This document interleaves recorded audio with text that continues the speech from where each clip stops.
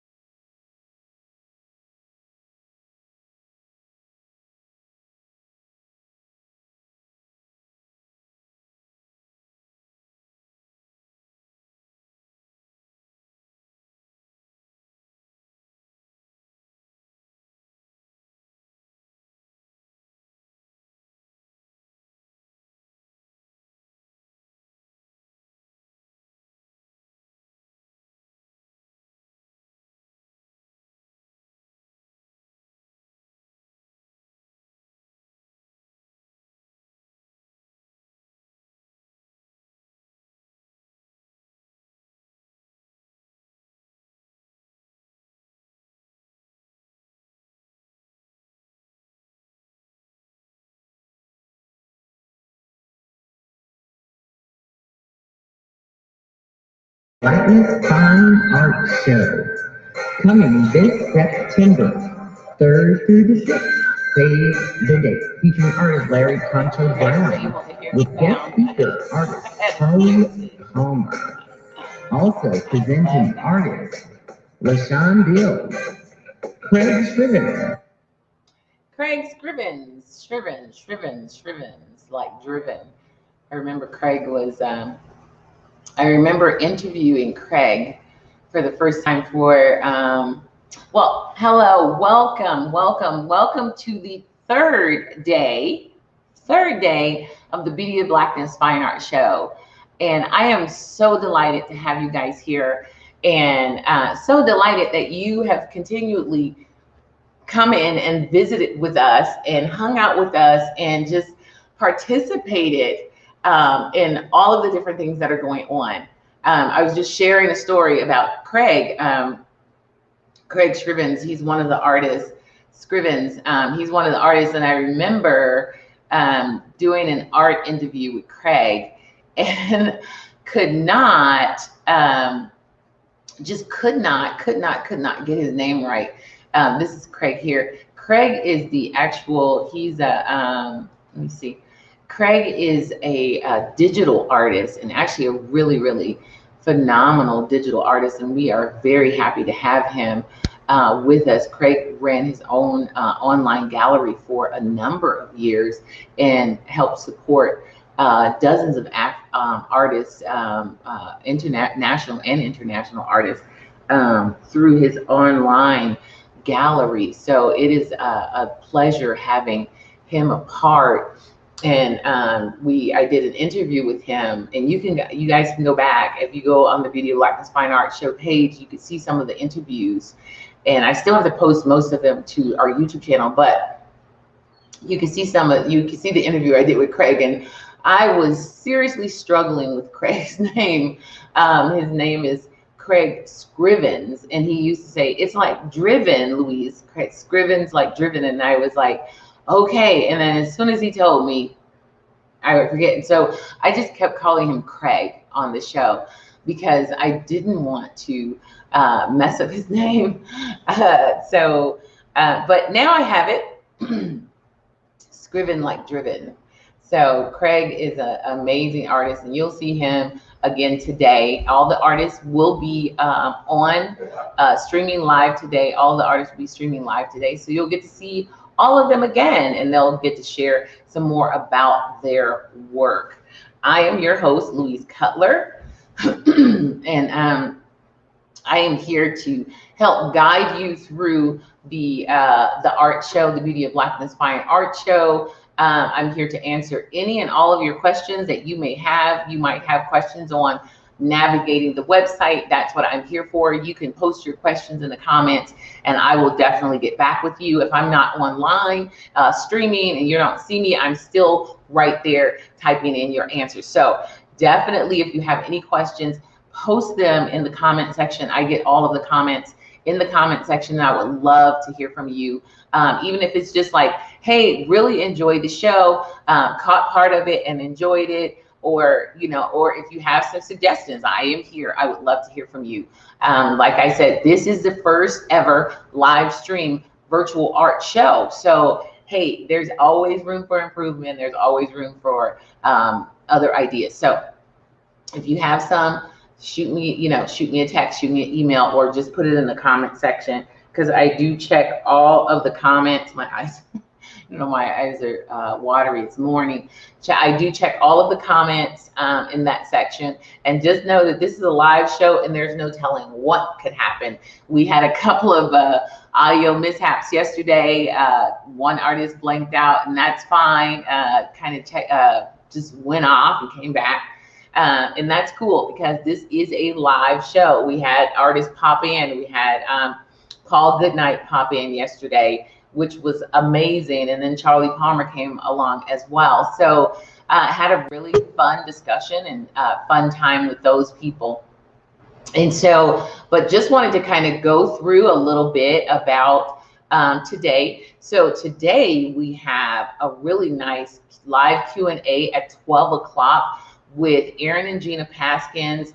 Thomas Lockhart and LaShawn Bill. They will all be hanging out with us, chatting live, which is always, always, always a lot of fun. I like having the live chats, and it'll be hosted by Beverly PR. Her name is Beverly Hunt, and she runs a PR firm, and she actually has assisted us in parts of the show. So she will be doing the hosting for that segment. So definitely come with your questions, come ready with your pen and pad, because I tell you, all of these speakers have just been giving some amazing nuggets on just art, being an artist.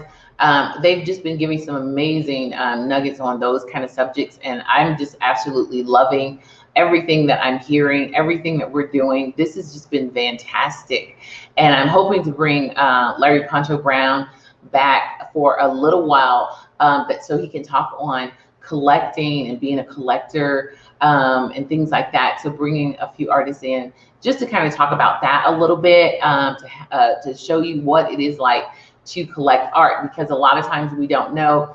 One of the things I always tell people when they would come into my space and they'd say, well, you know, I've never collected art, I don't have a lot of money. I said, you can start anywhere as a collector. You don't have to start with a $30,000 painting.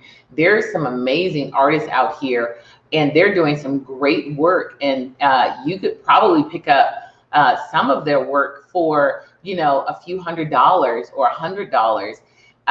Some of the things that they carry. I have I actually picked up one of LaShawn Bill's. He was doing, he's doing, there, a lot of them are doing these really cool online shows now. And you can actually pick up some pretty amazing work. Larry Poncho Brown's doing an online show. LaShawn Bill's doing an online show. Thomas Lockhart's doing an online show. Corinthia Peoples. I even started doing an online show. And you can actually pick up some really interesting and really amazing pieces. I picked up a piece from Larry Poncho Brown, from LaShawn Bill, and I absolutely love it. It's in my my art. I have a wall in my studio of where I've collected other artists' works. I tend to collect them a little smaller because I have a space where I'm making like a montage of other artists' work, and they fit within it's almost like a puzzle. And so, but that's where I put all of the work that I collect from other artists in that section, so that I can look at it every day, and I have it in my studio as opposed to around the home, because I'm in my studio the most. And so I put things that I want to look at where I am the most. And so that's where I am the most. So that's why my art collection is in my actual studio. And some people are like, Louise, you put other people's artwork in your studio. And I do. I have a section in my studio where it's just for the artwork that I collect from other artists, so that I can see it. Because if I'm downstairs in the house, I may not see it because it might be spread out, but now I have it all together. And so I get to see it and admire it, because I do admire other artists' work. So, but you do not, as a collector, you don't, some people are a collector. You can be a collector even with something as small as an 8x10, 11x14, or 5x7 of original art. You can be a collector. There's artists also that carry some really nice lithograph prints that are fantastic. You can start off collecting some of their pieces, and but there's tons of ways to start off collecting art and sharing it with your world, sharing it with the people you love, sharing it with the people that you care about. You know, you can actually start doing that, and then sharing it with yourself. You know, I'm one of those people, buy what you love, because you can't take it with you. Trust me, none of it is going with you. Your children will spend it all. So I'm going to take you through, I want to take you through the website again. We're going to share this. I'm going to go ahead and bring the website screen up, because I want to share that with you right quick, so you could know how to work our website. Hold on 1 second.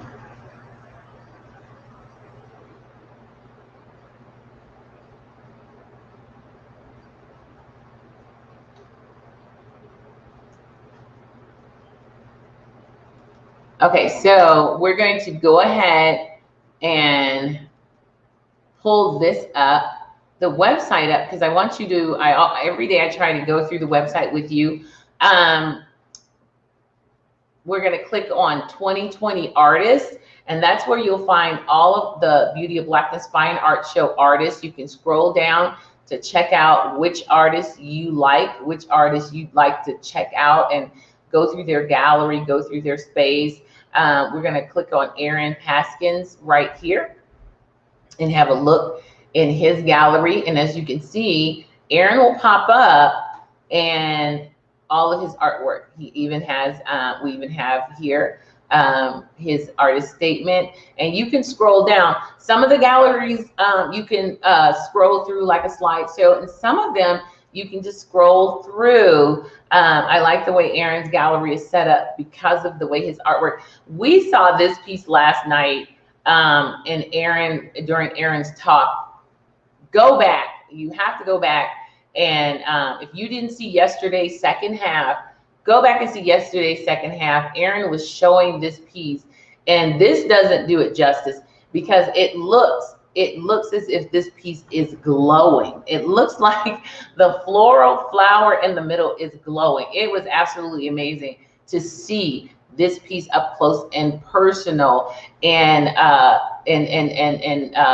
see he talks about what the piece represented, community, family, all of those kind of things. And we actually had a young man that had his mother had just passed, and he was sharing with Aaron on during his talk how this piece resonated with him during this time of sharing about his family. So this was that was a wonderful talk. So go back and look at that second half where Aaron comes in, because it was amazing to listen to him. So you can click on that and see Aaron's gallery. You can see down here that Corinthia Peoples has a Zoom link. So if there's a Zoom link, you can actually go and visit that artist and spend one-on-one time with them, face-to-face, speaking with them. You just click that link and it'll take you to Corinthia Peoples, into her actual space where you can talk to her face-to-face,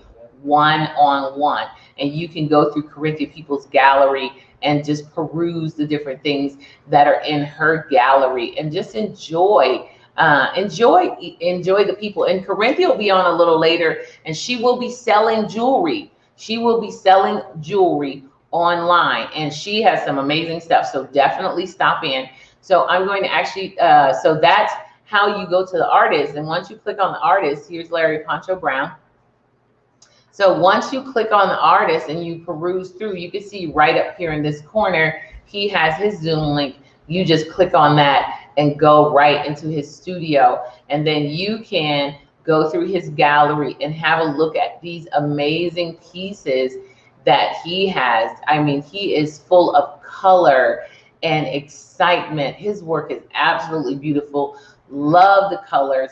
Love the vibrancy of his work. And you can click on the pieces and learn about them. And these are some of his latest pieces. So you definitely want to go in and check out some and pick up some of his latest pieces. You could just go in there, go in his gallery, and you could click on his, click on each one of those and just take a look at them and view them. And if Poncho had a second gallery, you can click on this right here, and it would take you to and show you how many galleries or what galleries were available in Poncho's room. So right now there's one gallery available in Poncho's room, but if there was other galleries available, they would show up right there on that page. So that's how you get to our amazing Beauty of Blackness Fine Art Show artists. Now I'm going to show you how to get to the schedule. So you found the artist that you like. Now you want to see when they're live. So you'll go to the schedule, and this is when the artist streaming schedule. So you go to the artist streaming schedule, and you can see Thursday and Friday are all gone. So today up first is Miss Karen Drury. She'll be coming up right after me to share, and then we have Ephala Art coming up, Corinthia Peoples coming up. So you can see we have a number of people coming in and getting ready to be a part of the Beauty of Blackness Fine Art Show. So you can scroll and see, say, hey, you know, I want to check Poncho out. You can scroll down and see that Poncho is coming at 12:45, and he is a wealth of information. He shares a lot about his work. He's done a lot of stuff. Go back to yesterday and see, he had a talk and he had some amazing stuff. He took us through the journey of his life and how he progressed as an artist. So definitely tune in for Larry Poncho Brown's Go, and then go back and watch his segment where he was speaking and talking. And you can still put in comments and ask questions, and we'll come back and check those out. But come here and check us out and ask questions while we're live, because we would love, love, love to hear from you and answer your questions. So that's the schedule. So after you watch the schedule and you say, oh, you know, I'm gonna go back and check out some of their work, and then you go back and check it out, and then you're like, you know what, I think I want to buy something. You can go right here and find Larry Poncho Brown in the store. Go right to the store and you can purchase any of these pieces. They're all available for purchase. You can go in here and click on, you can click on the link and it'll bring you to our cart, and you just add it to your cart and you make your purchase. It's very convenient. You can use your credit card and you can make your purchase using our link. And I tell you, there's some amazing artwork in here. So you definitely want to go to the store and check out all of these artists' work, and go to their rooms, and meet with them, talk with them, do a one-on-one, face-to-face with them. It's always fun to get a chance to talk to artists. Like I said, we set this up so that it could be a virtual art show, We were looking at it as a virtual art show so that you could come and be a part of this virtual, this very first groundbreaking live stream virtual show. So we are totally looking forward to having you stay involved, come talk to us, leave us comments, because we love hearing from you. We love hearing your comments. We're here for you. We want to interact with you all day long. Oh, the one thing I was going to tell you, definitely stop by the Beauty of Blackness Fine Art Show store, because we do have a store, and in the store we have our You Are Beautiful, I Am Beautiful, We Are Beautiful t-shirts. These are $27. These are amazing t-shirts, very nice lightweight cotton t-shirts. You will absolutely love them. And this is be a part of the Beauty of Blackness history. Grab your shirt. You can get one of these really nice Beauty of Blackness Fine Art Show cups. You are beautiful, I am beautiful, we are beautiful. You can pick up one of those today and share that. These are great gifts for your children, your spouses, for yourself. These are just great gifts for those. We also have some of our stickers, really cool, beautiful Beauty of Blackness stickers. We have some magnets. We have so many things. Go and check us out. Go and check out what we have on our Beauty of Blackness Fine Art Show page, and check out our store, the Beauty of Blackness Fine Art store. Let me see. I think I can pull that. Hold on. Let's see. Check out the store. It is also, you know, when you go to the store and you're checking out the artists, you can also check out the Beauty of Blackness Fine Art Show store, which is right here. And you can see there's our shirt, the shirt, You Are Beautiful, We Are Beautiful. And we also have in the store our really cool cups. And so you can check out our really cool cups right there. There it is. You are beautiful, I am beautiful, we are beautiful. You can pick up your really cool Beauty of Blackness Fine Art Show cup, or you can grab up some of our stickers. I'll click on, if I can. Okay, let's see. I'm trying to click the arrow here. Click my arrow. My arrow doesn't want to click. So let's go back the other way. And that doesn't want to click back the other way. Well, trust me, there's some, it's okay. You can go into the store and pick up some of our cups here. I'll pick up, there we go. Let's click on, we'll just click on the sticker today. And you can see this is a really nice sticker. You can put it outside. A lot of the young people like putting their stickers on their what is it, laptops and water jugs and just everywhere. Young people are very sticker happy right now. And so this makes a great sticker to be able to tell your daughter or your son, you are beautiful, or your spouse, you are beautiful, or a friend, a good friend. It's like you have a good friend and you're like, I want my good friend to know how beautiful she is or he is. And just share that, you know. So these make great gifts. The other one that is in that series is also it's the You Are Beautiful, and then we also have the other sticker is You Are Beautiful, We Are Beautiful, They Are Beautiful, Black is beautiful, white is beautiful, every color is beautiful, and love ignites the beauty in them all. And so love is what ignites the beauty. So that's one of the stickers. We also have some really cool refrigerator magnets as well. I went to That Tells You About the Show, and that's not where we were going. So we have some really cool refrigerator magnets as well for the Beauty of Blackness Fine Art Show. So check out some of the products. But our main reason for being here are the artists, and sharing and learning about their work and purchasing their work. Like I said, this is a virtual live stream walk through an art festival. So if you see something you like, go ahead and make a purchase. The artists are looking forward to it. Also, go ahead and stop in their rooms. The artists are looking forward to chatting with you, talking with you, spending time with you, having some one-on-one FaceTime with you. And you can also, when they're up and they're showing their artwork, you can make comments in the section and they will talk back to you. They will answer your questions. They love hearing conversations from you. So we're going to be bringing up Miss Karen Drury in a moment. I think I can see her down there. I call it my little green room.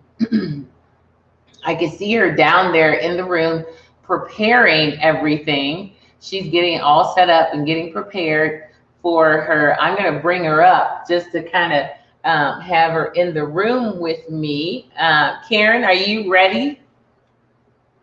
There she is. She's standing. I'm going to bring her in. She's like, 1 second. So we're going to bring Miss Karen up into the room. Karen she's a multimedia artist and she does some pretty amazing things.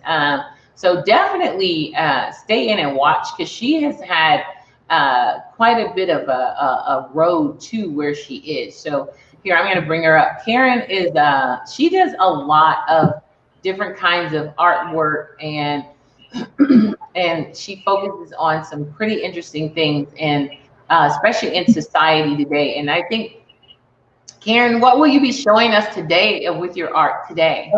Today I'm going to be showing some 2D art in terms of graphic narrations and illustrations that I've done, which I hope to venture into writing children's stories and creating children's books. Okay. Well, I'm going to turn it over to Karen. Well, we have 3 minutes to talk to Karen, but I'm sure Karen doesn't mind if I bring her on a little early. No, I don't at all. All right, so we're going to bring Karen up, and Karen's going to share about her. And bear in mind, everything that you see on the Beauty of Blackness Fine Art Show, this is an actual art show festival. So artwork, all this artwork is for sale. Probably not, I mean, maybe not Karen's, what she's showing you today, but the artwork that she showed you days ago, all of the artwork that she's been showing, it is for sale. If you go into Karen's room, you'll find some of her artwork that is for sale, so that you can make some purchases and just really enjoy the beauty of blackness. So here's Karen Drury. I'm going to bring her up for you right now. Thank you, Louise. Well, today what I want to do is talk about some 2D artwork, and especially some of my graphic narration and graphic illustrations that I've done. As I mentioned before, I originally started doing graphic design And then I quickly changed over to doing 3D, and upon doing some 3D, I had decided to take some classes in 2D. And having the desire to write children's books from a very, very early age, it was at that moment, it was at that moment that I decided that I would do, yes, it was at that moment that I decided I would, like I said, do children's books. And I can remember, this has been like about 25 years ago. I met a gentleman when I was in college, and he had an idea about working with children and trying to get them to learn how to read and so forth. And so he came to me and wanted me to do some designs for him. Well, he had just given me a rough draft of some characters that he wanted. And he's also a veteran who has been diagnosed with bipolar disorder. And so we put our heads together and we talked about creating these characters. Well, he and we had lost touch with each other, and we met up about 7 years ago. And at that time, I still had the design or the drawings that he had given me. And I started working on these characters. And these characters represent an acronym, and it is called the King Nut. Now, King Nut is an acronym for kids in neighborhoods growing, needing unity and trust.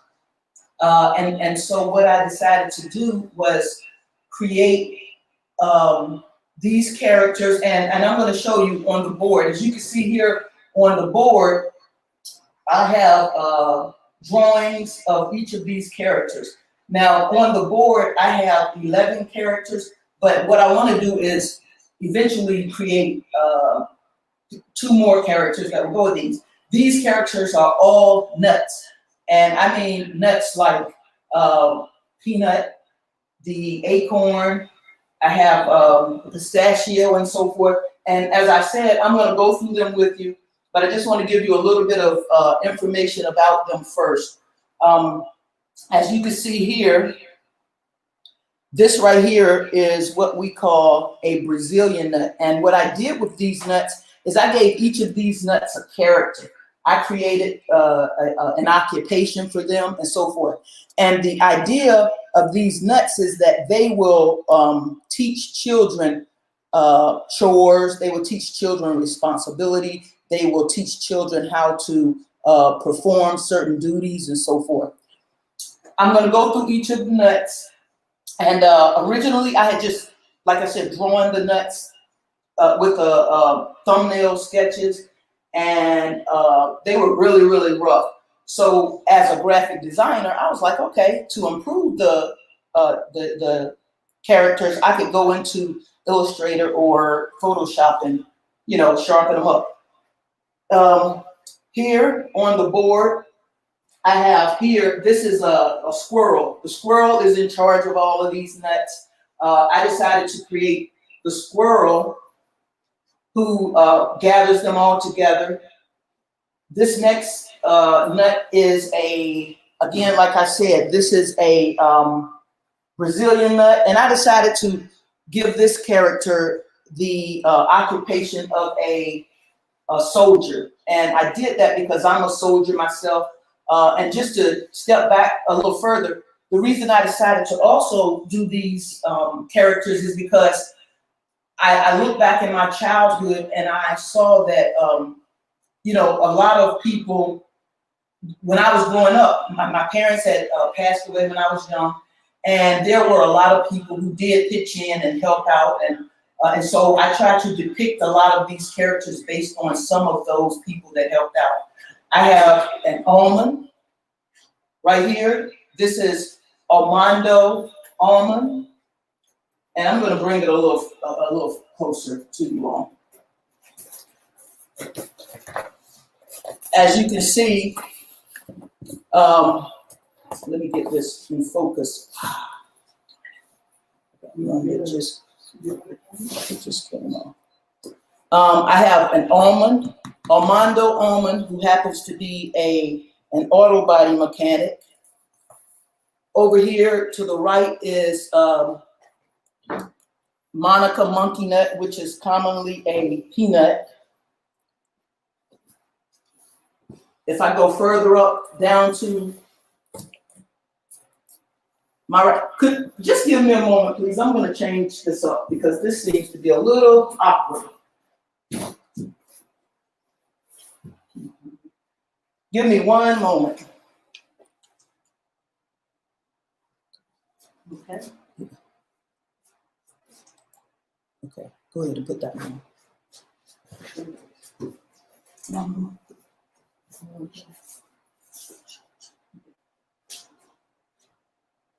Okay, this should be a little better. As I said before, that character right there is Wally Walnut. Wally Walnut is a bus driver. And I'm going to explain some things a little better. Louise, I know this is kind of awkward. To your right, I decided to create this character, which is a macadamia nut, and it is just the face that depicts the macadamia nut. I tried to be very, very colorful in creating my characters because, as I said before, I want to use these characters to create children's books. And this is a graduate from college, a recent graduate. The next character is a chestnut. And again, it is just the shape of his head. That's the chestnut. And as you can see, this is a chef.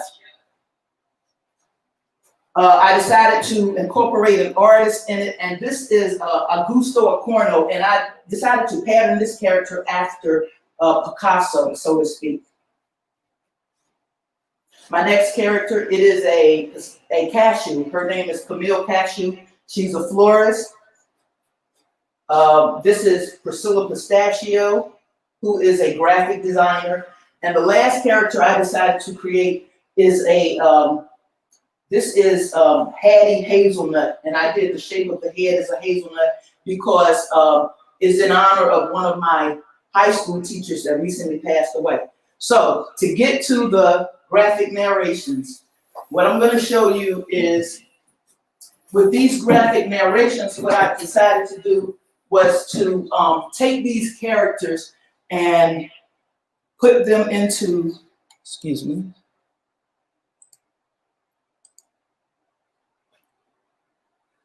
take the characters and put them into a story. Now here, I usually, when I first started doing them, I would use only black and white because I was used to using color by painting. So I wanted to here add a lot of color into it, make it seem a little realistic and so forth. And what I do with these graphic narrations is that I try to create a story where the children are either going on an adventure, or they are learning something, or they are giving back to the community by providing some type of service. Now, what I want to do with these graphic narrations, like I said, is to turn them into like small books where the parents can read them to the children. The ages that I want to try to, for this type of artwork will be geared towards 3-year-olds to about 7-year-olds. In this particular graphic narration, it is that they go on go out to a park, and when they get to the park, the children don't know how to fly a kite. And so what they do is Wally Walnut has this kite in his hand, and the children come up and they ask, the young man asks, what is it? He says it's a kite, you know, and he asks, what does it do? So Wally Walnut says it'll fly if you run with it. And down in the next panel, the child just starts running. You know, they're telling them faster, faster. And at the end, they have like a barbecue and so forth. And they decide to, you know, thank the people for it, and they go home. Now, one of the things that I do with my graphic narrations is I try to incorporate several elements that deals with cartoons. For instance, I try to use like bird's eye view. I would try to use a worm's eye view. I try to put depth into some of my panels. For instance, like here, I try to have like a background, a middle ground, and a foreground. And I'm still kind of experimenting with a lot of the elements and so forth. One of the things that I'm going to be doing within a lot of my graphic narration is to do different views of the characters. And so that's just one of the graphic narration pieces that I would like to turn into a children's book. And moving over, this graphic narration piece again, it is putting a different character in it. This time I always try to keep King Nut in it because King Nut is kind of like the one that gets everybody together. So with this graphic narration piece, I chose to use Armando Almond, who again happens to be a handyman and an auto mechanic. And so with this one, this story is trying to show the children, you know, a good service. This is entitled Good Deeds. And what I wanted to do here was that I wanted to have the two children go to this person's house who is in need of getting her lawn cut. She doesn't know how to cut the grass, and so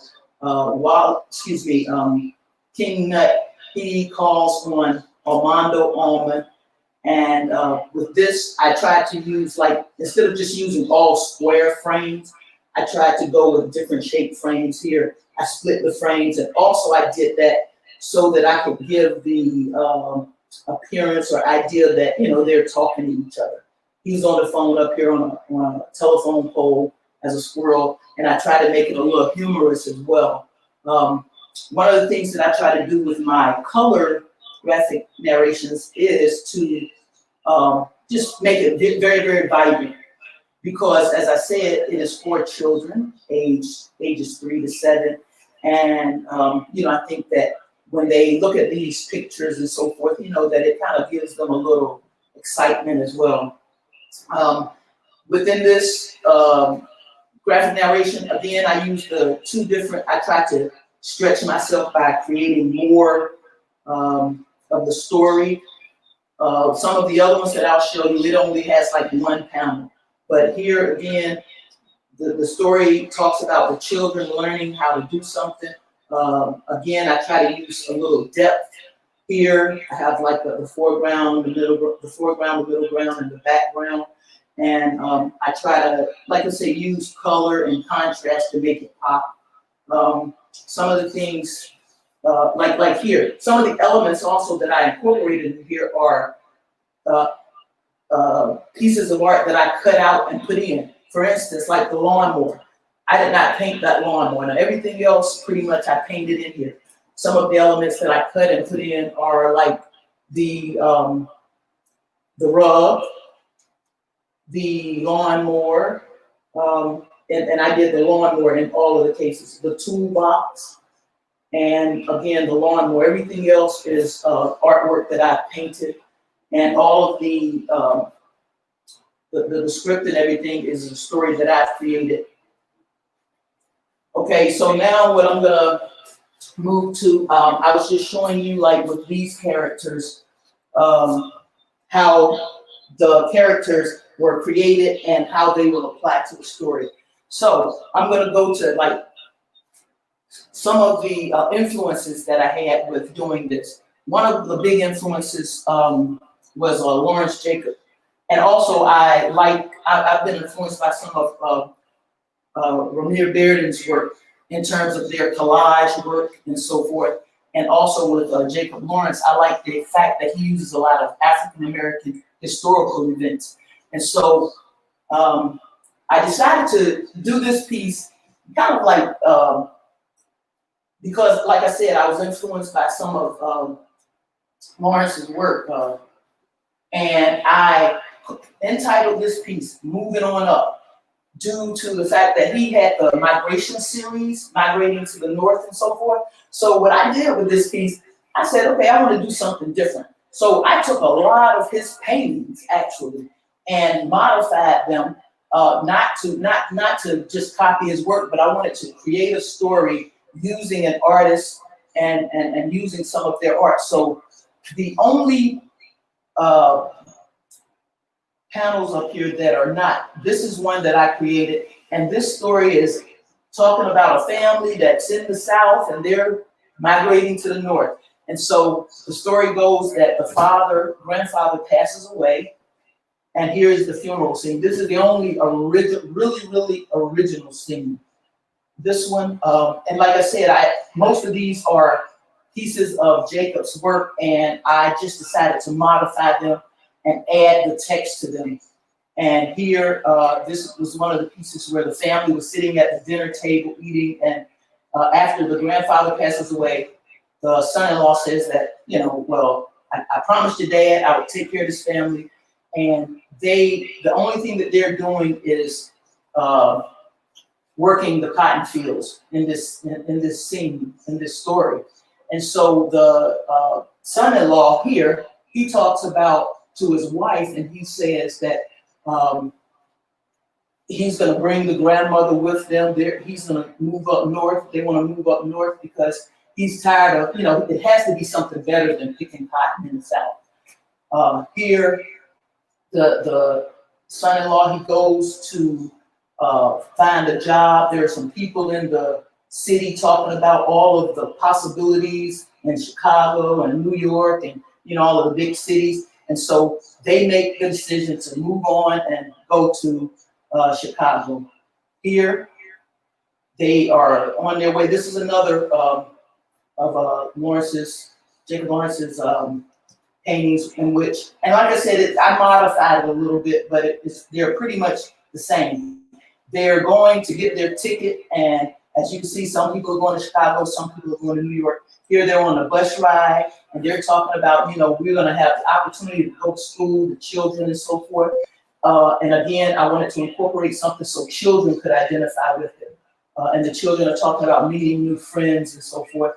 Here they get to the city, and they're trying to find, during that time, they weren't allowing Black families to move into white neighborhoods and so forth. So they arrive on the south side of Chicago, and they go and get an apartment. And here you see it says cheap, affordable, one-bedroom apartments. And, it kind of reminded me of good times, living in the apartment, and you only have 2 bedrooms with 3 children, and then here, they're, the people are walking. Actually, this scene, it goes from top to bottom and left to right. And this is the last scene where they get to the 1-bedroom apartment, and the father is saying, I know it ain't much, but it will do for now. So again, I just wanted to pay tribute to Jacob Lawrence on that. And moving over here. Now, I write a lot of these graphic narrations based on my childhood or experiences I've had. And I told you all that a lot of them also deal with some of the social, political, and cultural constructs, But some of them are just about childhood memories. And this one is a story about a childhood memory, and the title is Get Bigfoot. And this story talks about when I was a child, I was afraid of dogs. So this friend of mine, I also played a lot of sports when I was young. And this friend had a basketball court or a goal in their yard. So I used to like to go over there and play. Well, one day I went over there, and I would always ask my friend, where's the dog? And that's how this story starts out. I go to my friend's house. I'm trying to find out where the dog is. And my friend is like, oh, he's in the yard, but he won't mess with you. And well, they used to say that all the time. Now, truth be told, that was not always the case. So this piece goes here where I'm coming in the yard. And then this piece goes from the top left across. And this is how these panels are read. So I go into the yard, and I'm standing here, as you see. What I chose to do here is use some collage elements. This basketball is a piece of leather that I decided to paint on. And here is a dog that I printed out, and I just glued the dog into this piece. But I wanted to use the black and white here the black and white, and I use ink in a lot of these black and white graphic narrations that I do. Here, as you can see, this is me. I'm standing up here by the fence, and I'm afraid of this dog. So the story goes, this friend of mine, and God rest his soul, he's going on, passed away, and he's shooting basketball, and we're just kind of talking, but I'm afraid. So the next scene is here, the dog is around the corner, but what happens is an ice cream truck pops up, and you know how that familiar sound of an ice cream truck goes. The bell rings, and everybody knows it's an ice cream truck. So at that moment, everyone just rushed out of the yard, going towards the truck. I'm left in the yard, and the dog starts to approach me, and I run. I'm running towards the fence, towards the gate. Now, what happens is that gate is open, but I'm not fast enough to get to the gate, so here I go trying to jump over the gate, and the dog is there trying to get me. The mother comes out of the house and asks what's going on, and my friend says it ain't nothing, that Karen is just scared of Bigfoot, and here I'm like upset, and I'm like, I asked you to put the dog up, and the story ends with my friend just telling me that the dog is not going to bite. He doesn't know why I'm scared. Again, I use the cutout pieces of collage for the animal, and most of these pieces here. Moving right along, my next graphic narration, I chose to take, well, someone gave me 3 words to use. They gave me an action, an item, and a place. And my action was, or my emotion was being lonely. The thing was a cat, and the place was an attic. So I decided to create a story with those 3 words. And I played around with it, and I was like, okay, the lonely cat in the attic. Well, that's something that would be pretty common. So I kind of tried to use a kind of like juxtaposition on the title, and I wrote the title as The Lonely Attic Without a Cat. And so here, like I said before, I'm using just 1 panel. It's still in black and white, and the story goes, it's just talking about a grandmother who has her grandson, and they decide, well, let me back up. This graphic narration, the panels go from top to bottom, like it comes down, and then it goes over, and then it goes up, it goes over, it comes down, it goes over, and it goes up. And the reason I did this was I tried to change up the norm of how these panels are read, from left to right, top to bottom, left to right. So because it's an attic, and I tried to use an old attic, you know how that attic that you used to pull down for the ceiling? And so I decided to start my story where a child was in the attic and coming down from the attic. So as you can see, the ladder is here. The child is coming down from the attic, comes down, gets down into the living room, and if you notice, there's a cat here. And the idea is that this house has a lot of cats, but none of the cats are real. They're all vases, or they're all pottery or something of that nature.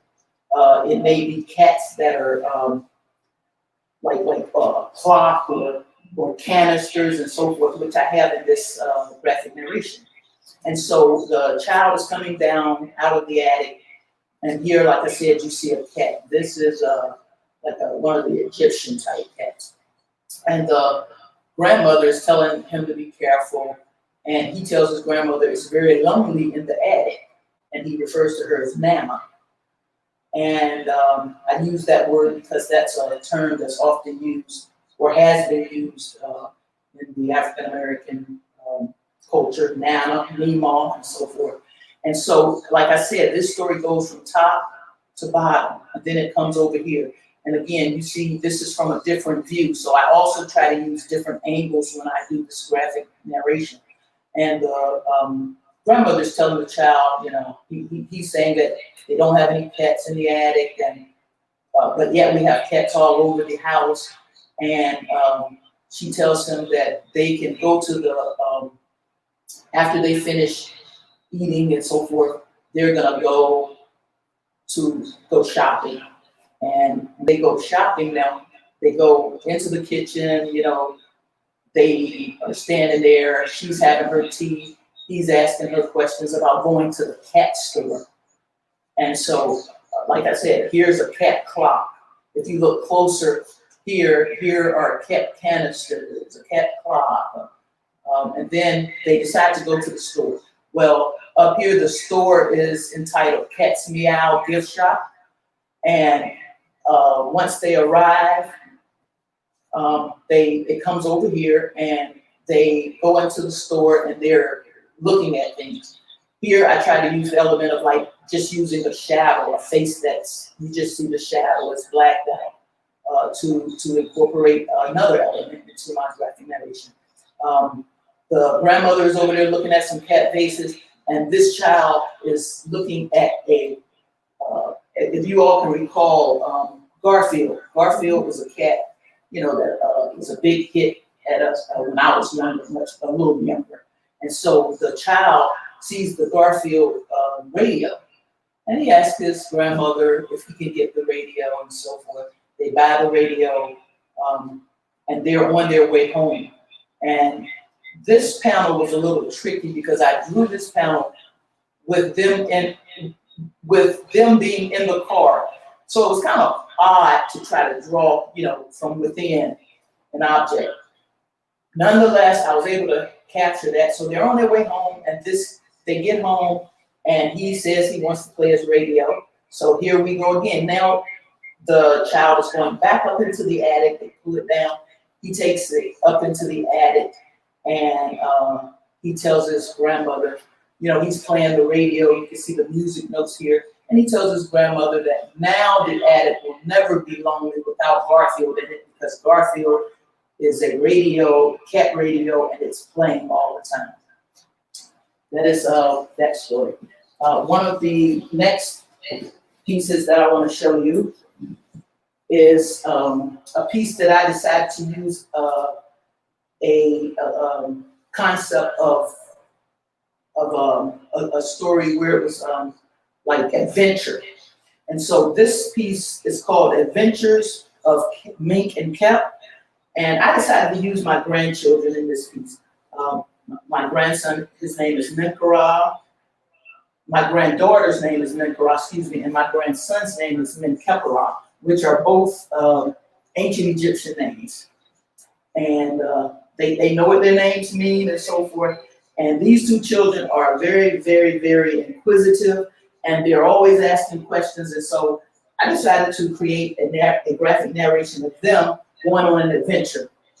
Here, I decided to use two panels, two different, to stretch the story and make it a little longer. I'm trying to get more into writing some of my graphic narrations so that they will be at least 12 to 20 pages, 12 to 15, 12 to 20 pages.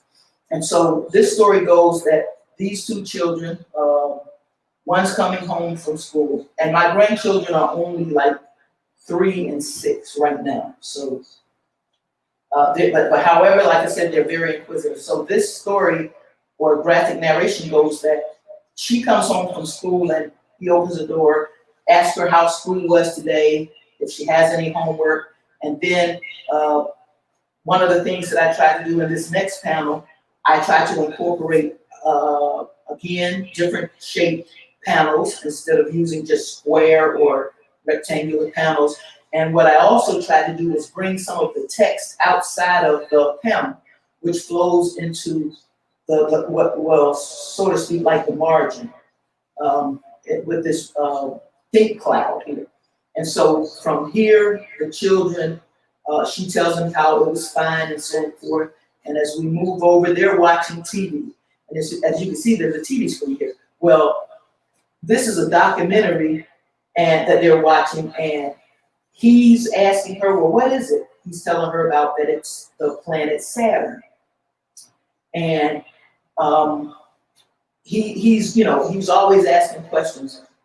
And what planet is that? And, then of course, she's like just telling him that it's planet, it is Saturn. And when you get to this next panel, he wants to know, can we go? Can we go? Can we go? And so she's telling him, of course we can. And what it is they have these special powers where they can fly. And she can fly, but he has not learned how to fly yet. So as he's asking, can we go? She tells him, yes, we can go, but you can't tell anybody about the special powers. And my granddaughter likes to eat, and she decides to get her a snack before they go. And then over here in this panel, she tells him, they need to hurry up and do it and get back before their mother comes down the stairs or before dinner starts. And so what they start doing, I often try to teach my grandchildren and their father this too about the power of the subconscious mind, that our thoughts become actions and our actions become realities, and we can manifest things by thinking on them. So when you think positive things happen. And when you think negative things happen. So they're in the room here chanting. They start talking about, we're flying to Saturn, we're flying to Saturn. Both of them are just saying it. And down here, all of a sudden, they're flying. I decided again to use the black shadows, so that they can be magnified with the white background. I use some action lines to depict, motion and flying. And here we go. Hold on tight. This is what she says to him. So as they're flying through the galaxy in space, he's like just having a ball, and he's like saying read, and I'm trying to use words that show excitement and so forth in these pieces. Here, they're fast approaching Saturn, and here they reach Saturn. And as you can see down here, they're sitting on the ring of Saturn, and I tried to magnify Saturn and make them just stick figures here. And in this panel, my granddaughter is telling him, she calls him baby brother, and she tells him, not to touch anything, because he's so inquisitive.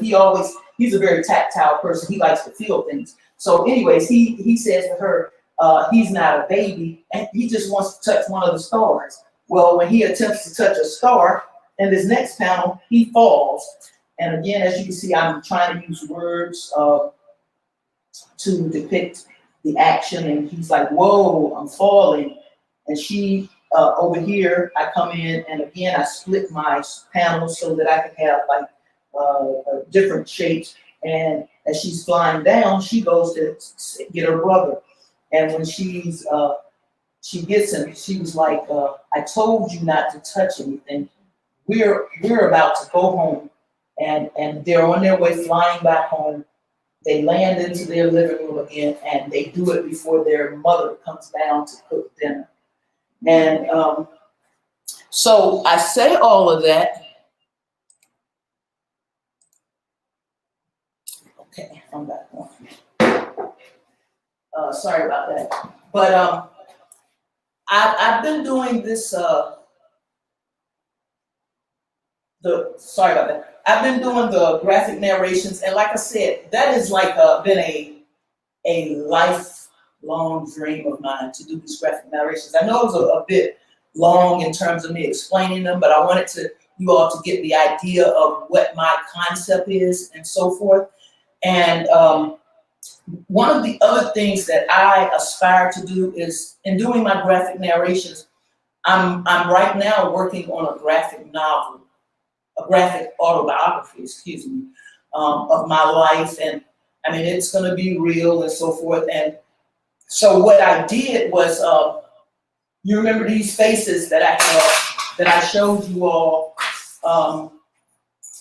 last night. What I did with this face was I cut the face in half. I split the face in half, and I turned this face into a book, what would be like a book jacket.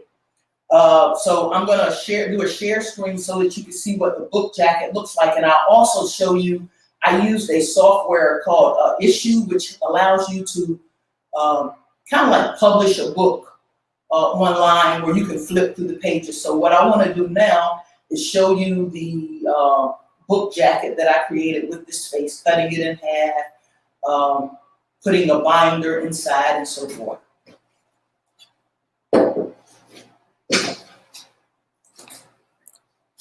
So,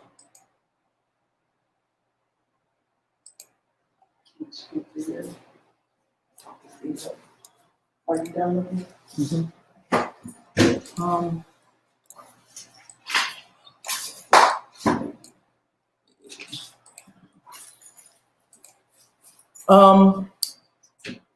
Here is the inside of the, well, actually, let me go here first. This is what the kind of book jacket looks like. I was able to, I love to do woodwork, and therefore I was trying to figure out a way that I could mount this head and have this book open up. So what I did was, like I said, I split it. I cut the face down the middle, and on each side of the face, I decided to mount them. I had to glue them into this wood. And on the other side, I used hinges so that it would open up. And here is what the inside of the book looks like. It has the pages and so forth in it. I decided to use book rings to put the pages in and so forth. And to keep it closed, I decided to use neodymium magnets. So when it closes, these magnets will keep it closed so that it wouldn't chip. I decided to put some felt on the inside here. Okay. And I'm going to go back.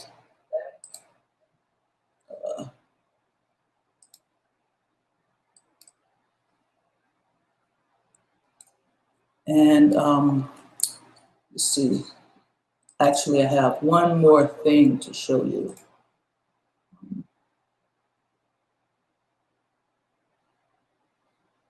Give me one moment.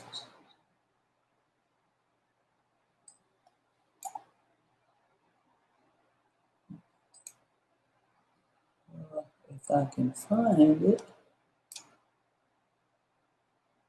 Well, having some difficulty. Okay, to show you how the book was made, I decided to also take the book and the pages that I put into this graphic novel. There are pages that I decided to cut in the shape of my silhouette. And the book will be entitled Portrait of a Journey. And as you can see, I'm just going to flip through pages. I have chapters in them. Right now, this book only has about 34 or 36 pages. And it talks about like just my childhood, you know, being the determination and so forth. I have the perseverance. As I said, I've always enjoyed doing art from a child. And so some of these chapters, as you get further down, it talks about me pursuing the art career. And this is just some of the pages, you know. Well, like I said, it has 34 pages, but you can actually flip through. So I'm going to exit out of here.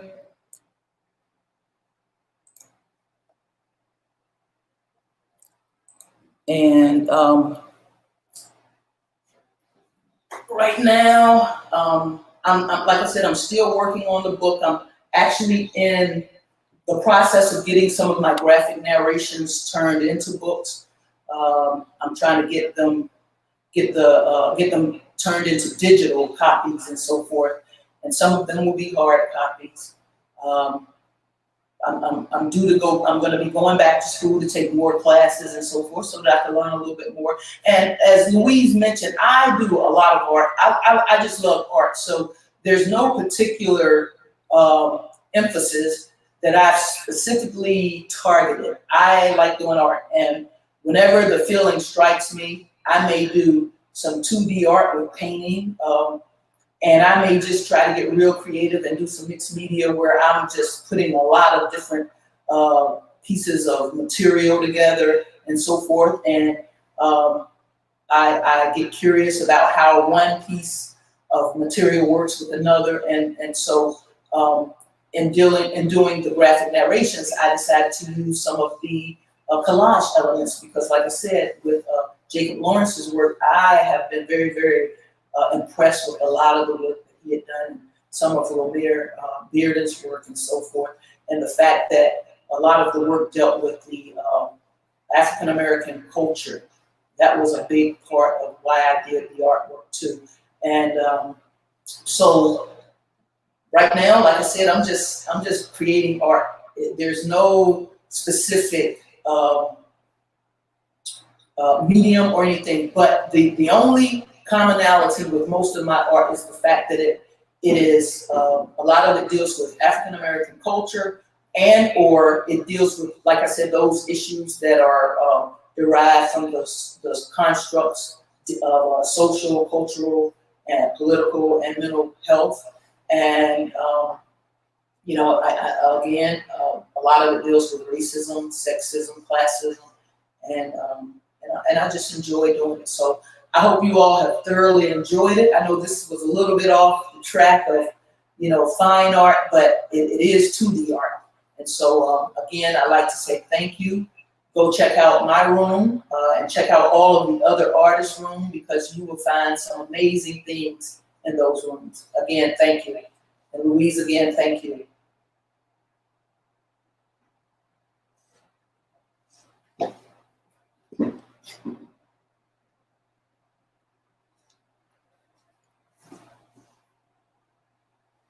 Always a pleasure having you. So Karen, I was listening in on you talk about, can you hear me, Karen? Yes. Oh, I was listening in on you talk about your children's books and things like that. How does that relate? Because have you ever thought about taking any of those and actually using them in your fine art?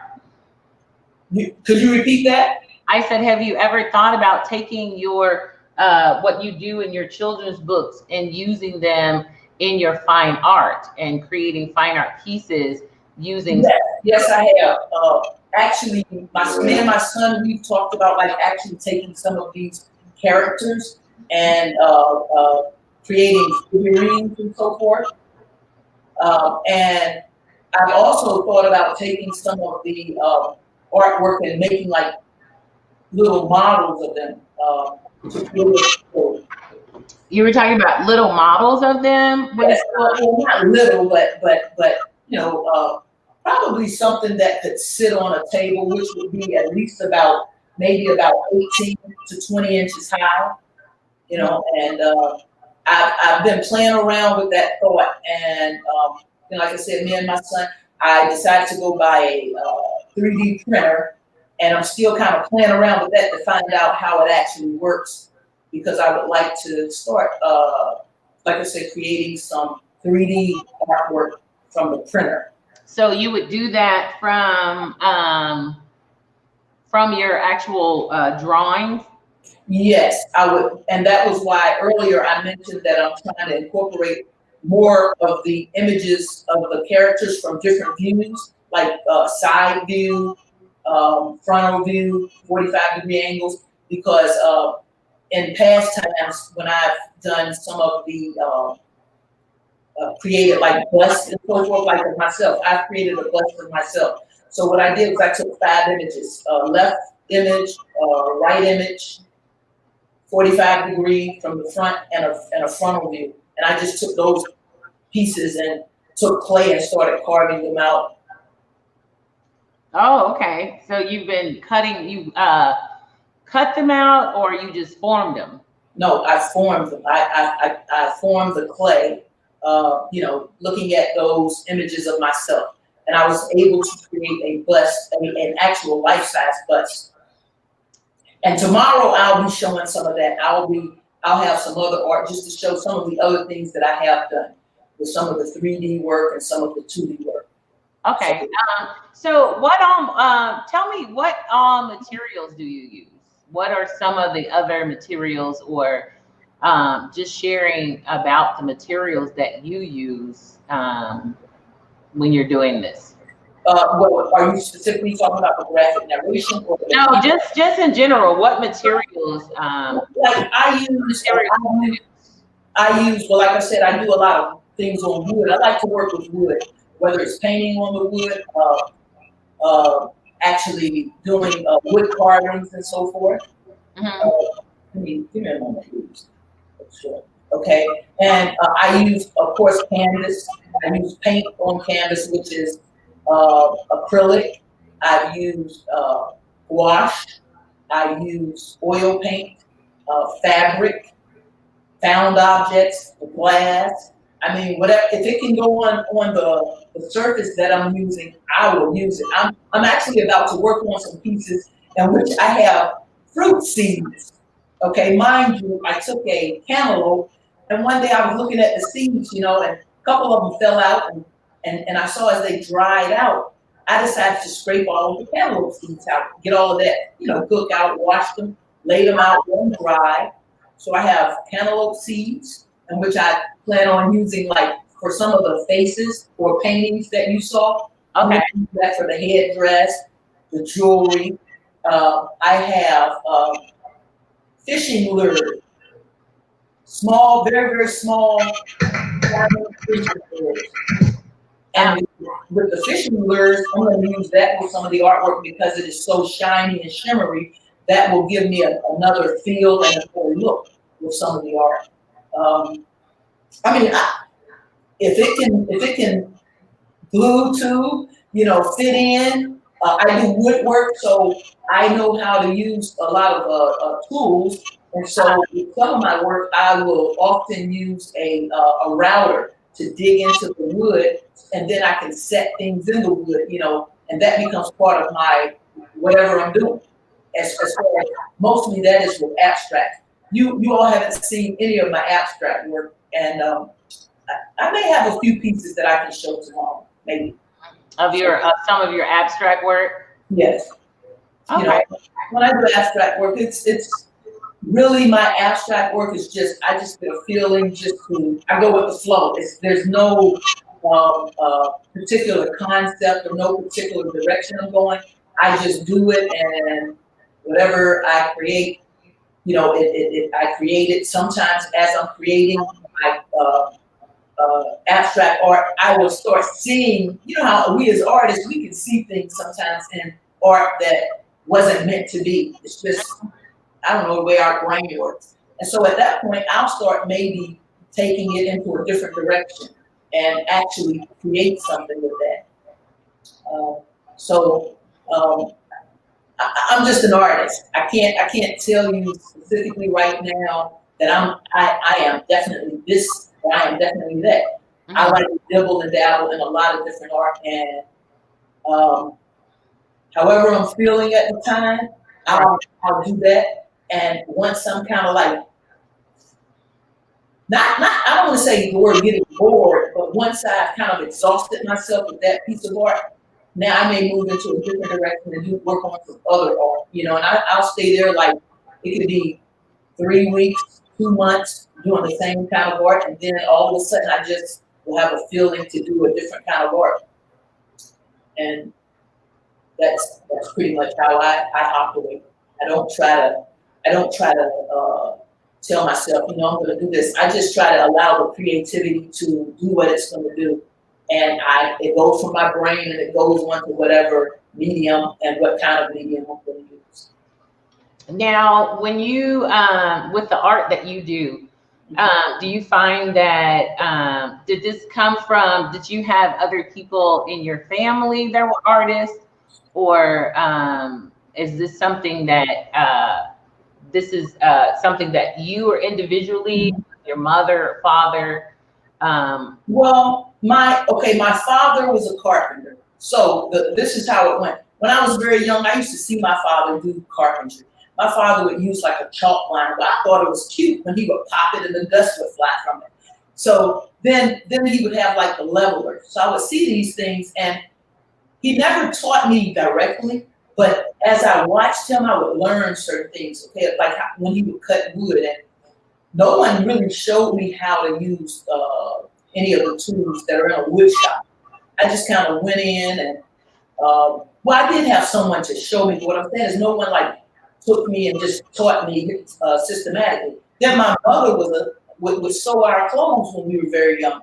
she would often sew our outfits and so forth, clothes that we wore to church or, Easter time. We didn't have a lot of money, so hey, my parents made do with what we had and so forth. And I know when I was very young in school, I used to draw all the time. That was my pastime, when everybody would go to bed, I would kind of be up doodling and sketching and so forth. And a lot of my teachers in elementary school, they saw that I had a little talent. And so they would pay me a few dollars to do their bulletin boards, before we came back to school.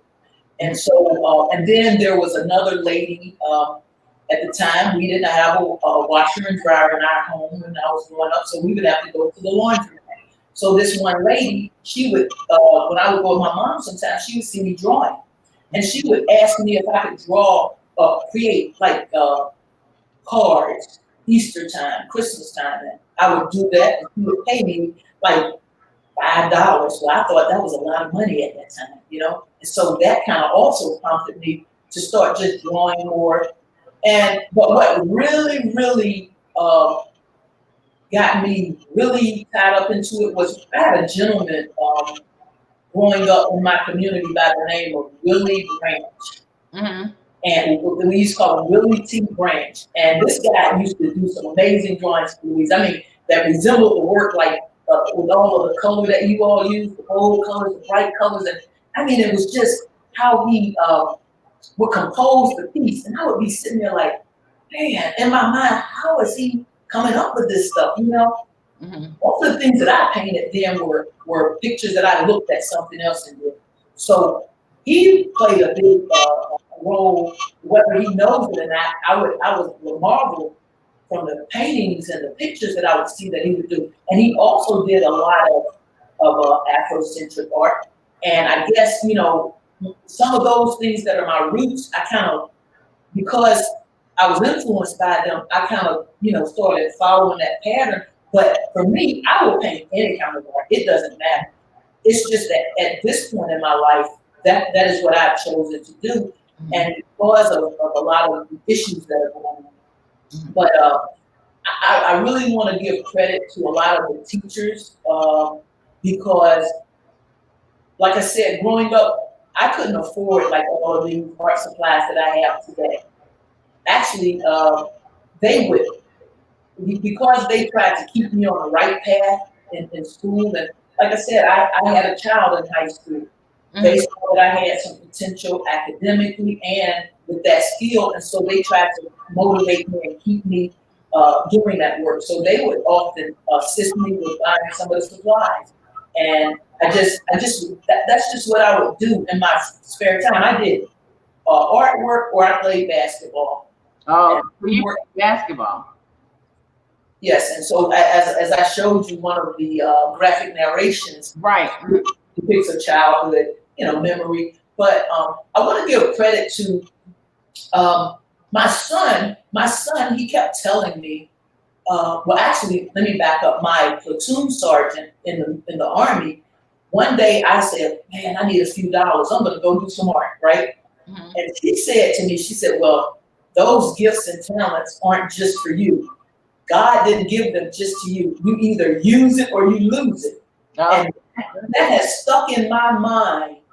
I mean, and I'm talking about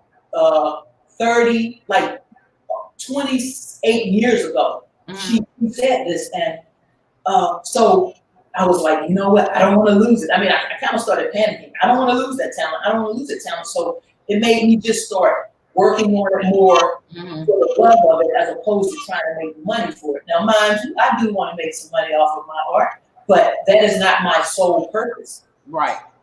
And my son, he also, when I came back from the military and I started like this dibbling and dabbling, he's always heard me say, I want to go back to school for art.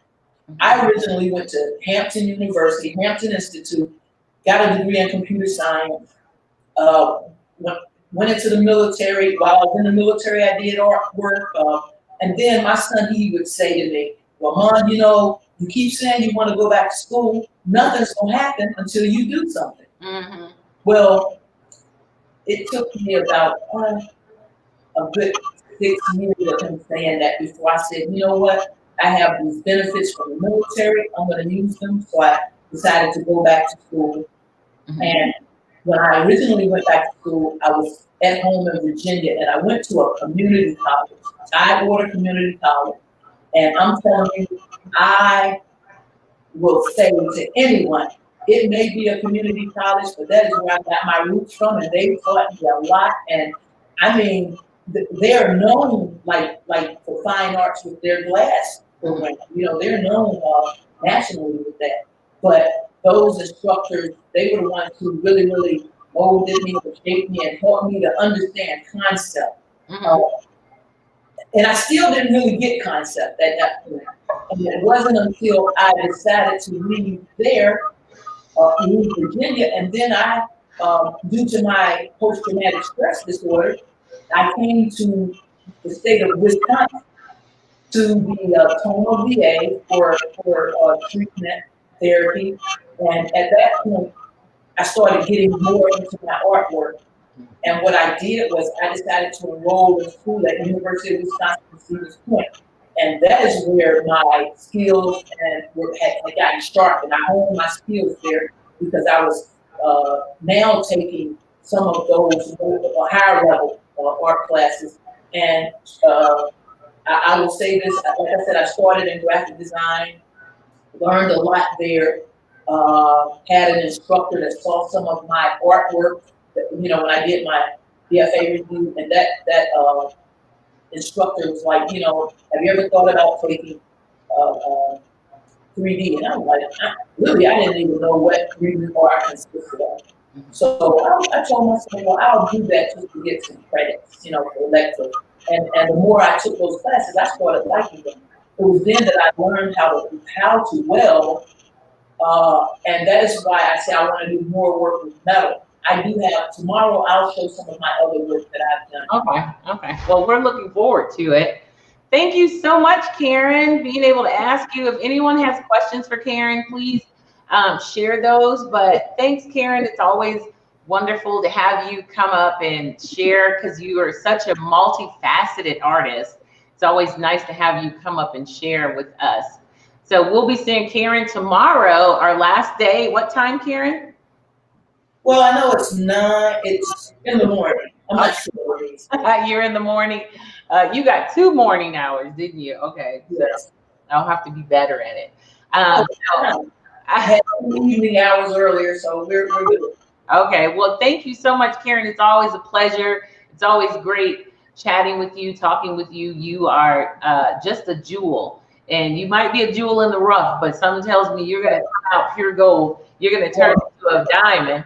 Well, I can see that, Louise, and thank you. I do. I could see so many amazing things. So buy up now because later they won't be able to afford it. Absolutely. Thank you, Louise. All right. Thanks, Karen. Watching The Beauty of Blackness. All right.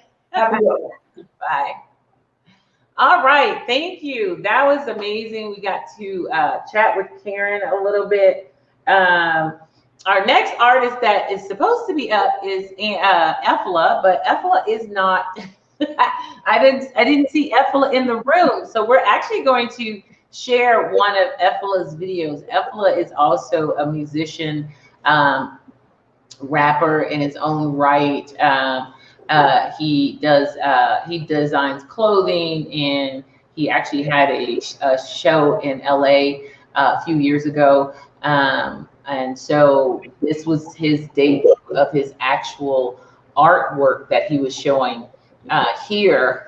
And you can tell he can stand and rap in front of people, but talking about his artwork is a little more.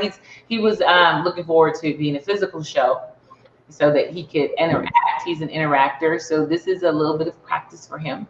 And so I'll be showing you one of his videos of him actually creating one of his spray painted artwork pieces of art. So let's go ahead and bring that up.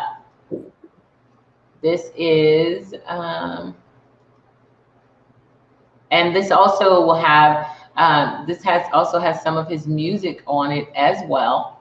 So we'll bring that up. Oh, you know what? I meant to Hold on 1 second. We're gonna do this a little different. There's Karen still on my screen. So we're gonna do this a little different. Give me 1 second. Let me, there it is. I just wanted to make sure you would be able to hear the audio on here, because sometimes you don't hear the audio unless I bring that audio up. And we're going to share this so you can see the whole thing. Okay.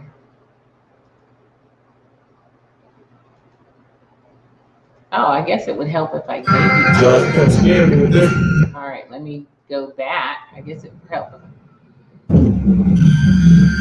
But like that too. Just kind of scared me with this. But you know, little DJ, I be trapping in a horror film. Wayne G back up in there again.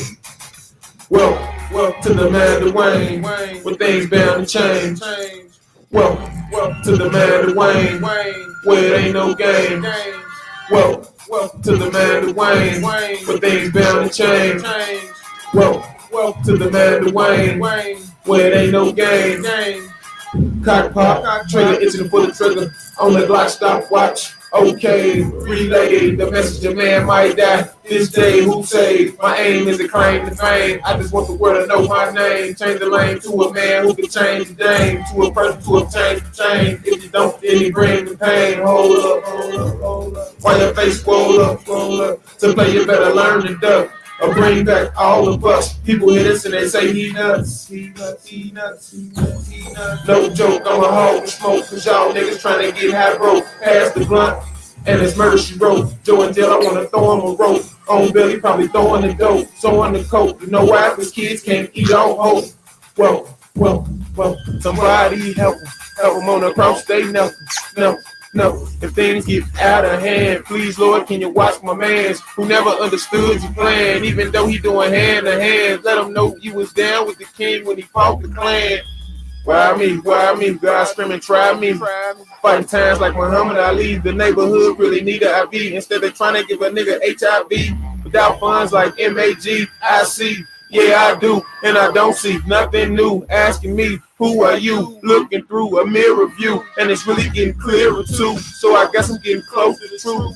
Well, welcome to the man, a straight up grand.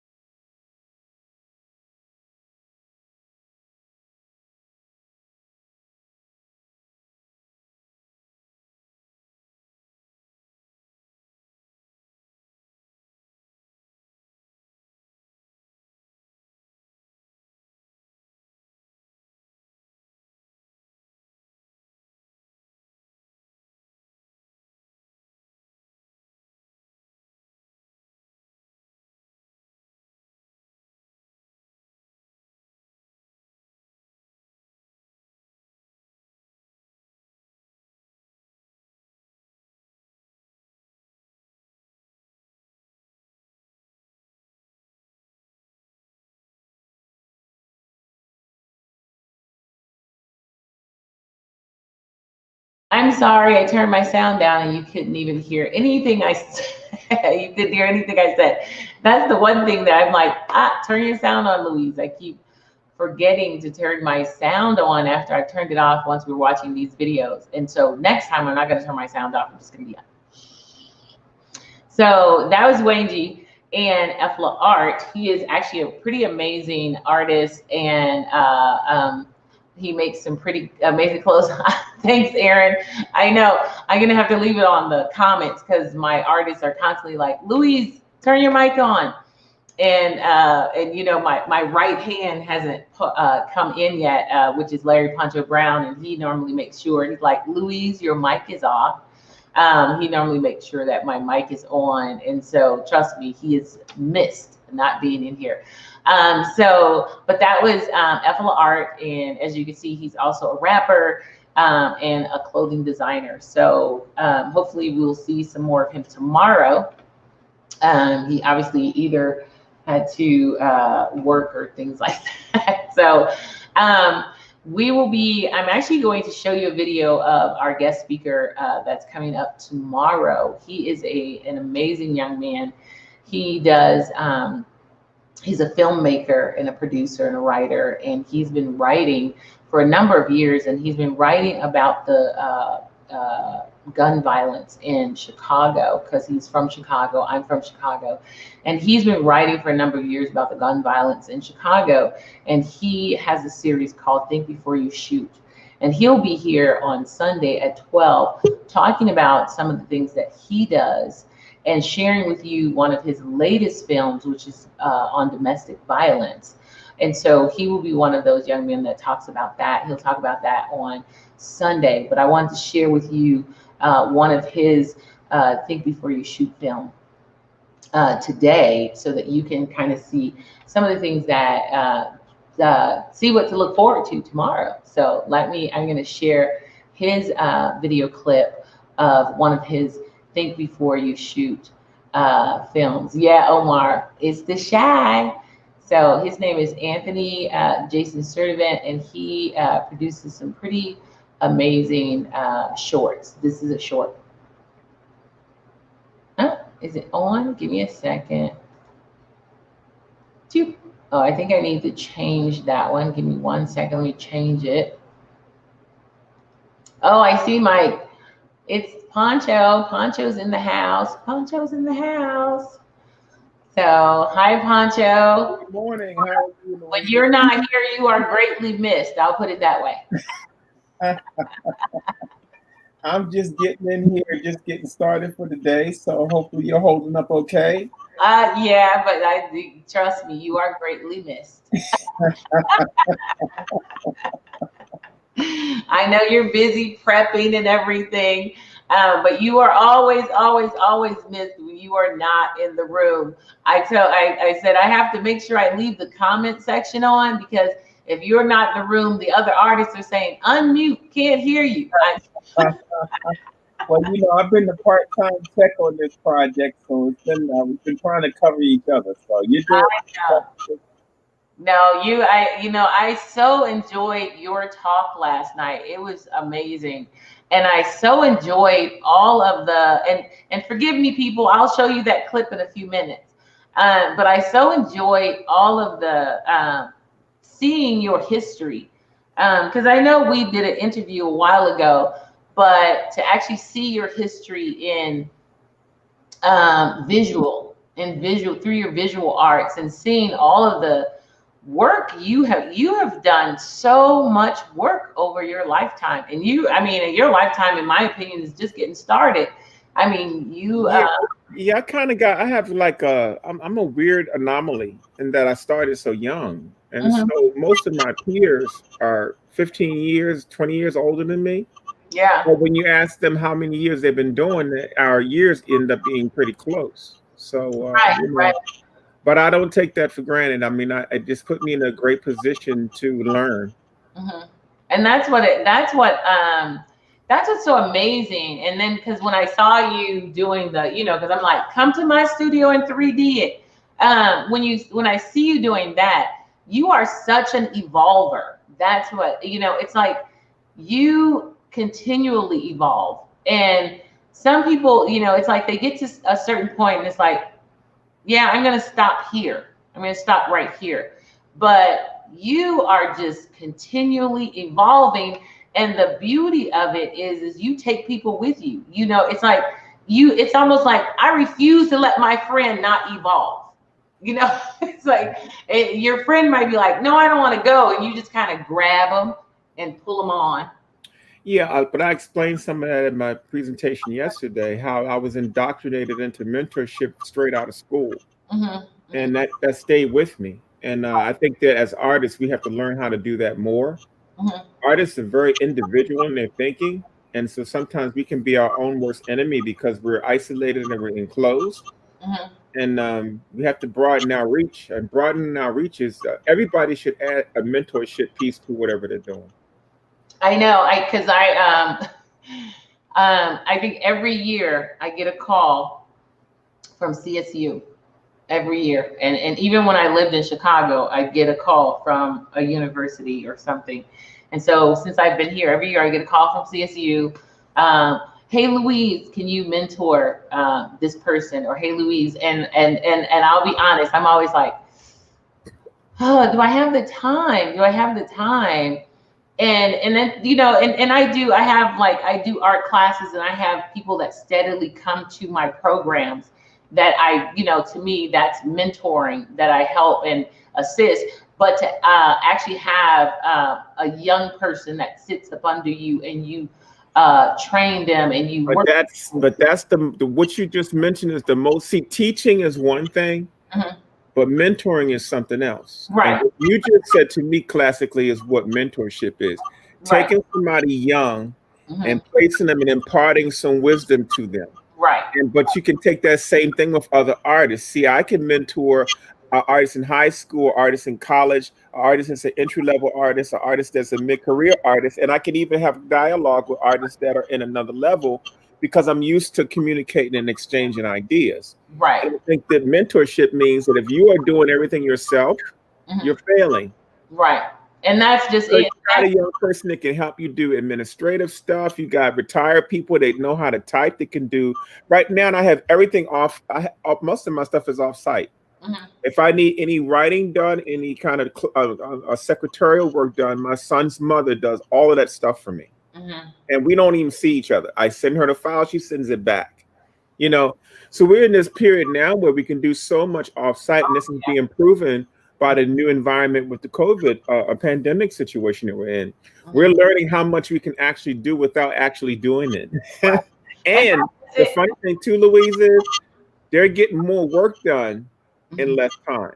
Oh yeah. I mean, because I ended up, one of the hardest things for me for the show was setting up the store. And I remember telling you, I'm like, I had to hire my niece. I called her, she's in Chicago. And I said, hey, can you set up this store? Because like I said, artists were sending me 34, tons of pieces of artwork that I had to put names on, titles on, and all that kind of stuff. And after a while, I'm like, I can't keep up with this. I can't do the show. And credit where credit is due, because see, you underestimated what it was going to be to transform it from the stage you had envisioned to this. Right. And it was a crash course. It was a crash or burn course, really. And you were able to do it. Like, there were times when you and I were, because people don't understand how much prep goes into place. So me and Louise have developed quite a relationship over the last couple of weeks, brother-sister kind of relationship, where we tease each other. Sometimes we snap at each other. And she says, don't send me a whole bunch of stuff. And I sent it to her anyway. And she says, hey, I want you to put it in this format. And I said, artists are not going to do this. So I purposely sent it to her like all artists are going to send it.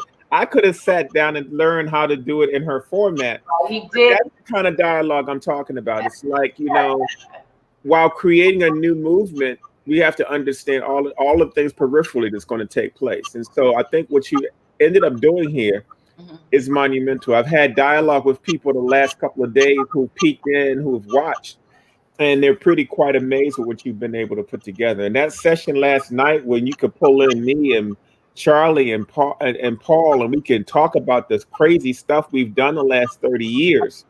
It's a lot of magic. People would never get to hear that. If you came to my booth, you would get a 5-second review from me.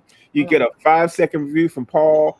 And if other people around us getting autographs, you can't do that. Right. What's the chance of us having a conversation where you see Charlie Palmer ask me, hey, so what is that like to be a seasonal artist? It's a whole new concept for him, where he's grinding every day.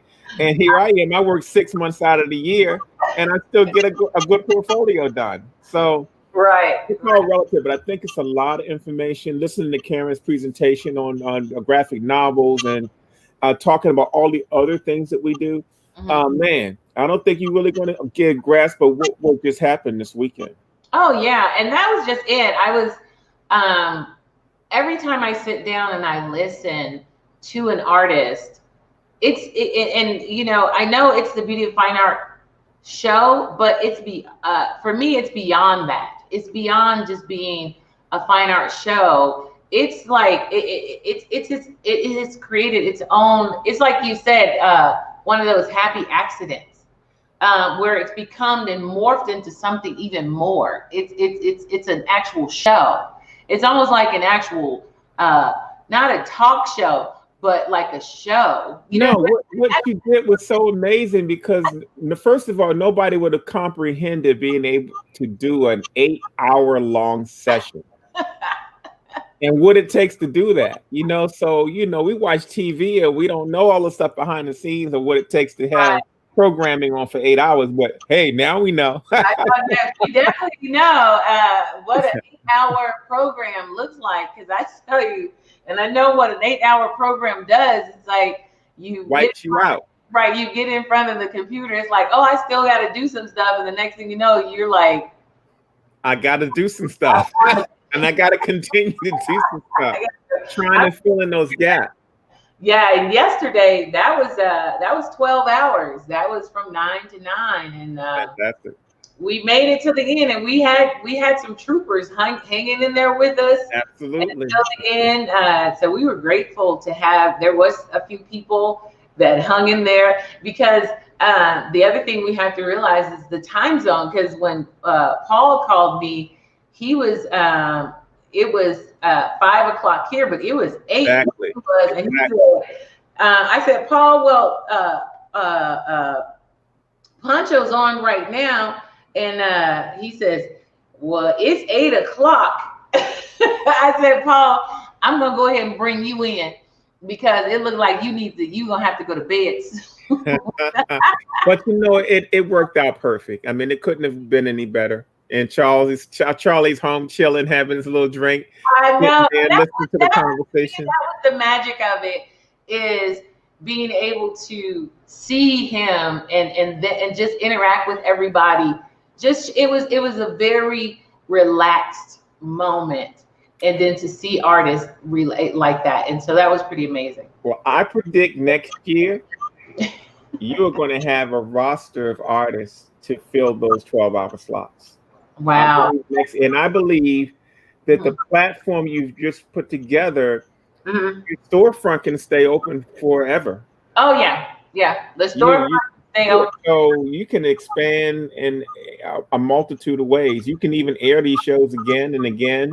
Oh, yeah. And that's what I mean, that's one of the things I plan to do, is to air them, because there was such a wealth of knowledge in them. There's such a wealth of insight.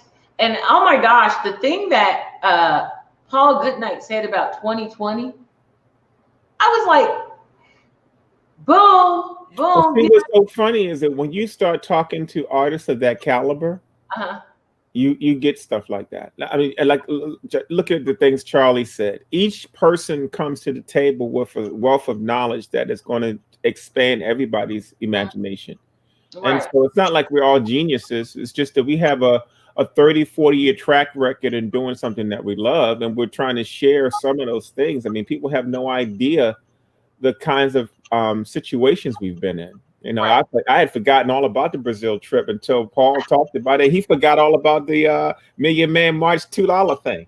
I know, and that's what I'm talking about. To hear those kind of stories are just absolutely amazing. Because you know what else, Louise? It dispels the myth of artists and camaraderie.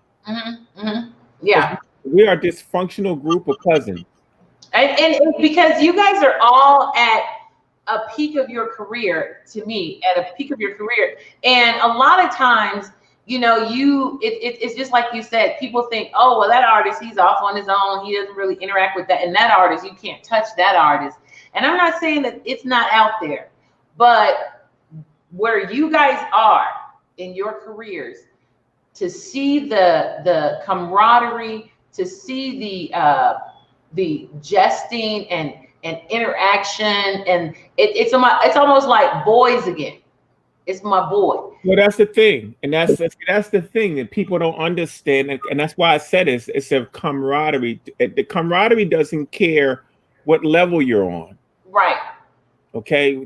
I'm trying to dispel the myth.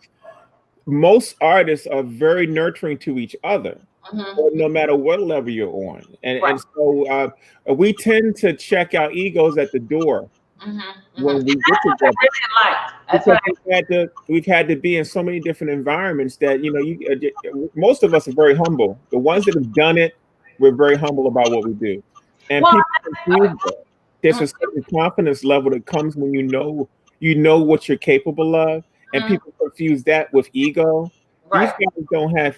We got to have an ego to survive in this business, but they know when to check it at the door. These are Mhm, real human beings. They have feelings. They have sensitivities, and they're teachers.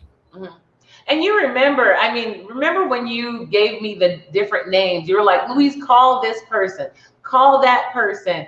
And honestly, after you gave me all those names, I'm sitting in my studio and I'm thinking, should I call them? How do I call them? How do I say this? How do I say that? And because I'm thinking like I'm thinking, ooh, this artist is in this spot. Are they going to actually talk to me? Are they going to actually have a time to chat with me? Are they going to blow me off?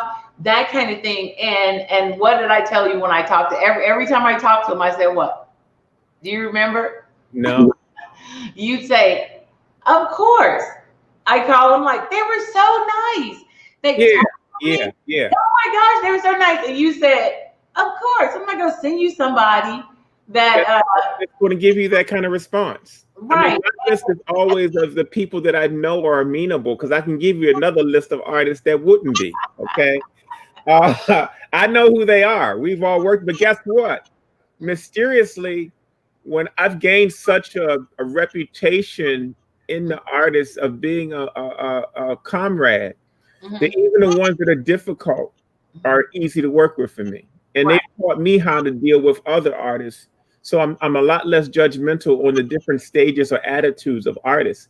I think one of the things I've learned, and that a craft that I've honed, is reading creative people.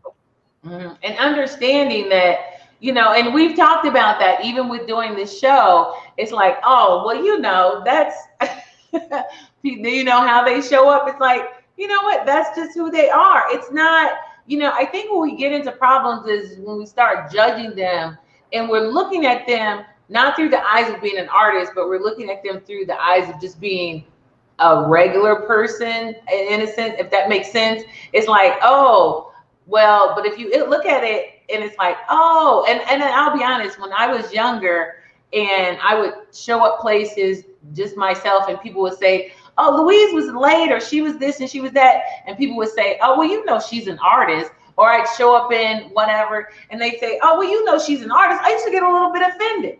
And I'm like, what do you mean I'm an artist? Is it some kind of anomaly? But Well, now, what's funny? What happens is, and this is the lesson I learned 30 years ago.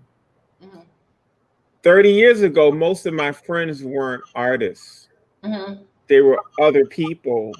And right. so I almost had to justify my way of thinking before I could even have a conversation with them. Once I realized that, and I said, from now on, my closest artist circle is going to be friends, I Mhm, never had to justify myself again. right.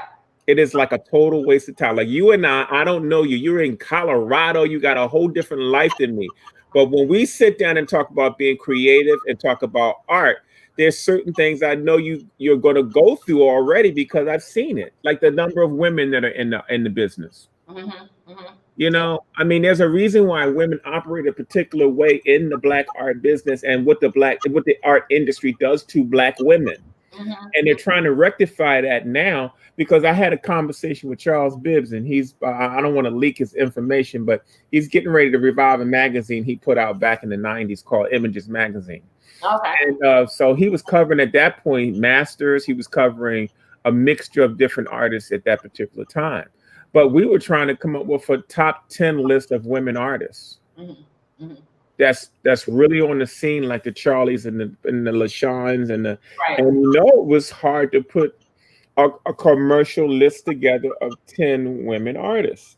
Right. They're all over the place. Don't get me wrong. Right. But No, no, you no. I have know to they're all have over. that of people, because you got Cynthia St. James, you got Sylvia Walker, who is kind of like retired, but her name is still there. You got Karen Buster, she's still in a mid-career compared to those artists. You got Deborah Shedrick, who's probably done more than all of them, so Mhm. she would fit the list. And so now it becomes making sure that we give the proper attention to women artists. And so that's something that I do even with the projects that I work on. I can't do a project where there's 9 guys and 1 woman. Every time I do a project, it's 50-50. Right. And that's why it was a little, like, even with doing this show, it was a little different because it's like, oh man, I need some female artists. Because one of the things you said, you were like, Louise, you need some female artists. I said, I know, I can't be the only one. And so I was grateful, and I had known Corinthia for a good while. And so when I talked to her, she was like, oh yeah, I'll do it. And then Karen amazingly kind of popped into my life after 20 years. And honestly, I had not even known that Karen had ventured into this form of art, you know, going into visual arts and going into creating installations and all of that kind of stuff. This was after when I met Karen. Karen was like, man, Louise, you know, Karen helped me paint my child's bedroom, you know, my 19 now. Well, it's a different time now because, you know, one thing we learned through social networking is that there are many more artists out there than we think exist. Yes. They're everywhere. They're everywhere. If you want to see the very best in art, look on Facebook. If you want to see the very worst in art, look on Facebook, because it's everywhere. Everybody's on the same level now. You know? That's what I said. I said, yes, I know, because they're all on my page. But exactly. they're probably all on your page and all on. But we even motivate them. I mean, because they're seeing the very best of art right now. They can go see Whack. Whack is doing some amazing work. And if you don't know who he is, you now can see his process and his work. He's another person that would be an awesome person. Oh yeah. On the show, but we've done a lot of projects together. So I think this is going to be a precursor to you being able to do that, you know. Right. And that's just it. I'm like, ooh, I wonder who else will pop on the show. Well, I mean, the thing is, you played this perfectly because originally Charlie wasn't part of the show. No. But then you wanted to have him pop in because of the things that's been happening with him. Then you talked to Paul. Paul was really busy in his schedule, and then he had the technical challenge thing. And then he managed to say, "Pop, come up in." Right. But you made a lot of seeds. Right, and that's just it. And actually, Charlie later on, he in the private chat, if you look, he said, "I love this. I love this." He sent that to me in the private chat yesterday. Well, you know why he loves this? Because he's an educator. And we love educating. That's another thing that artists don't really get credit for, is that we're all teachers in our own right. Right. And so just to be able to hear the concepts behind why we do certain things or the connections of why we do things, people are really curious about that because artists live a very isolated life. Right. And it was amazing because several people were they loved the conversations, they loved the talks, you know, the being able to interact, being able to talk to you guys has been amazing for a lot of people, and being able to ask questions. So I think it's just been I mean, for me, and I'm pretty sure I haven't soaked in everything that it has been, and so I definitely want us to go through like a debrief, because it has been and just to kind of chat about all of everything that's been going on and all of that kind of stuff, just to sort of debrief, chat, and pick apart actually what happened, you know, what went on, all of the things that transpired. I think it's excellent. I think it's excellent. We almost have to do that anyway, so that artists that come on next year will understand how it works. Because they don't understand all the stuff we had to learn the last couple of weeks with our sessions. I did Zoom sessions to tell them about what to get, what to buy, what kind of cameras to use, and X, Y, Z, and then teach them how to share screens and how to use multiple devices. Oh my God! That was straight experimental, on the spot, on the fly. That was, and the nice thing is I think I recorded it. We recorded a lot of that. I think I missed recording the time working with Charlie. And when I looked up, I was like, darn it. You know what? You would have had a major blooper reel had you done that the right way. I didn't record that first time working with him because it was so enlightening too. It wasn't just working with him. It was things that he said. It was his mindset as an artist. And I don't think people always understand.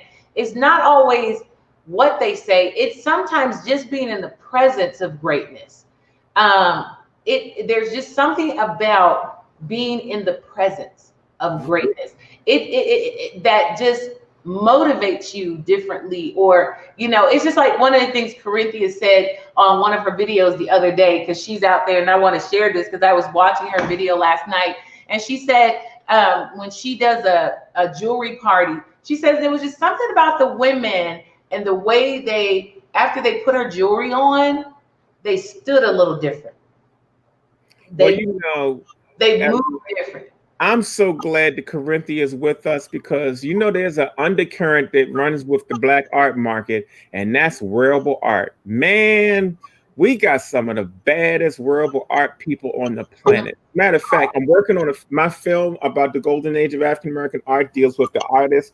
I have a second film that I'm getting ready for that's going to highlight all the wearable artists, because we got like some people that will kill you. I mean, Jimmy King, and Wallace, and Janice Goring, and you got Timbuktu, you got Henry Colby, you got it's just so many people.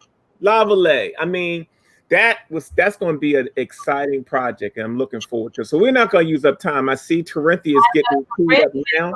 I'm going to go get to work and come back. All right. Well, I want to say hi to Beverly, and then I'm gonna bring Corinthia up too. Hey, Corinthia. It's Beverly up there. Look at Beverly. Wait. How are you? Hey, Beverly. Beverly's a part of the talk that starts at 12. So she's just a little early, but I wanted to bring her on to say hi, because the three is back together. The three. We had so much fun in DC. Oh my God. I wish I could rewind. Sure I know. It's like the three back together. We had so much fun together. And everyone was sitting on the floor. It's amazing how we have fun in unconspicuous places, right? I know. I still have the video from the floor. I still have it when Beverly was.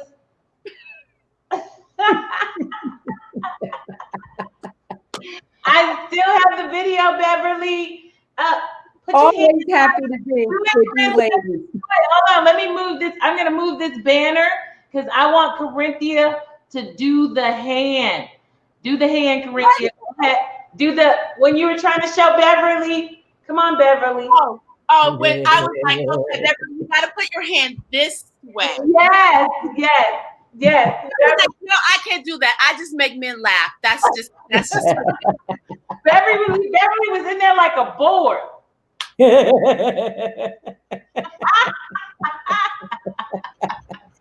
I have to try those techniques, ladies. We're building Beverly up, so we don't want to take up too much of Corinthia's time. But no, I know Beverly's going in an hour. Huh? I'll see you all in an hour. In an hour, and so we'll get to Beverly again. But we're gonna bring Corinthia up because Corinthia had some nice stuff last night. I just can't wait to see what she has tonight. Corinthia's gonna break me, so we're gonna see what Corinthia has. All right, just a low price for forever. Right. Forever really doesn't have a price. There you go. That's I have to price them forever. Right, there you go. It's forever. All right, Corinthia, I'm going to bring you up. Okay. Greetings, everyone. Thank you for joining the Beauty of Blackness Fine Art Show. I am Corinthia Peoples, and I am here to adorn you and be fabulous and to actually give you permission to be you, to be all of you. Not some of you, not some of the parts that are acceptable, not some of the parts that society says is okay, but all of you. Because guess what? There is enough space in this world for me to be all of me and for you to be all of you. And I need us to show up fully. Just that way so everybody can check in and know who we are. So if we step on each other's toes, we can know, oh, that's who she is. That's who he is. But we don't know that unless we all show up in our fullness. Okay, I'm going to turn this camera off because I'm having some reverb.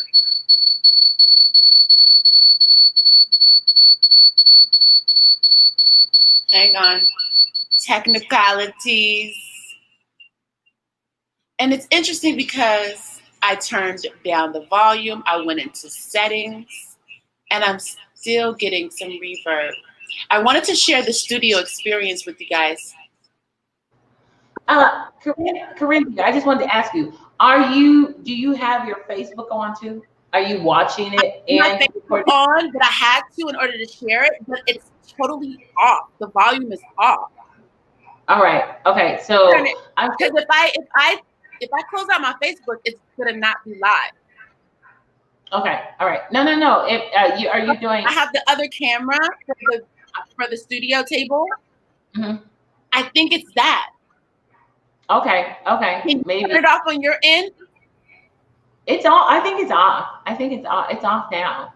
That camera's off. Okay. Hey, Corinthia, let's try something different this time. Why don't you try to work with your other camera first, and walk around and do that so you can see if that works properly. Work with the phone. Yep. I'm not ready to do that. Okay, no problem. Do your thing. I can do that tomorrow. Tomorrow we can do that. I'm set up right now. What you say, Corinthia is like, don't do that to me. I tell people, Corinthia is not good with change. You go girl. I thought I was very ductile and adaptable. Okay, we'll talk about that later. Go. That's great. I need that feedback, honey. I need that feedback. It's all about growth and development. Okay, so I want to share a video really quick. Thank you so much. I'm glad I have made my, I've given my permission slip to everybody to show up fully. So let's do it. I want to share a video with you.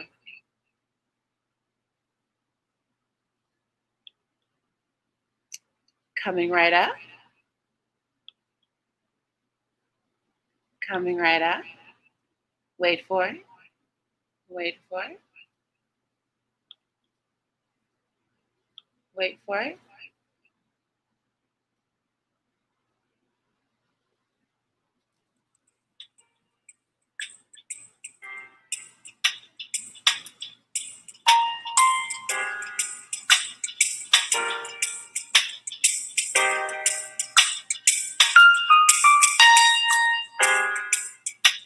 I'm really a stickler about the circles being just perfect and the stones going on just so.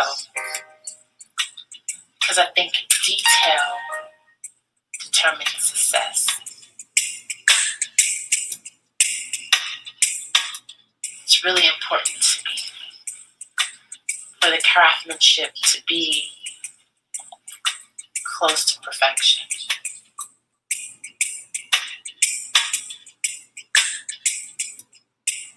My name is Corinthia Peoples with Corinthia Peoples Design. I create my own product, my designs, as you can see, that are behind me now. I craft them as well as design them. I design in the process while I'm actually fabricating. I've always had a passion for expression. I knew I had a gift and a talent, and people kept saying it, and they were wanting their own pieces. So I just kept at it, and lo and behold, I found gemstones and sterling silver.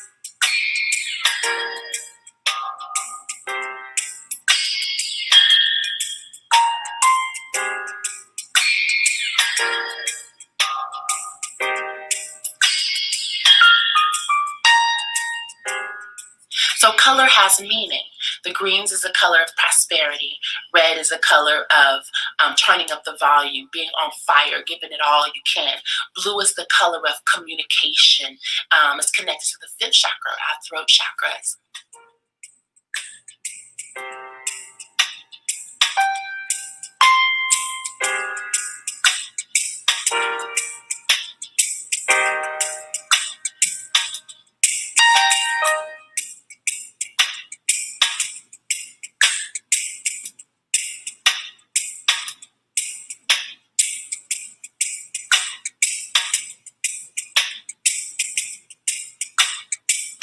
When I bring women together in a space,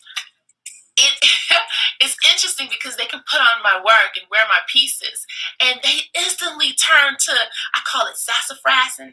You know, they just instantly turn into like this, where they start to like do their shoulders a certain way, or throw their heads back, or shake their hips. So I'm like, wow, is that my energy? And a lot of people say, yeah, that's your energy.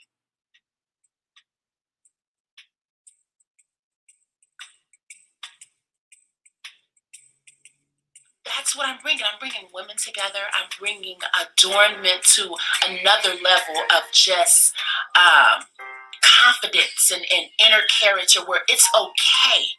It's okay to be bold, to be fabulous, to be big. It's okay. We can do this. There's enough space in the world for us all to be just fabulous.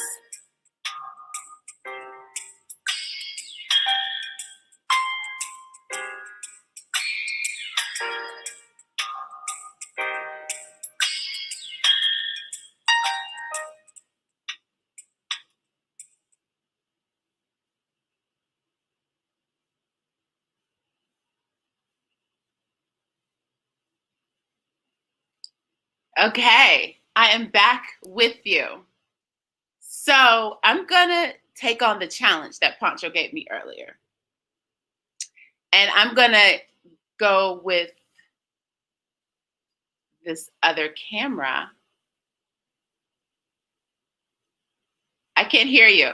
Oh, okay, so you turn both of them on. Is there reverb? Can you hear me? Can you hear me? I can hear you, and I don't hear any reverb. Oh, that is awesome. Yay. Okay. So there we go. We got 2 Corinthians happening, and I'm going to remove myself because you don't want to see me. Okay.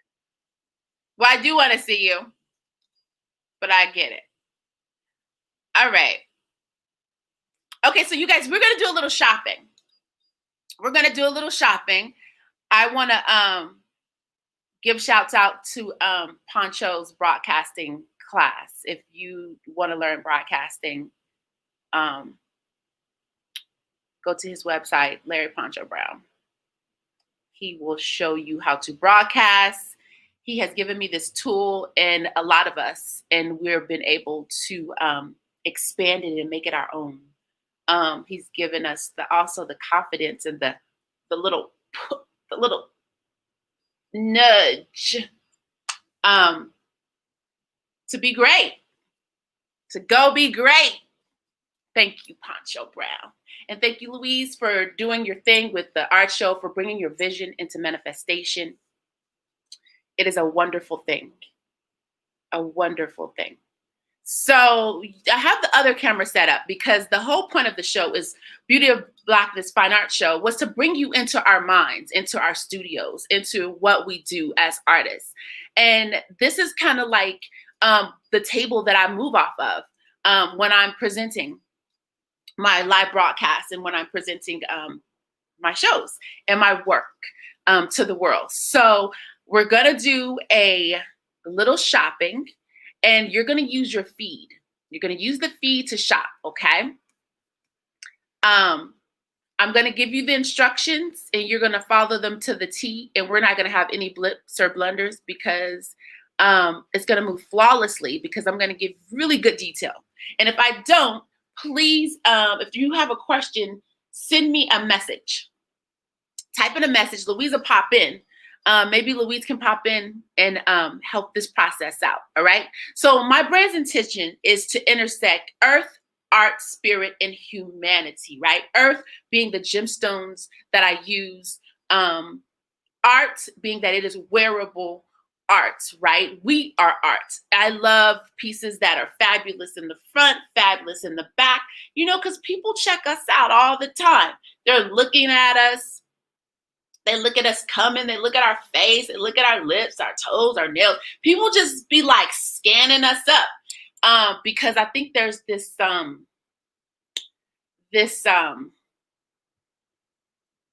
illusion of being perfect. So we try to be perfect. We try as much as we can, but I'm learning that if I get out of the way of my vanity and show up, I can be used openly more for a message. Lauryn Hill expresses that in her songs. If I get out of my vanity, I can be used. And it's so true, so true. So art, spirit, you see, I can never separate the stones from being art, from creating art and spirit.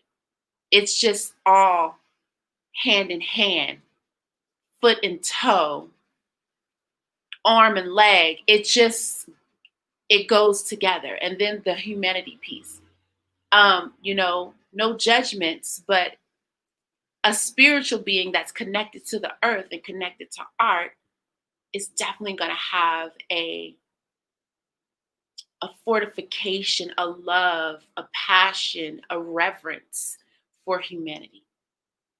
All right. So that's what the brand is all about. Earth, art, spirit, and humanity. The Corinthian peoples, I inspire and make room and give permission for women to be fabulous. So let's be fabulous. Let's take some time and go dive deep into showcasing a few pieces. I have 2 collections that I'm going to show you. You're going to type in CP and the item number. So for instance, if I hold up this item number 108, you're going to type in CP number 108. And that's going to claim your item. All right. You're going to put that in the feed. You're going to put in that CP in the feed on your screen there through Facebook, right? And then you're going to messenger me. Yes, you're going to messenger me with your email address, at least just email address. Send me your email address and then I can contact you and we can go from there, okay? So CP number 108, you're going to messenger me, Corinthian People's Designs, because that's an open page. You don't have to be my friend. It's my business page. Well, you can be my friend too, but in order for us to do the transaction and for you to get the piece that resonates with you and that you just must have in your jewelry box and on your body and as your expression, then you're going to you're going to messenger me your email address. All right. So that way I can send you a PayPal invoice and I can contact you. I need something to reach you, right? Your email address is the perfect thing. Okay. So, I see Kim Sean Gary. Started a watch party. Shouts out to my sister, Kim Sean. Love you, love you, love you. Thank you for that. There's going to be a shipping and handling flat rate fee of $9. $9.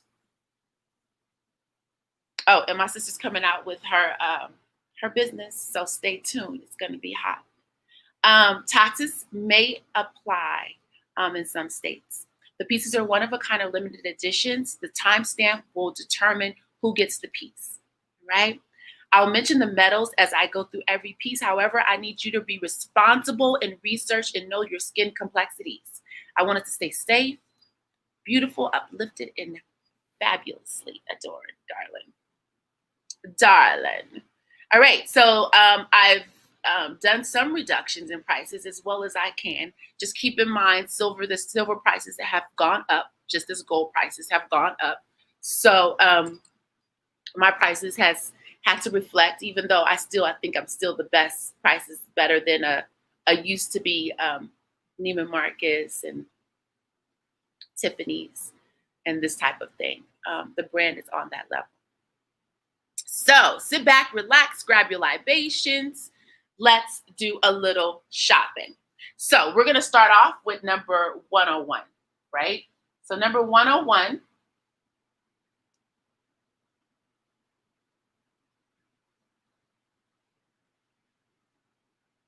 This camera is great to use, number 101. Oh, yeah, look at that. So this is number 101. This is coral. Coral is an oceanic stone. It is red. It is a natural red stone with the bars, right? They're irregular. I love raw stones that are irregular. Hang on one second. I'm going to tell you how much these are. I have such beautiful pieces. Yes, you do, Penny. Yes, I love when y'all pop in. Yes, pop in. Yes, red coral. Yes, you do, Penny. I love you. Thank you so much. I appreciate you. Red coral is a stone that the properties is vitalizing energy. The red is like the blood, right? It strongly circulates energy through the body. It helps to turn up the volume, to turn up the heat, to not fade in the background, to bring forth all you want to bring forth. This is red coral. It has lever backs. These have lever backs, which I'm going to bring to this camera now. This is actually the better color, and these are coral. These are red coral, number 101. And let me tell you the price. Let me just grab that. Thank you guys for being patient with us with this new technology going on. The price of these, number 101, is $175. These are $175. Red coral earrings. This is Bali silver and sterling silver through and through. These are $175. You would put number 101, CP, number 101, $175 for these beauties here for the for the Beauty of Blackness Fine Art Show. Okay? All right, let's keep it moving. So that's 101, and you guys can see my process here. I have numbers and beauty, all the beauty, honey, all the beauty. The next one is 102. I'm still with the red coral, right? Red coral collection. Number 102. Oh, these two cameras is awesome. Yes, this is beautiful. So these are number 102. These are wonderful. These are going for $239 only. Like I said, a small price to pay for forever. A small price to pay for forever. If you see something on my table, you can feel free to inbox me and say, what was that? Because I won't be showing everything on the table, right? I'm going to put these on so you can see these live and direct. You can see these live and direct. These are red coral. You can pop this with any colors. I'm loving color pop, honey. It is the way to go. Look at that. And coral is oceanic, right? It's very porous. So you can, in this one, you can see the sterling running through. Running through. So these are awesome and fabulous. All right. So these are red coral, and this is number 102. Put it in this camera. Let's see if I can do that. 102 red coral. This is fun. Oceanic red is for turning up the volume, honey. We're not falling back. We moving forward. We need to have our red on. That's number 102. That's these earrings, $239 only. Small price to pay for forever. The next piece is number 103. We have a coral bracelet. Have this beautiful coral bracelet. Right? It has the same toggle that's on the necklace that I'm going to be showing you. Bring this closer.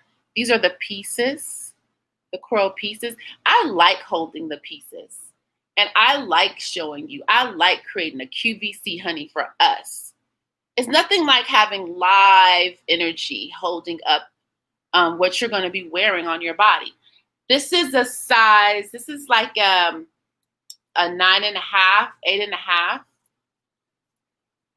for wrists. And you see I'm doing this myself.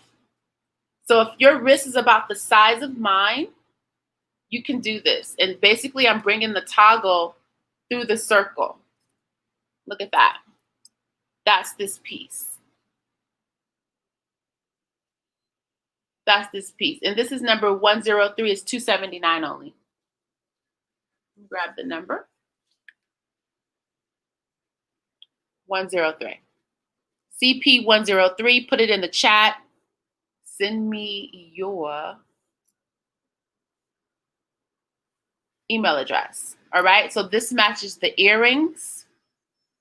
It has the toggle, the big funky toggle. This is all sterling silver. Let's see if I can put it in this camera. There we go. It's all sterling silver.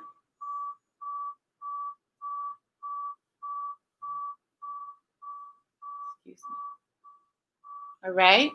So this goes to here. And you can see this has a little bit of weight on it. I'm sorry, not a weight on it, but it's a little big for me actually, but I can put it on easily. So just know that. All right. Our next piece, and that's 103, $279. CP 103. Number 104 is this beautiful necklace here that can be worn a few ways. I'm going to put this up close to the screen here. Look at that. Is that beautiful? This is, let's see the veins in that, in the curl, and look at this funky. So all these pieces are just so funky, and this is all coral, right? All coral. All right, so this piece is the necklace is number 104. It's going for $389. You can wear this piece a few ways. You can wear it going. So I remember I said earlier that people are always checking us out. Well, I want to give them something to look at, honey. Okay. So this piece can be worn in the front, going down the front.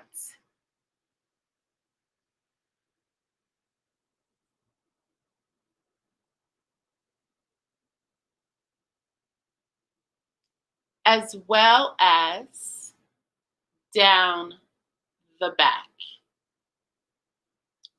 Let's see if I can turn so you can see this piece. Down the back as well. So we want to give them something to look at as you're coming and as you're going. I don't know if that other camera can grab me in there. You can also wear this piece. So the toggle's in the front. You can switch it and have the back in the front and the front in the back. And again, going down your back. Cutie cute, right?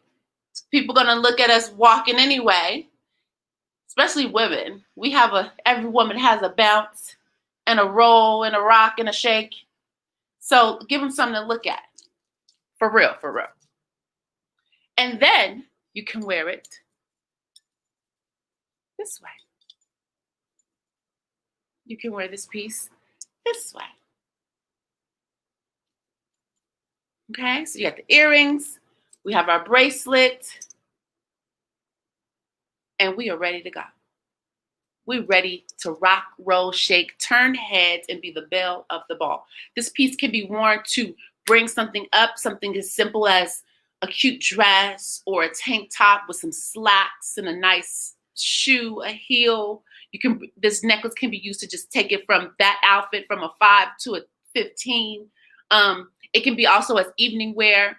You know, you're getting dressed, you creating your home as your dining experience with you and your boo, and you can put this piece on. Clothing is optional. Clothing is optional. Thank you, Poncho. This is a badass necklace. He's right. He got good taste. He got good taste. Yes. So you can wear this necklace Plenty of ways. So this is only, this piece is only, like I said, it's number 104. It's $389. Small price to pay for forever and fabulous. And this is all sterling silver. This is all, and these are diamond cut links, I must say. These are diamond cut links all the way around here. And the veins on this is bad, is Poncho just said it, bad, is badass. Okay. Number 104, only 384. All right, we're gonna keep it moving because we just have to keep it moving, honey, at all times. 389, 104. Our next piece is number 105. Number 105, and that's this beauty that I have on. This is opal. Opal is a water stone. It comes from the water merged with other sediments. This is a green opal on sterling silver. It's an open face ring. This is a size 6.5 to a 7. It will expand out to about an 8.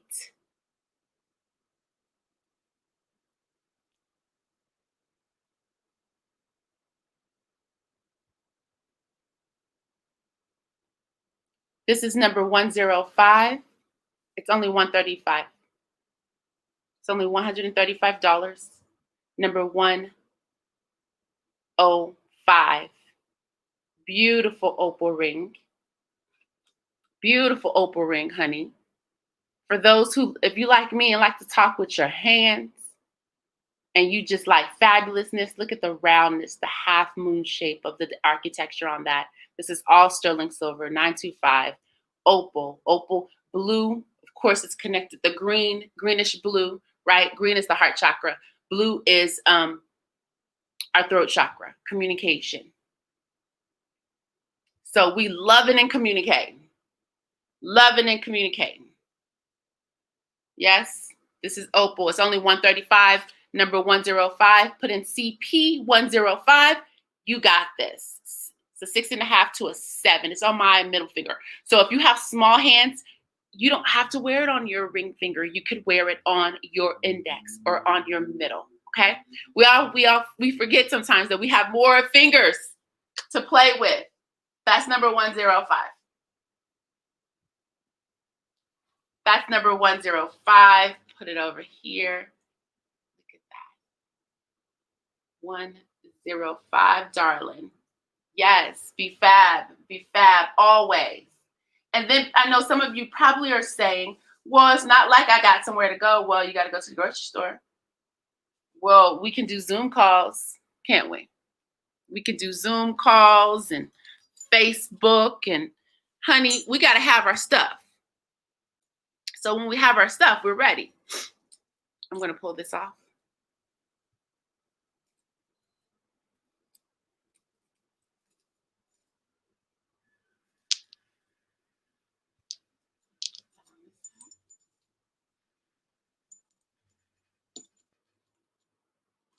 Okay. Now we're going to go to our next piece, which is 106. And that's this beauty right here. Now this is still opals. I'm still working with opals on you with here. And there's only one of these. This is sterling silver, right? So there's one at this point. Done 2 so far. There's 2 in the universe in the last 6 months. So my pieces are one of a kind, limited editions. We're not mass producing. Sometimes there's 1, sometimes there could be 6. All over the world. And this is a square band. This is a square band. This is awesome. Awesome price too. This is number 106, and it's going for 169 only. Only 169. This is the size 10. Size 9 to a 10. So if you got nice, big, thick, voluptuous fingers, honey, all day you work this. All day. And again, this is cheaper than therapy. You know, you need to open up your heart chakra and communicate. Get some water energy starving your spirit because you can't get to the water, get you your opals. All right? Okay, so this is number, again, 106. As we were doing the hand. 106. Let me get it in the camera. Yes, where's my number? 106, 169. 106, 169. CP 106. We shopping, honey. We shopping. We are adorning ourselves with fabulousness. Right? All right, let's do the last collection and we are going to wrap up. And that is these pieces that I just had on. Number 107 is the Black Desert Stone. I'm going to take these out. And I'm going to put back in those Black Desert Stones. And black, you know, black is the color of elegance. All colors go into black. And being that this is an artist show, color palettes is what artists do, right? And I'm here to inform you of the meaning of these color palettes. So black is elegance. It is, where's my other little screen here? Yes, strength, power, and authority. Elegance, strength, power, and authority, honey. The color black. And let's put these in. These are asymmetry. I'm going to hold these up before I put them in, actually. These are asymmetry. This is the set. This black stone. It's beautiful. This is on sterling silver. These are diamond cut sterling silver links. Yes. These are number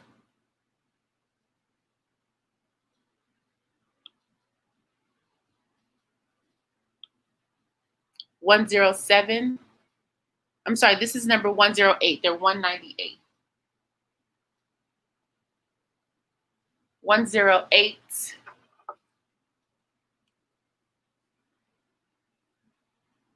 108, 198.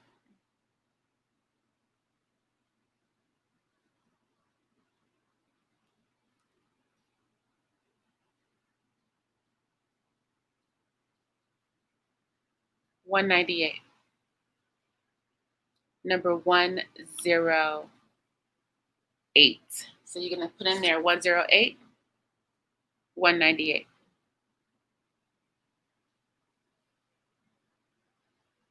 $108. I love these two cameras, but you got to learn how to know how to use them. Okay, so that's number 108. We're going to move right along to 109 is the necklace. 109 is the necklace. And a lot of people are doing black on black. Black top, black jewelry, black earrings, even the men. It's a new thing. Just like the men are doing like really funky socks, right? The men are pop like, and they're doing, and men are even playing with color, right? They'll do plaid, some plaid pants, and some stripe or polka dot socks. I dig that. But I like expression. You guys got that, right? I love expressing. So again, this is this piece here. I'm going to turn this. There's two of me here. So you get to see each angle of this piece.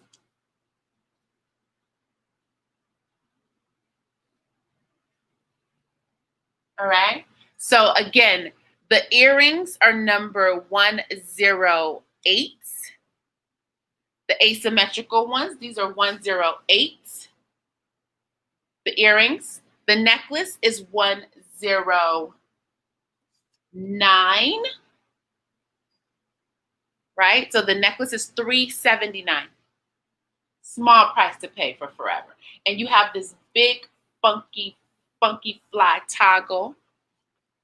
We can use this camera here. Make sure I don't fall off my chair. Use that camera. So again, art coming and going, honey. We're not just doing, it's not no play. We serious about being fabulous. I'm serious, okay? So this is number 108, 109, 108, 379, 198. And I have one other earring. If you wanted to do something more simple, if you're more of a conservative woman and you want to do another simpler type of piece, there's 107. This stone, and these are only $85. 107.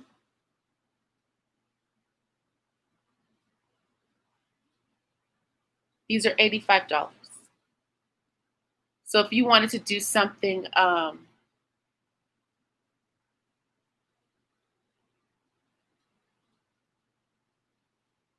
different for the woman who is more conservative, doesn't like a lot of expression, but wants to have some expression, this would be the earring for you. That will be the earring for you. And this is sterling silver and it's on lever back. Again, this is number 107, CP107, okay? And sorry if you guys are talking to me. I hope you're talking to me, but I can't see. I'm trying to do the show and nothing's come up. So maybe I just have your undivided attention. I hope that's the case because I love having your undivided attention, honey. Okay. So that's the collection that I'm showing today. That's the collection.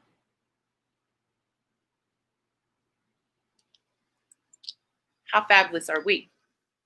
So again, I want to take this time to thank you for being present, for showing up and showing out, for staying with me and seeing the collections of all this fabulousness, darling. Yes, right? And just remember, you don't have to run. You don't have to rush. The world will wait for you, queens. The world will wait for you. Thank you again for tuning in and being all of your full self, for showing up. Louise, if you want to come in and if anybody wants to ask any questions, I would love to take some questions. Or Poncho or whoever is in the room. I would love to take questions, or you guys can type them in and I can see them. Did you hear Valerie said, what about the wrap necklace in the back? What about it, Valerie? So I'll just tell you the specs on it. Mm-hmm. Okay. Mm-hmm. So it's a red coral, it's natural red coral necklace. I got to go back to my inventory list to know what number it was. So the wrap necklace in the back, it is a natural red coral necklace, Valerie. It's number 104. It's number 104, and it's going for $389. Mm-hmm. And that piece can be worn 3 different ways. You can wear the toggle in the front, the hook, the clasp in the back, or you can wear it all in the front. That was a beautiful piece, actually. Yes, that. It's a beautiful piece, Valerie. Yes, get it, Valerie. It is a one of a kind. I don't have any more of that stone. Once this collection is done, that stone is done. Wait, she said not that one. Which one, Valerie? She's not that one. Which one, Valerie? Do you remember the color Yeah, tell us the color. Color. Can you tell us the color, Valerie? I was talking about something that's on the table. Or are you talking about something on the table? Point it out. This one right here Is it wraps around in the back. Also a front. I think that was the one you were talking about. Corinthia, pull it out. It's the wrap, because she said it wraps around the back. I like that one you're picking up. She said it wraps around the back. It has to be that coral one that you wrapped around the back and front. Yeah, it absolutely has to be. Okay. This also is that front and back too. And this is base metal. It's a lot cheaper. There's no stones on here. On this one. Did you show that one? No. Okay. All right. I only had time to show the two collections. Okay. I only showed the two collections. Pull that coral back out, because I think that's what she's talking about, just so she could see it. So she can see it? Yeah. Because I think that's the one she's talking about, because that's the one. There it is. It's wrapped around in the back. This was it. Yeah, that was it. That's the only one you showed. That wraps in the back. Yeah, the only other one is the one I have on. I was showing the toggle. I was showing the toggle on this one. But this is the one that goes front and back. See? Right. So let me see. Is that the one? She's standing front. She's standing in front of it. She's standing in front of it. Which one? Oh, is it? I don't. Give a color, honey. Oh, what color, Valerie? Yes. Is it red? Is it black? Is it blue? I'm trying to punch up all of the. It's the black sitting on the body. Is this the core? Oh, I see which one. That one. Oh, that's really pretty. Wait, I think she's talking about the wrap. She's talking about that coral wrap one. The one I think the one you had on last night, actually. Oh, what, Valerie? Just say the color. Is it yellow? I think is that it? Pick that one up, Corinthia. No. I think it was either that one or this one. Valerie, is it yellow or what? I know she. It was like, show her that one. Let's see. Color, darling. She won't show a color. Okay. It says red in the back. Red. Well, that's the coral. That's the coral. Oh, show her that one and see. Red in the back. I don't see anything red in the back. Wait. Let me make you bigger and see if Valerie's seeing something that I'm not seeing. I'm gonna make you bigger. Okay. Oh, she said yes, the yellow. This one. That one, yeah. Okay, girl. Yes. All right, I'll put it on. I'll put it on. Okay, darling. Here we go. It did look like it was red. All right. So this is on memory wire. It's only $85. It wraps. It does have like these horn things on it. And you just wrap it. That's really pretty. And what is the this is jade, yellow jade. Okay. But you can also play with this. Like it can be more like funky, right? Oh, do what you did last night with it. Okay, let's do that. Whoop. All right, so this can go, you start there and then wrap. Valerie says, CP Soul, what number? Yeah, she's an expressive. I mean, this Valerie said that belongs to her, honey. That belongs to her. The hat is popping out, twirling. You can have it doing all kind of stuff. You can have that, and then you can bring this through here. And then you have It's just you can play with this so many ways. Valerie said, "Give her a number." Okay. This is from last night, so let me go to that. Let me grab the number. Valerie's like, "Honey, give me my joy." She said, "Valerie said, give her her number." Valerie put her email address up. So it's 112. Valerie number 112. Okay. All right. Valerie put up Valerie, honey, don't give your email address. Yeah, just send so you can put it in the either in the Beauty of Blackness Fine Art Show private message, Valerie. Put it in the Beauty of Blackness Fine Art Show private message. Oh, 112. Okay, that's 112. Valerie said 112 is sold. Okay, so number 112, Valerie. Number 112. Got it. She's got it. Valerie she said sold. All right, so Valerie, put your email address in the Beauty of Blackness Fine Art Show message section. Thank you, Valerie. Appreciate you. I'm going to send this to you. This is going to be fun for you to wear. Honey, yes, be fabulous. Love it. Thank you. I'm not sure what page Valerie is looking at it on. If she's looking, Valerie, are you looking at it on the Beauty of Blackness Fine Art Show page? Somebody else trying to number 112. Okay, so you guys, I only have this in green and in black. I mean, in green and in yellow.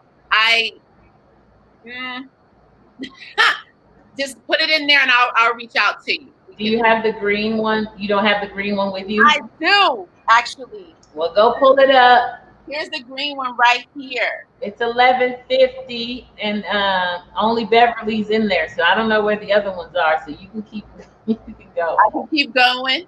For right now, yeah, because Beverly's in there. I'll bring Beverly. Yeah, she said, Valerie, look what Valerie said. The yellow one is mine. Okay, so this is yellow, and you guys see how we're just gonna have to pull their emails out of here because they just posting emails, girl. They look, they just posting their emails in here. Oh well, that's fine. Post them, honey. Post them. They just posted them. I got it in green too, you guys. Oh, okay, that's pretty too. The green one as well. Who's popping up? All right, Our Story Studios is up. Beverly's up. All right, guys, you better buy them up because I'm gonna have to kick Corinthia off in a minute. This can be. Oh, that is beautiful. So this is in green. So I think the other sister, it started with the R. Her name. Right there. Yes. So she's like 112. I know she was 112, and you too. If you she did only 112, she put an email address in and everything. I'll get to them. Okay. All right. Let them know. We'll pronounce her name, Mrs. Murphy. Right. Let's just call her Miss Murphy. Yeah, we're gonna call you Miss Murphy. Miss Murphy, I will be in touch with you. I appreciate. Look at Valerie. Watch this.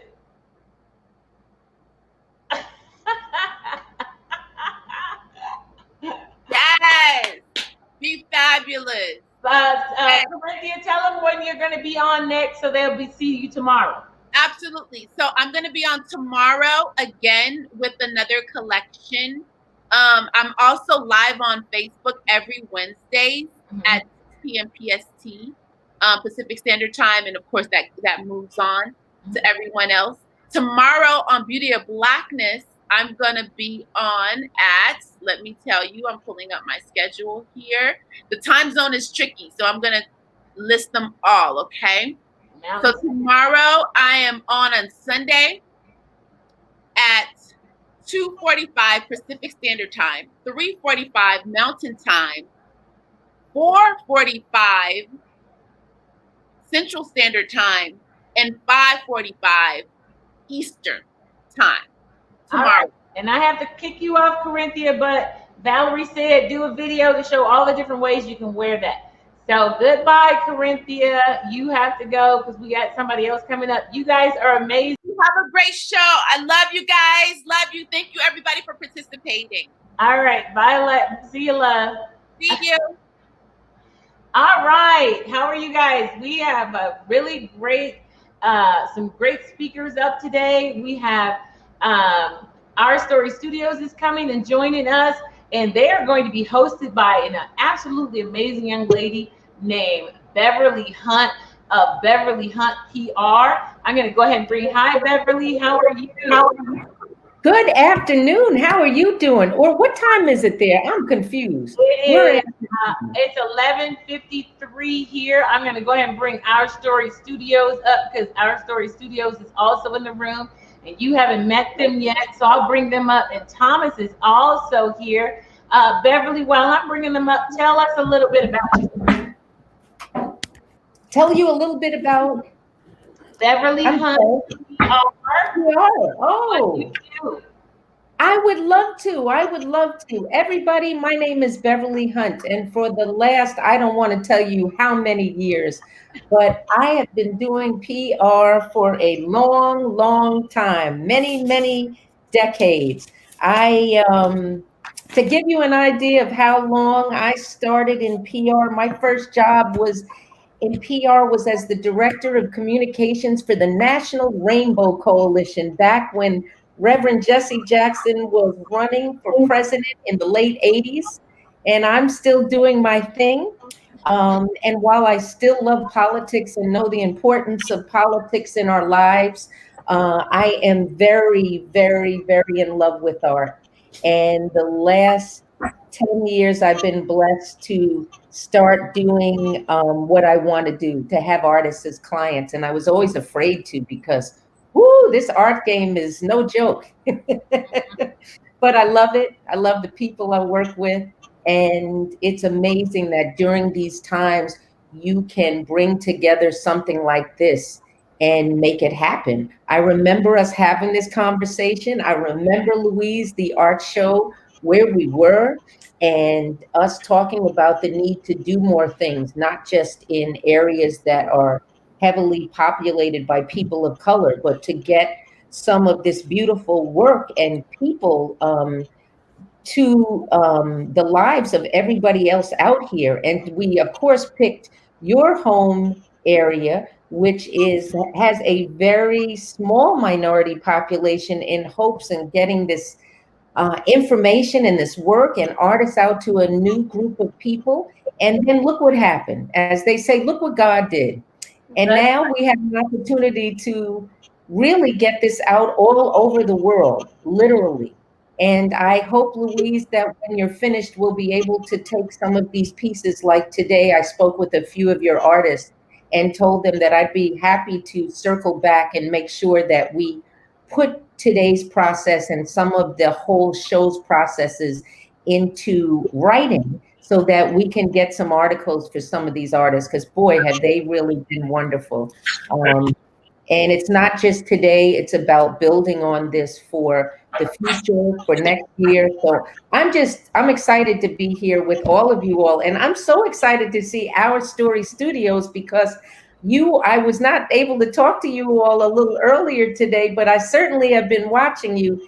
And young man, you have a very, very wonderful queen with you. I've really been watching her. And I'd like to ask you a few questions about the two of you working together in a bit. Absolutely. Thank you. We are honored to meet you, Mrs. Hunt. We appreciate that. Those honored to meet you as well. And again, I also do this to pay my bills now. So I understand what you all are going through. And I have a few questions for each of you. But before we begin, I want to let everybody know what we're doing here. We're actually having an artist talk.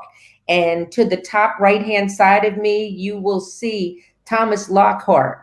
And I can promise you that every single person here has an interesting story because I spent some time talking with them, or in the case of our couple underneath, I did a little digging by myself. So I wanted to know whether you all wanted to do this as a individually, or whether you want to answer the same kinds of questions, or whether you want to chime in as needed. I'm happy to do it anyway. We can do it collectively if everybody's okay. Yeah, I think that's the way. I think I like to do it that way, is collectively. That way, people can inject their views, their particular views on something. Okay, I love that. And if you don't mind, what I'll do is I had a couple of questions for each of you. So I may direct the question to one person, and then I want you all to please do just that for us, okay? And you'll have to forgive me, but since we have another queen here, I'm going to start with the queen, okay? I always like to give, but I'm going to let you kings be up here as well. But I am very interested in this family over here, Aaron and Gina Paskins. And the reason why I'm interested is not just because Aaron is such a wonderful artist, but Aaron has this woman that lives with him day to day, and they work together when they're not living together, and they still smile at each other and get along and seem to be having the best time ever. And we all know, everybody here, that it doesn't always necessarily work out like this.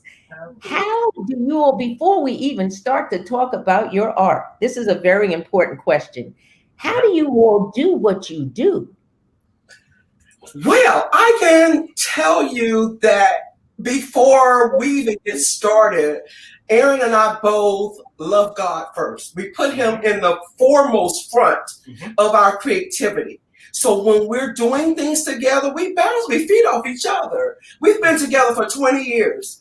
I mean, we know the ins and outs of every single thing. We've hit our lows, went to our highs together. We've been in between together. So we feed off of each other. So when he's having a bad day, I'm there to pick him up. That's what my job is, as a supporter, as a wife, as a friend, as his best friend, I feel. When we're doing things, we have to do it cohesively. We got to be together on it. We can't be arguing among each other, because it never wins in the end. Yeah. So therefore, I always try to uplift him. I keep him uplifted. I pray for him daily as he leaves. When he comes in, when he's in that studio and he's working his heart out, I try not to even interrupt unless he calls for me. He said, "Gina, I need you to come in," and I'm there. So it's like I enjoy it because I'm not an artist in the industry. I'm like, I put myself as a consumer or a customer in the industry that's a lover of art. So when I come in, I bring that outside appearance into the effect to let him know that, hey, this is where you should be, or no, let's go back to the drawing board and start again. Because it's all about, even though he loves his work, if I'm not feeling it, I'm speaking for women across the world. If I ain't feeling it, I guarantee you the women that I talk to will not feel it either. And I put it out there, so I tell him all the time, that's what it's going to be about. We're trying to reach a market of all generations. It doesn't matter which one and where they're coming from. We want everybody to enjoy a piece of the arts regardless.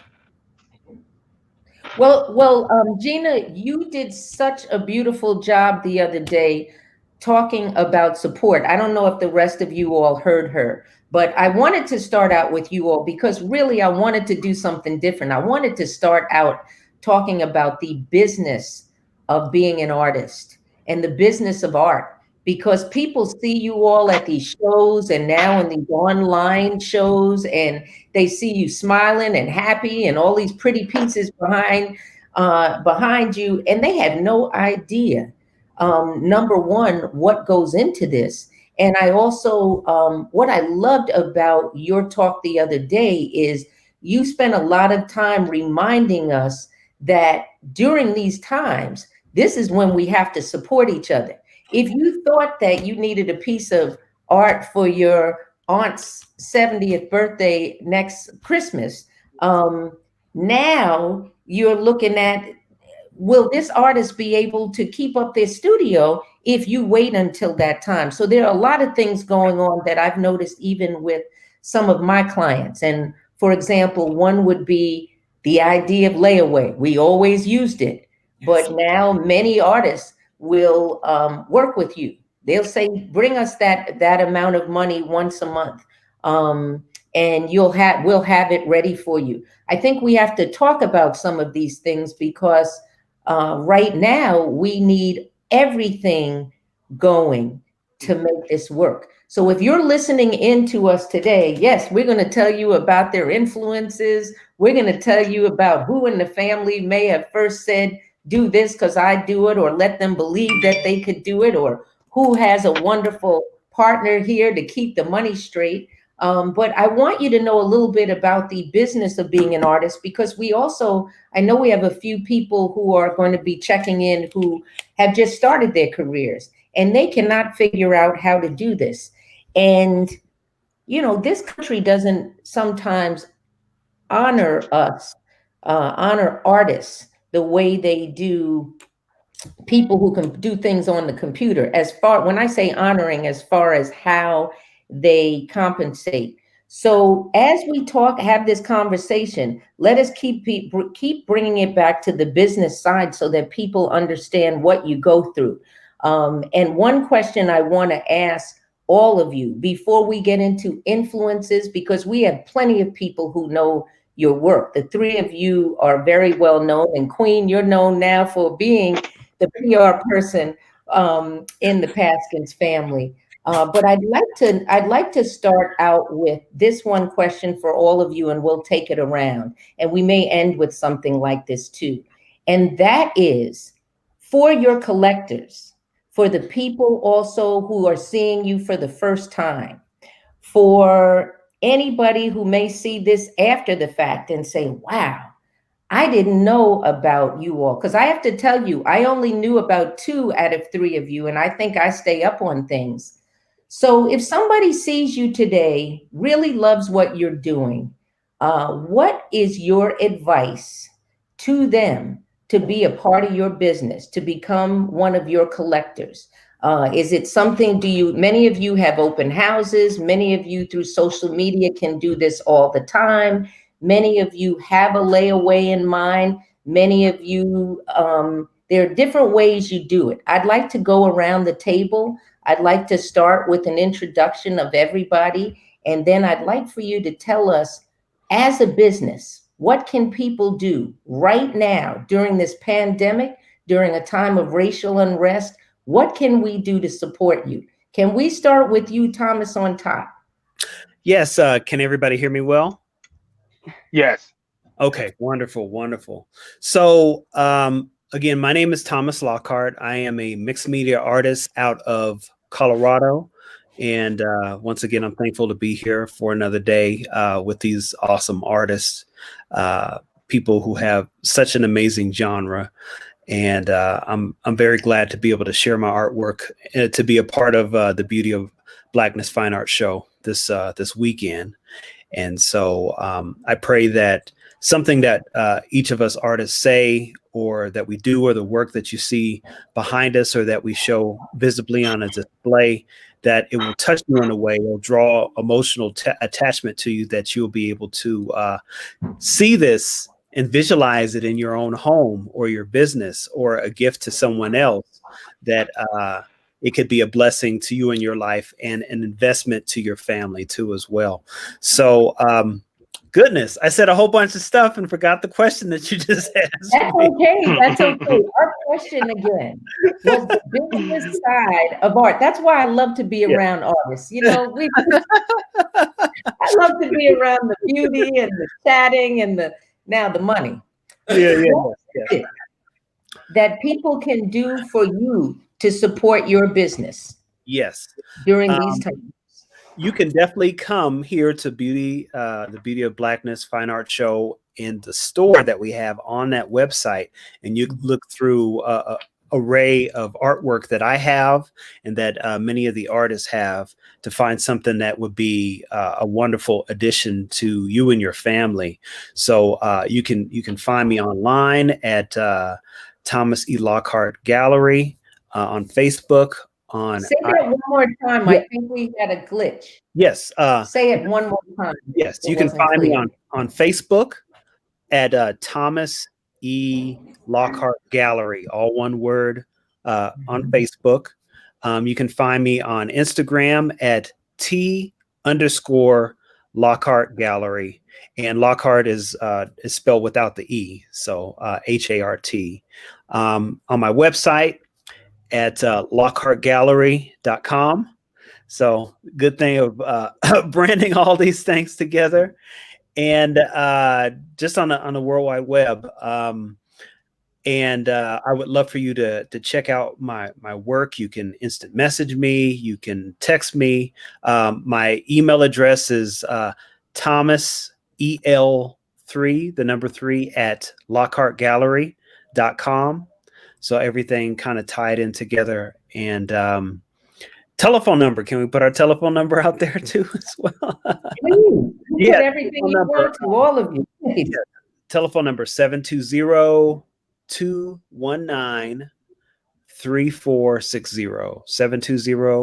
720-219-3460 is my business line where you can reach me directly. And I'm going back to this question, if you don't mind.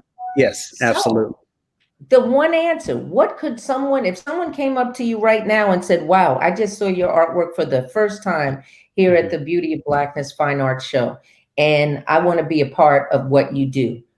Yes. Please let them know, because we have to let people know. What could they do to be of help to you? Oh, to be, like I said, to be a wonderful help to me, find a piece of artwork that I have that touches you and purchase it. That's a big thing. You know, I also do commission work too as well. So if you have something in mind that you would want, desire outside of what I have that I can create for you, I would love to do that too for you as well. And just remember, when you have an artist do a commission piece for you, you're getting the artist, and you're getting a piece that we put your vision together to bring your vision to reality for you. So definitely get in touch with us, keep in touch with us. And I also don't want to just be an artist that's hanging on your wall. I would like to be an encourager too as well, and encouraged for me too as well. Those are one of the things that just adding on as an artistry, because they say people buy the work of an artist, but they really buy the artist. So I'm interested in being involved too as well in the daily life of of how the work makes people feel. I want it to be an inspiration to folks. Okay, I appreciate that. And LaShawn, what about you? Can you tell us a little bit? And I'm sorry, I should have started out by saying that Thomas Lockhart is a mixed media artist. I don't want to define you all, because I've read all your interviews, and 2 out of 3 of you better not define you. So I'm going to be very careful. You all define who you are and what your medium is. And LaShawn, what about you? And thank you, Thomas. That was a great insight there, Thomas. But I'm add on to that. But for me, if you want to really support me and the things that I'm doing, what I would like for you to do is always share with others what you are enjoying. If you are enjoying it, share it.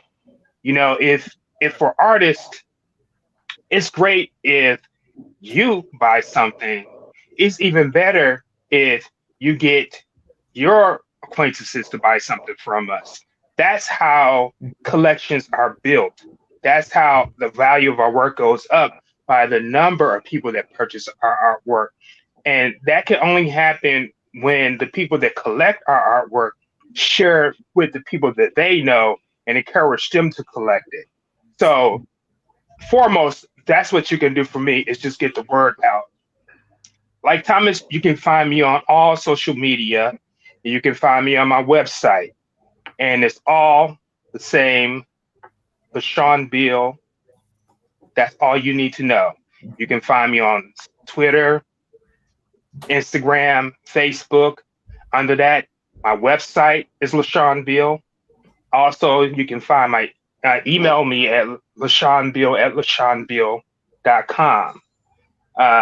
The phone numbers are on all those things. So if you want to reach me by phone, feel free to text me, or the case may be. You can reach me at 832-971-2811. So again, something else that you can do for us is purchase our artwork. Start building yourself a collection. If you start off with prints, that's great. It's better when you get into get into buying originals and stuff from us. And I'm sure, like with most artists that you're going to see and talk to today, we offer payment plans so that you can do that. We try to make it as easy as possible for you to purchase from us, because we understand what it takes to collect artwork. I buy artwork, and most of the times when I'm buying it, I'm doing a layaway. It allows me to collect what I want to collect without putting stress on my finances.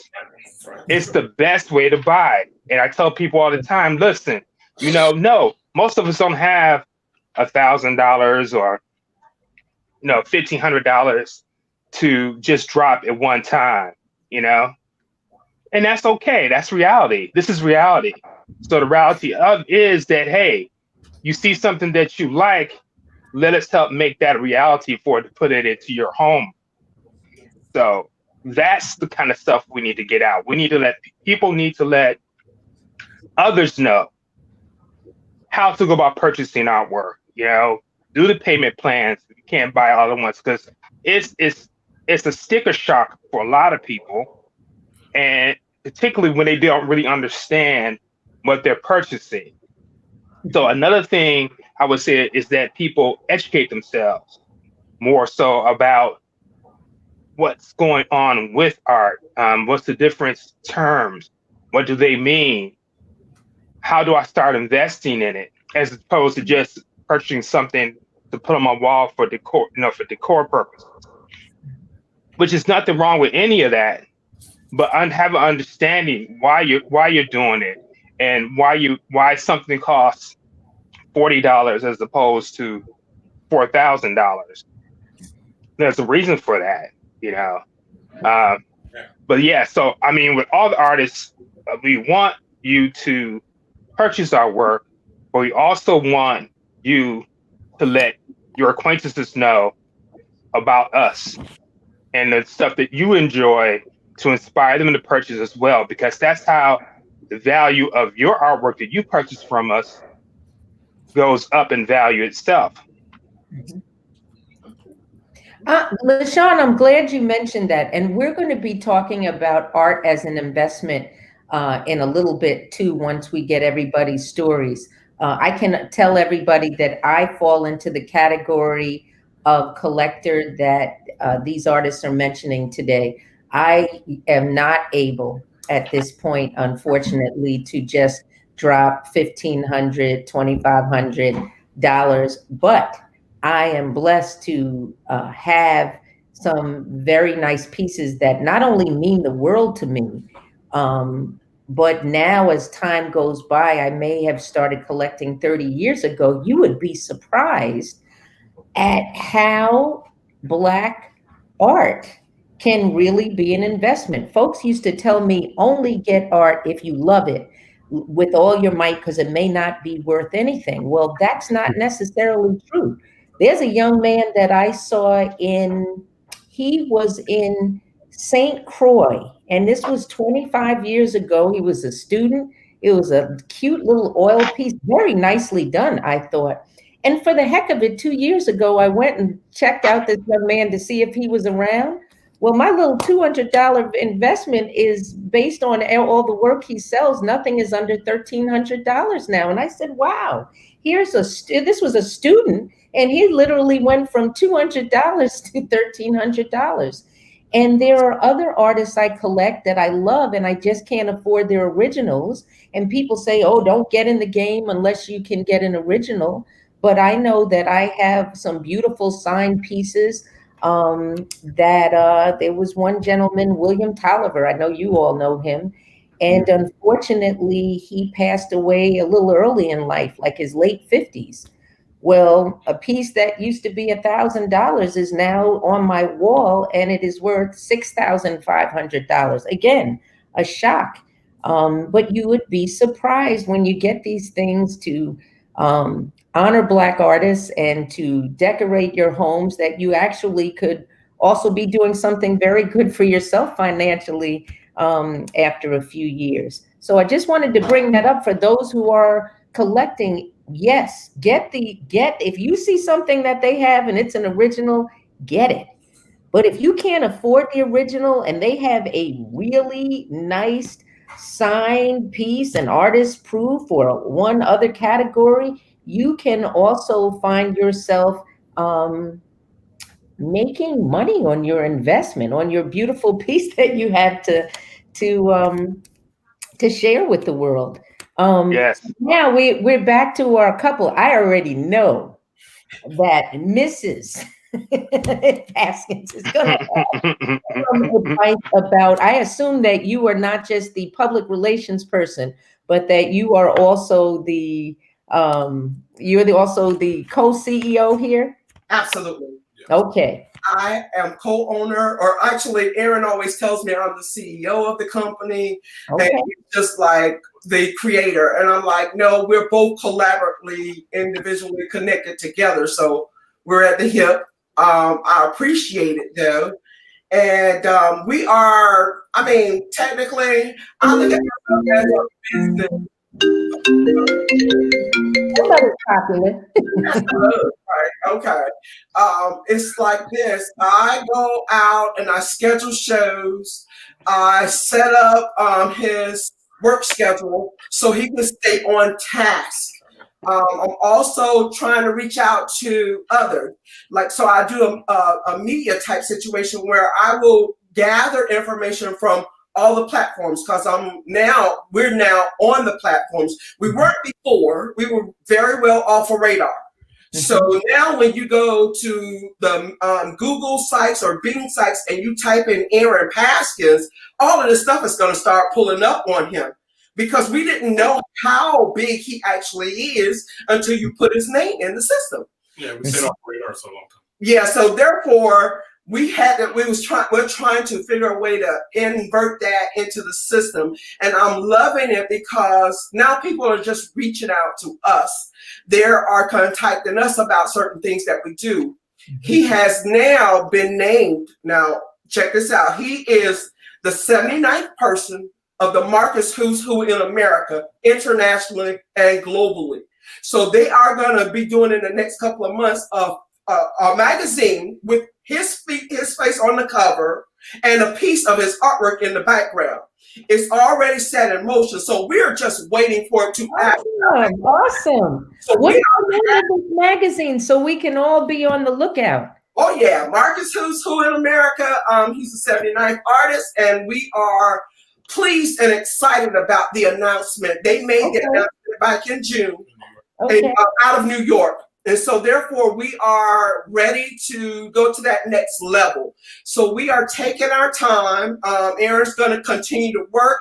He's going to talk a little bit. I'm going to let him speak on his behalf because he knows more ins and outs. And I'm just going to stay back and listen to this young man, my husband, that I love tremendously. That's right. That's right. Well, I want to also, now, Aaron, you're not going to get off the hook because your wife did a lot of speaking for you today. Number one, welcome here to the Beauty of Blackness Fine Art Show, Art Talk. And I wanted to ask you about a recent grant you got, but I want to stick with this question so we can stay consistent. And that is, if anybody could do anything for you right now, they're seeing you for the first time, they're checking your work out for the first time, they want to be a part of what you have to offer, how can they help you right now? How they can help me, I'm going to feed off our other two great artists, LaShawn and Thomas. You want to look at my website, artstorystudiosart.com. You can Google me. You can look through all the media pages that we have there that's on the web. You can reach out to us. One of the unique things that our company has and that we offer payment plans. Most of the time when we're at these shows all across the country, and sometimes we even get calls internationally and stuff like that, as how can we afford to do this? And we try to make it affordable for everyone, no matter what your economic level is, to afford something. So we do individualized payment plans. We set it up on an individual basis. We base it on what your income is, and we see how we can make this object or this particular piece that you're interested in work. And what we also do is we allow the customer or the client that is a collector that's purchasing our work, they determine how their payment strategy is going to work. We're not living their financial situation. Yes. We have our own stability in our finances, so they know what they can afford to do. Some people, it may take 2 weeks or a month to pay out their individual, and we hold their pieces until they're actually completed. Once it's completed, we provide them their certificate, their provenance, so that it shows that it's a legitimate piece. We give them a picture of it. We stamp it. It's certified. It's signed by the artist, so that when they present it to the insurance company, they know we're not a company, we're actually real. We take pride in that because the one of a kinds, we do no replicas, we do no duplicates of anything that we showcase. Everything is one-off. So it's like hot off the presses. When it comes out, whatever it is, that's what a person may be interested in. Okay. They may not come back and they may say, oh, that's not what I want. I might want something similar. You would never get the same. You can't never get the same patina on each one. Yeah. So therefore, you have to take it as it is. We love that they give us good feedback, critiquing, letting us know that this is the road that you guys stay on because it's working for you. Yes. Yes. I'm glad to hear that, because I know even in working with my artists, the ones who really seem to be thriving during this time are the young ones. So they're two established, well-established folks, but the young ones, because the young ones are not playing around and they know social media. And they know what to do, how to get their people out there. There's even an artist here. She's a jeweler, Corinthia Peoples. She's been on a few days. And I watch her on Wednesday nights. And I'm talking about outside of this show. She has her own show going on. If they ever find her at one of these sales network opportunities on TV, we're going to lose her. As an artist, because I can see them paying her. When she puts these things on and sets the mood for her studio, it's actually a win-win, and she does pretty well. I mean, I tune in. You have a bunch of women who don't have to go anywhere, and if you think about it, consumers are going through it, but we spend a whole lot less, because where are we going? And somehow she puts her wearable art on. And shucks, I have a pair of her earrings on now. Who am I fooling? So there are different ways that we can get out. I was very happy to see this whole idea of doing your own show. And I personally had an artist whose gallery didn't do everything they were supposed to do recently. And she spent a little money to hire somebody to come in and to videotape everything and to make some real clever pieces. And boy, that story sold itself in spite of the fact that she didn't have the support that she needed. So I am, as we go along, if you all think of other ideas specifically, how people can help you. I notice the young folks many times are taking advantage of YouTube, the YouTube channel. And you'll get people to not only buy art directly, but people will pay for your content. People will pay to find out, how do you market your own work? Sure. People will pay to be the first person to have the piece of work that you created live on the show last week. So yeah, we have to look at all of these things. I don't want to make this all into the sales part of what you do, but we are in times where we need to have these conversations and need to let people know. We can't wait until they just ask us. But I do want to get a little bit into some questions here, because you all had a lot to share with me. And I want to start with Thomas Lockhart with inspirations. And again, we're going to do this as a roundtable question, but this was a specific question for him originally. When you look at Thomas Lockhart's work, he has eyes, he has African people, he has, what else? Biblical references. So Tell us, Thomas, about your process. Yeah, so my process and my inspiration, like I said, it comes from conversations that I have. It comes from biblical references. It comes from music that I have. Like I have, I'll tell you about one piece real quick. So I have a piece that's called Crowns in Rotation. And in this particular piece, I saw a play called Colorism.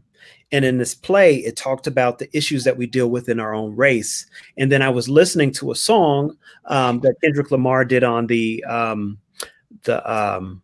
soundtrack for Black Panther, and he mentioned in one of his lyrics about crowns in rotation. And so what I did is I took both of those images and put them together in a celebratory way to celebrate a piece of art.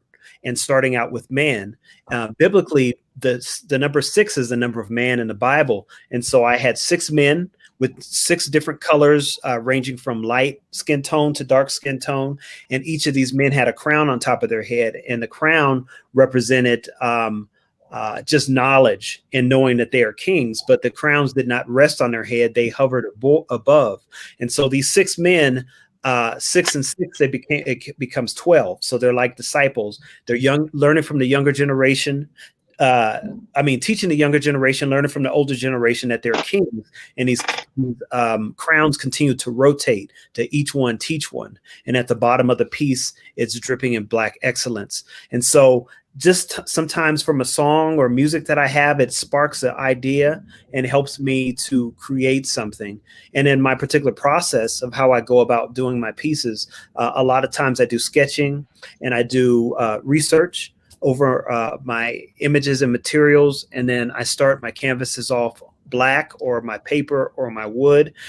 So I work backwards. I do my highlights first, sketching, and then I build up all the colors, and then I add the collage and mixed media in it. I pray over my art. I pray that the art will be an inspiration and a blessing to whoever receives it as well. So that is a process. Yeah. Sean, I want to find out about yours next. I just get up and paint. That's all I do. So. But the process is, for me, it's a matter of inspiration that comes over periods of time. I may see something today that inspires me, like what Thomas was talking about, the crowns. I may get idea on that, but I may not act on idea it may take me years to act on it. Or I may see something while I'm lying in bed, I'm looking at the sheets and I see something in the sheets, an image, and I say, oh, great idea. And now I'll go sketch that out and, eventually get around to doing it. It may not be at that time, or it may be at that time.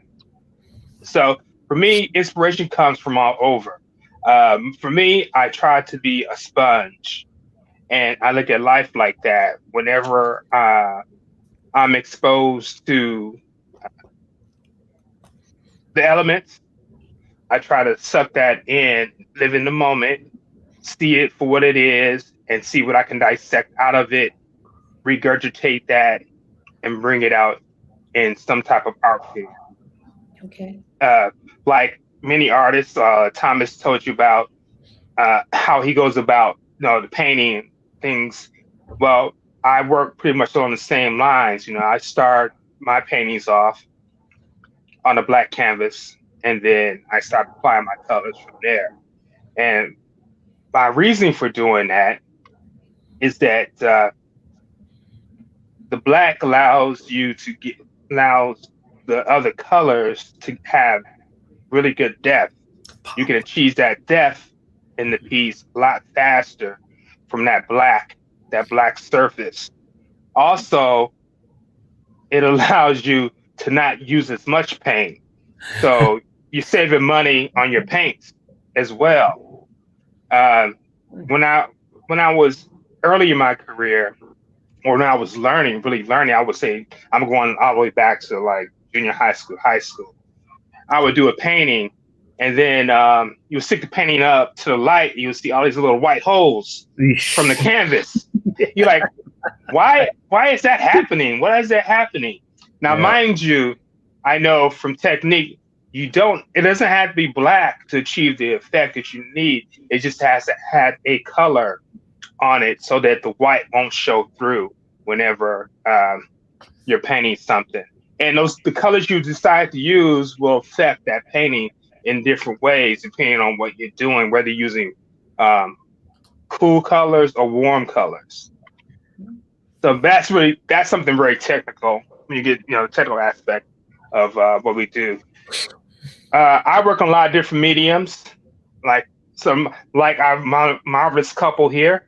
I work in wood, clays, all sorts of things, ceramics, leathers. If it stands still long enough, I'm going to paint on it. Okay. So, and by the way, for those who are going to see this as a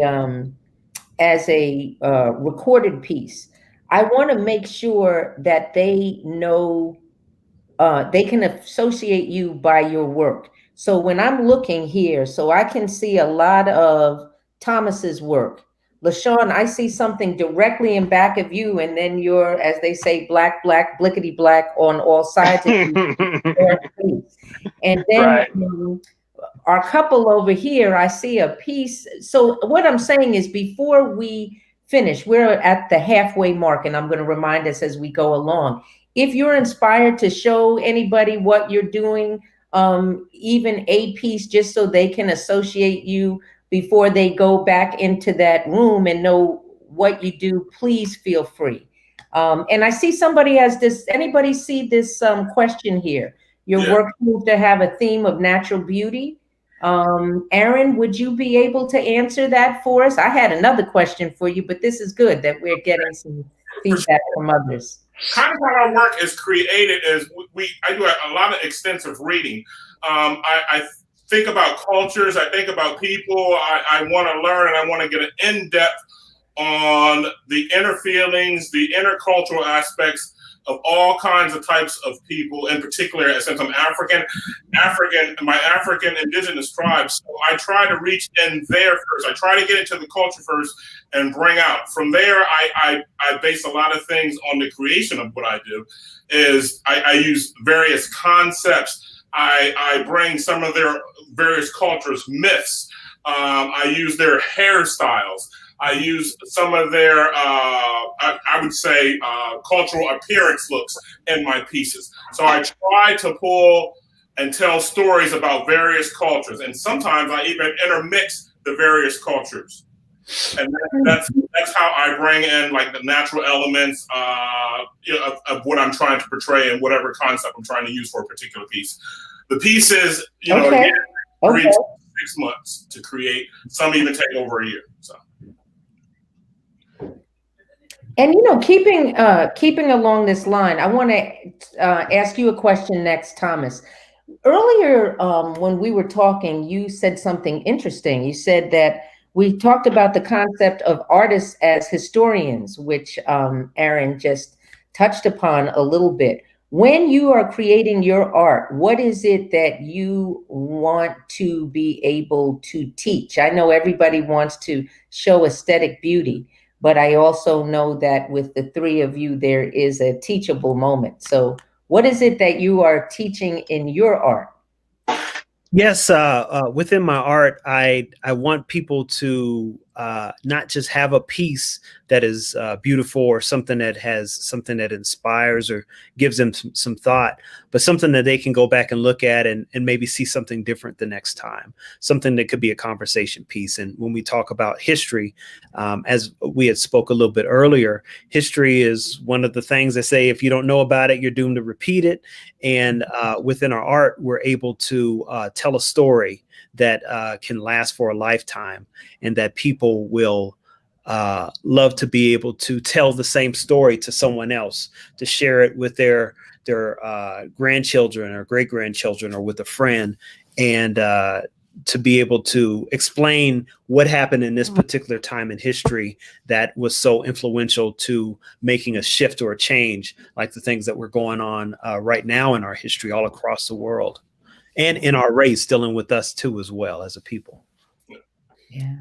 Well, what about you, LaShawn? What are you trying to teach? Well, Out of all of us, you're the one person who has your Black Lives Matter shirt on. So you're not subtle at all. So I want to hear a little bit. Well, for me, what I'm trying to convey in the work that I do is something that's going to empower the viewer.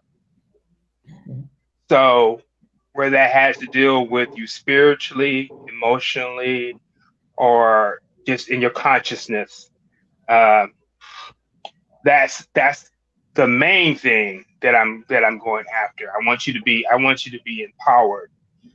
And some of the elements in that is are really drawn on the things that I grew up enjoying watching, which is Japanese printmaking.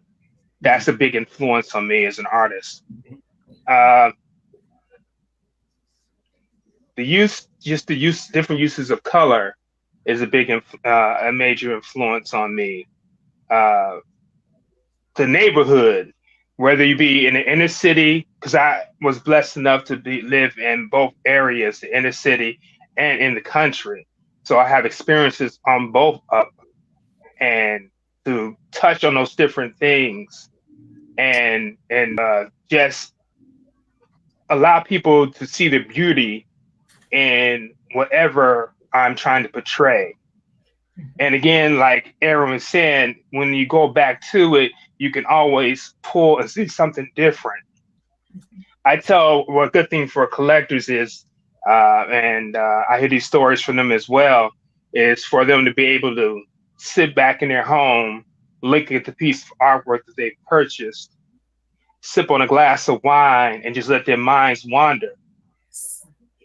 And that's the beauty of art, because it's creative for us as an artist, but it's even creative for the person that is viewing it, because they bring all their, in lack of a better word, I could just say experience. They bring all their experiences into that viewing of that artwork. So they take different things from it than what I'm going to take from it, as a person that created, or better yet, the next person that looks at it is going to see something totally different. You can tell a lot what's going on in some person's life by how they respond to your artwork. Talk about that, if you would, for a quick moment. Well, one scenario comes to mind very clearly. I was at a show, and a woman was looking at a piece of mine. Many people have seen the artwork and loved it or made no comment about it at all. But this particular woman, she asked, "Why does the woman look so mad?" And I was like, "Okay, you told me where you're coming from." Okay, because she doesn't look mad in my perception. She looks pensive. So she's not giddy, nor is she, angry or anything like that. She has a certain calm and peace about herself. So that's one way you find out where people are at, by how they, perceive what you're doing, and they're responsive. Interesting. Do you all mind if I ask another business-related art question? Because I'm seeing, wow, it's going so quickly. And of course, it's your turn, Aaron and Gina. I want to know about the advice you have for collectors who want your art because it's pretty, but are also, again, interested in this generational wealth producing aspect of it. In other words, in our community, we don't do this as often as others do, although we do, and I've seen it.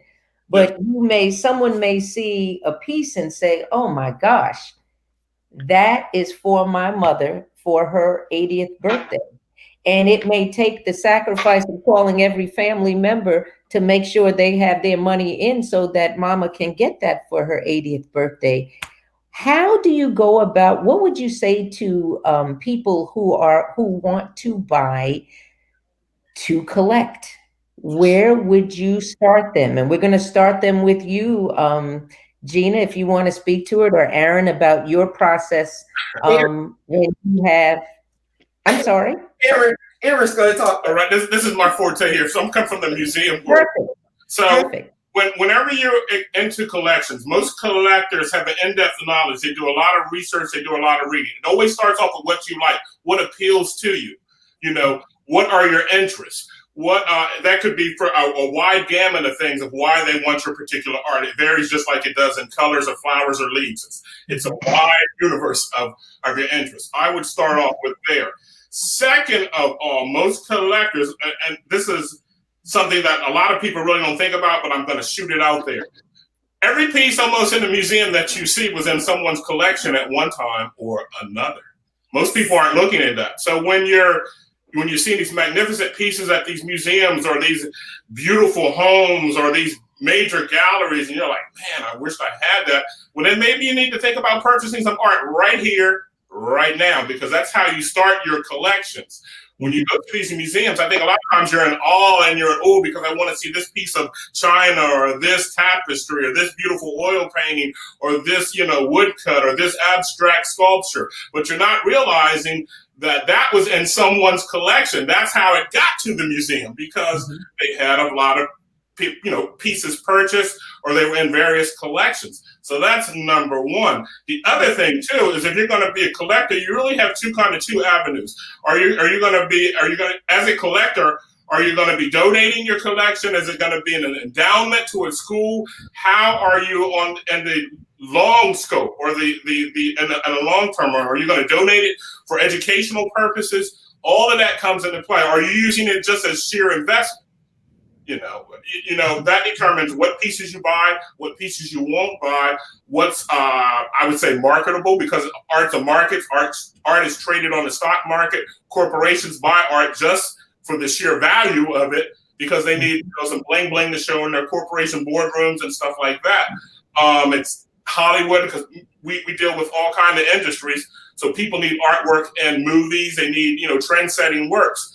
And a lot of the trend-setting works and like that are you don't even get to see. In particular, I could, talk about a piece that we have that's called Auction Block.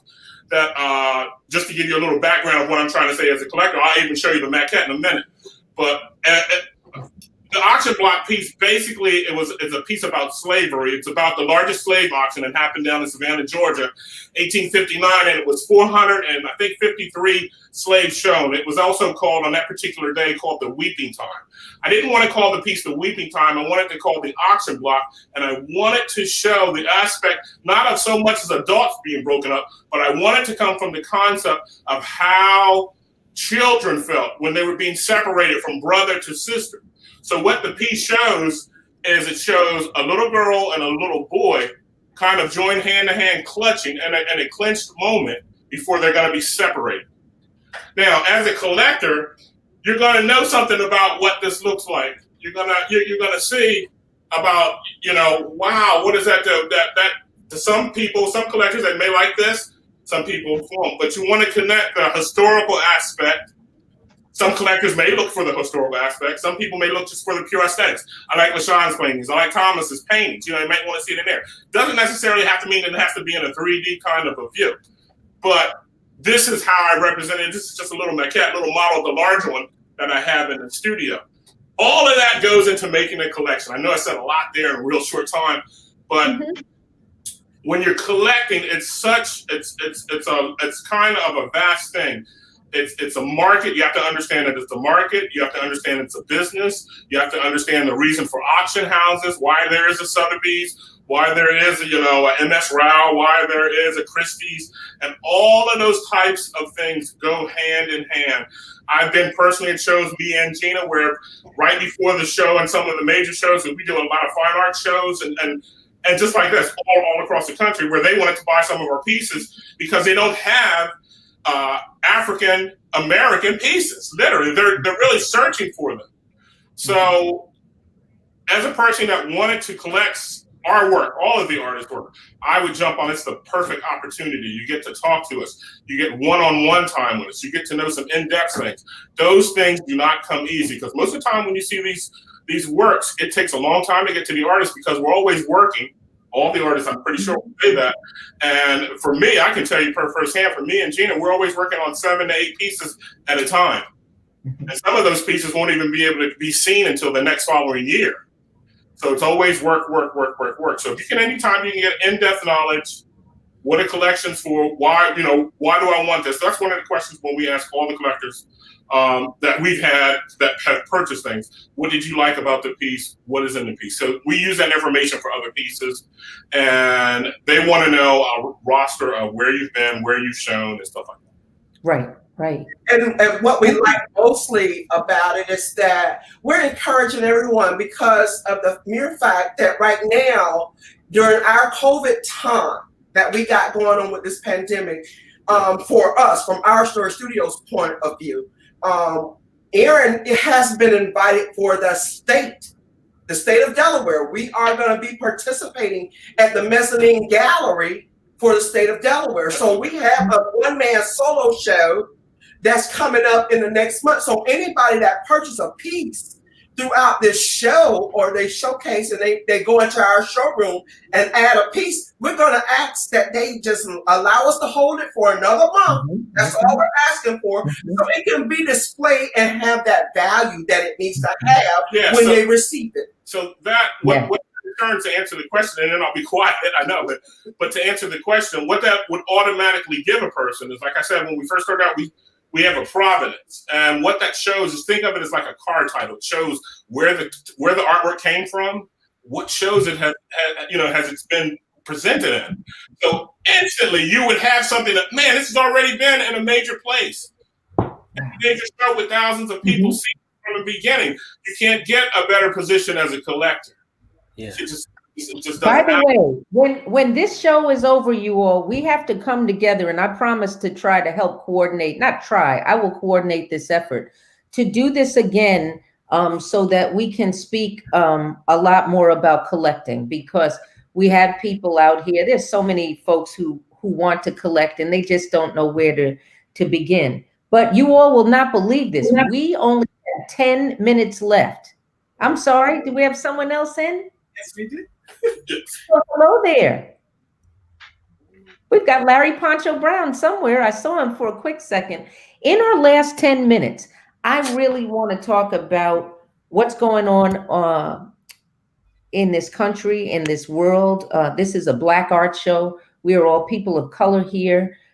These are, I thought they were some unprecedented times until I spoke with my 80-year-old dad, who was telling me that, well, it was like this in the 50s and maybe even a little worse. So here we are. We've got this going on. I know we didn't get a chance. I think, Thomas, was it you who had the George Floyd piece of the last few minutes of his life? Was that your work, or was that LaShawn's? That was mine. Right? So very quickly, again, we cannot end this without talking about the racial unrest in this country, the where we are, our administration. As artists, how do you all respond to this?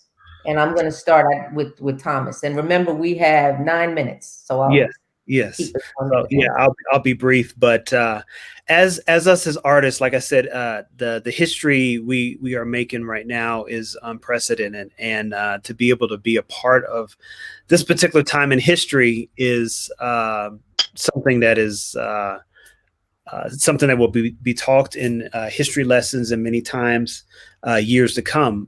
Dealing with the pandemic. And dealing with the pandemic inside of the pandemic, and then we're in the middle of an election year, and for our kids are seeing stuff and are facing stuff they've never seen before, and some of our young kids, this is just a part of their life right now, and they don't know any difference. And so, with our art tells a story, and our art is something that needs to be uplifted, and sometimes us painting is the only way that we can get our expression and our feelings out, to be able to portray this and to show these things to other people. So like I was talking about in the piece that I did, it talks about George Floyd's life, his last 8 minutes and 46 seconds of his life, and that people be able to get to draw and see that from many different aspects. If you're white or black or Asian or whatever, that you see a human life. And it's not that you see someone who's black, but you see someone who is human, someone who is just like you, who believes like you, who breathes like you, who sees like you, who has aspirations to uplift their family and to continue to keep growing with their generation to generation. So I appreciate that. Any thoughts, LaShawn?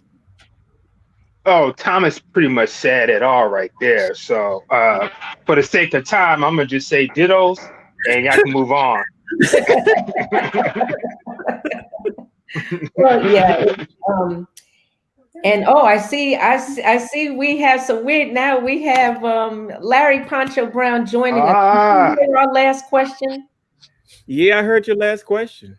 Yeah. And the whole presentation is wonderful. I'm glad. I always enjoy when artists are sharing their experiences, because we come from so many different walks of life, but we're looking at the same overview.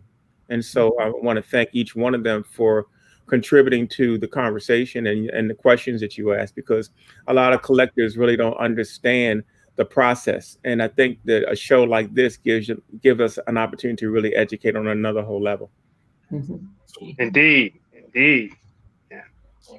So when we're talking about this, you may want to add, and I know if you don't, Miss Gina is going to get that last minute, because that's what we women do. So I don't want to leave us on a somber note, but you all are the creators, and one of the things that has always been appreciated about our people has been our art.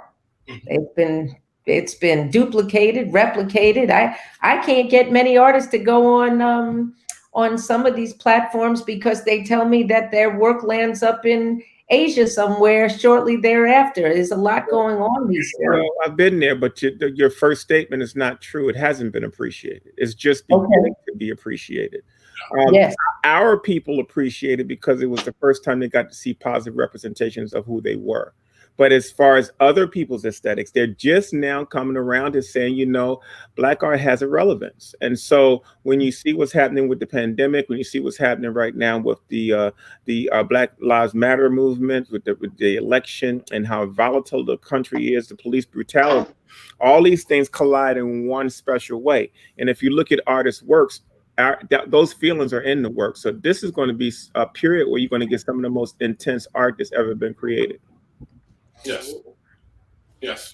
Well, in adding that, how do we get what's going on with us now to turn into major institutions giving Black art the same respect that they give what they consider mainstream art? We will all be dead. We will all be dead with flowers growing out of our chests before we can influence that. I think you influence it now by doing what you can in the market that you can, and with the exposure that you can, with the reach that you can. And those things are just as important. There was a small percentage of African Americans that have ever felt comfortable in a museum setting, period. And they didn't start getting into a setting with art until the art shows that were happening back in the 1980s and 90s.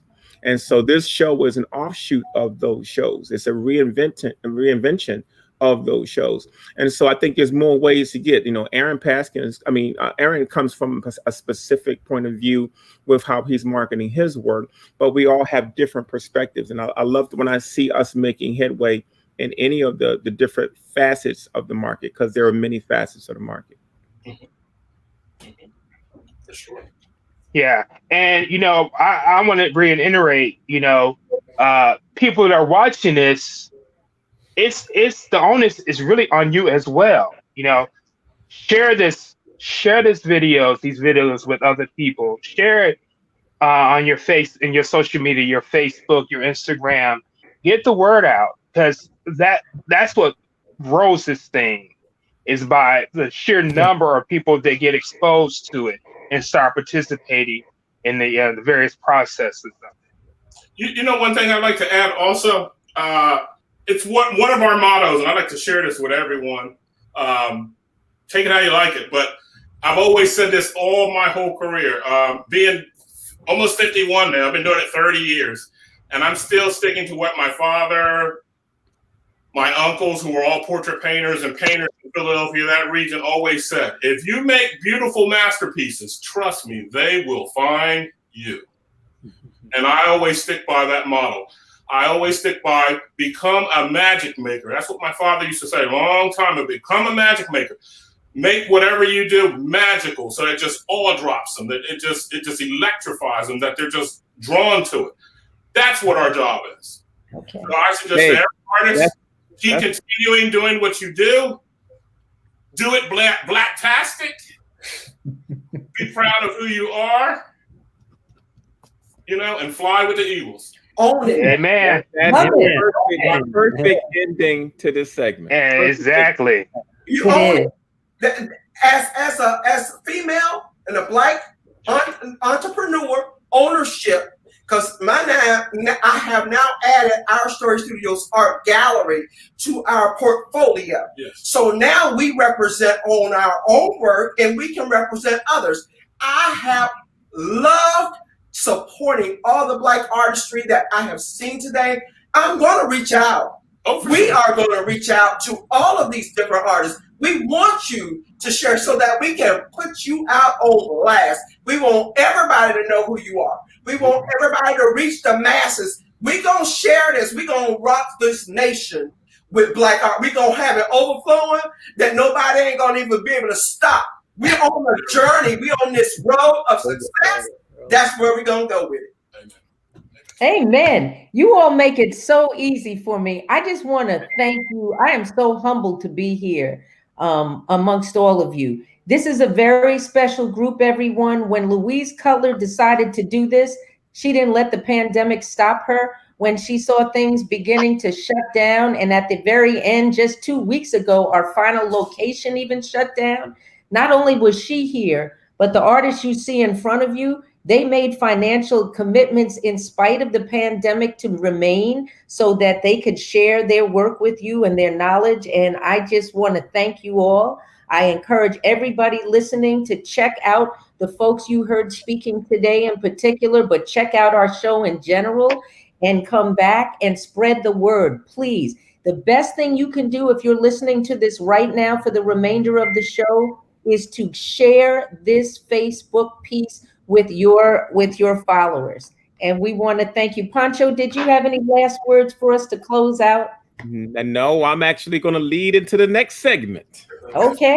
All right. Well, thanks again, everyone. You're welcome. Thank you so much. Thank you. There now. God bless. God bless. All right, y'all. We are passing the baton. I want to thank Ms. Beverly Hunt for an eloquent interview with the artist. I want to thank LaShawn Beal, Our Story Studios, and Thomas Elias. I like his middle name, Elias. He's the man. Giving you some real good information. What I can tell you is that this show has been impactful and a lot of good information has been shared in this format. So in this session, I'm going to give you a completely virtual experience. What I'm getting ready to show you happens to be an example of a virtual environment. Okay.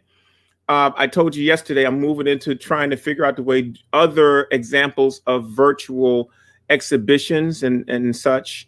But I'm going to show you something that I did with a partner of mine named Aaron Rice. And we're going to share this whole video. So just sit back, relax, and learn a little bit about virtual. According to Wikipedia, Larry Poncho Brown is an American artist who began as a sign painter professionally and has worked in both painting and sculpture. He has also worked as a curator. His work has been shown in exhibitions, television series, and multidisciplinary art pieces. Larry Brown was born Larry O'Neill Brown Jr. on December 19, 1962. He received the nickname Poncho as a child because he was a fan of the television series Cisco Kid. He earned a BFA from the Maryland Institute College of Art in 1984, majoring in graphic design and photography. Would you like me to continue? Yes. Brown started his career as a sign painter and opened a sign painting business at the age of 17. He describes his first major career step was working with Dick Gregory, who had Brown create illustrations for the advertising of Gregory's Bahamian diet. As a painter, one of his first major exhibitions was at the Jacob Javits Center. In addition to solo exhibitions, he has also exhibited at group exhibitions, including the Philadelphia Art Exposition and the Chrysler Financial African Festival of the Arts. As of 1996, his work was sold in around 1,500 galleries within the U.S. In 1999, his work was featured in the books Wrapped in Pride and Evelyn and Mercer Red Crosses Connecting People with Art, Contemporary African American Art. Would you like me to continue? Yes. His artwork has appeared in Upscale, Ebony, Essence, and Jet magazines. On television, his artwork has also appeared on the series Soul Food, The Wire, A Different World, and In the House. Brown has also produced book cover art. His work has been used inside of other books as well. He has produced visual images for dance productions, and his work has been used for festival art for events including the Western Maryland Blues Fest and the Capitol Jazz Fest. Brown works and creates his art in Baltimore, Maryland. Brown also curated the Baltimore Masters Art of the Ancestors, an exhibition that featured the works of deceased Baltimore artists. Would you like me to continue? Yes. Section 4, Recent Work. In 2014, Brown exhibited as a part of the Jamaican Arts Odyssey program and created work for an exhibition at the Hirshhorn Museum and Sculpture Garden. In 2015, Brown worked on the cataloging of the art left by the late artist Carolyn Ann Watt, whose lifelong collection of paintings was not discovered until after her suicide, as a part of his recognition of the role of art in mental illness. In 2017, Brown's work was displayed at Tower Square in Springfield, Massachusetts in an exhibition entitled Stronger Than Pride as a part of the city's Black History Month recognition. He has been critical in the past of the trend of only showing the work of African American artists during the month of February. Would you like me to keep reading? Yes. Section 5, Style. According to the Philadelphia Tribune, Brown primarily works in acrylic, although he uses a variety of mediums and styles to express his interests in Afrocentric themes, ancient Egyptology, and dance. It's a style that combines past and present art to create a sense of realism, mysticism, and beauty. In addition to his paintings and illustrations, Brown has also worked in the field of sculpture. Brown has stated that he endeavors to depict African American people in a positive manner. Would you like me to continue? Yes. Section 6, Recognition. Brown was the recipient of the Artist of the Year Award from the African American Visual Art Association in 2000. In 2008, he received a Black Music and Art Award. He is also the youngest inductee into the Carver Vocational Technical High School Hall of Fame. His work has been listed in the collection of the Charles H. Wright Museum of African American History as a part of its Visions of Our 44th President Commission exhibition. Would you like me to continue? Yes. Section 7, Personal Life.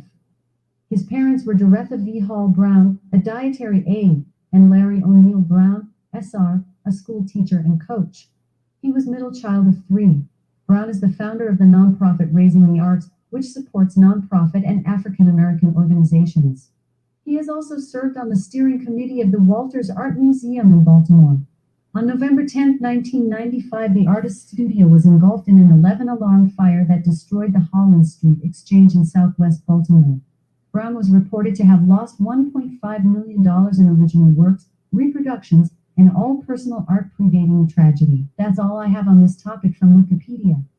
This is Aaron Rice, and we are live in the Virtual Reality Collaboration Lab. I want to welcome everyone to today's session. I'm here with the world famous Larry Poncho Brown. Say hello, Larry.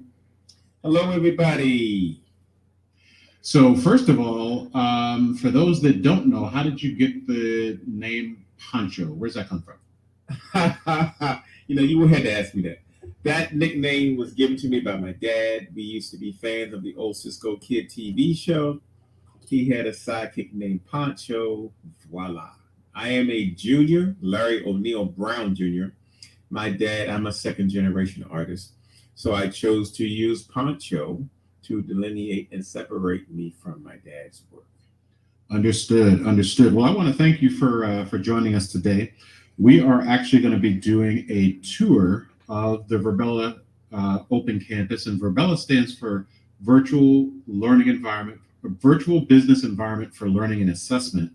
And we actually have our own private team suite on the platform called the Virtual Reality Collaboration Lab, which I've gone ahead and this is my first curation job here, and I've gone ahead and curated your artwork throughout our space. So I just wanted to spend some time, probably about an hour or so, just kind of going through and talking about some of the pieces that you've done, and why people should be super excited about engaging and checking out your website for more information. Sounds good. All right, so why don't we start with this section up front, right behind you. So I'll go ahead and walk into this private volume area if you want to follow me in here.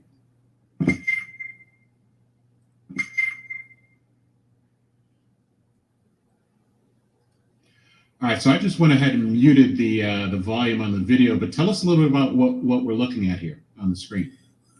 Well, we're looking at a recent project I just completed called LED Baltimore. They have a big, gigantic billboard, 5 stories tall, right adjacent to the Penn Station in Baltimore. And they also feature the works of artists. So this month, I was selected to be one of the featured artists. And what you're looking at is a collaboration between myself and Aaron with his drone footage to document that occasion. Wow, that looks great. So is this like a business card size exhibit, or how big is it? Looks pretty huge. Well, this whole project came about, I applied to it probably about maybe 6 months ago, and they select artists based on that. I try to encourage all artists to continue to apply for things because people think this is a magical situation. It actually was just me applying. They selected the work, and it was displayed for just over a week. They ended up extending it 3 additional days, which gave us a lot of time to document this project. All right, so why don't we go ahead and leave this space, okay, and we'll head into the hallway of the collaboration lab here.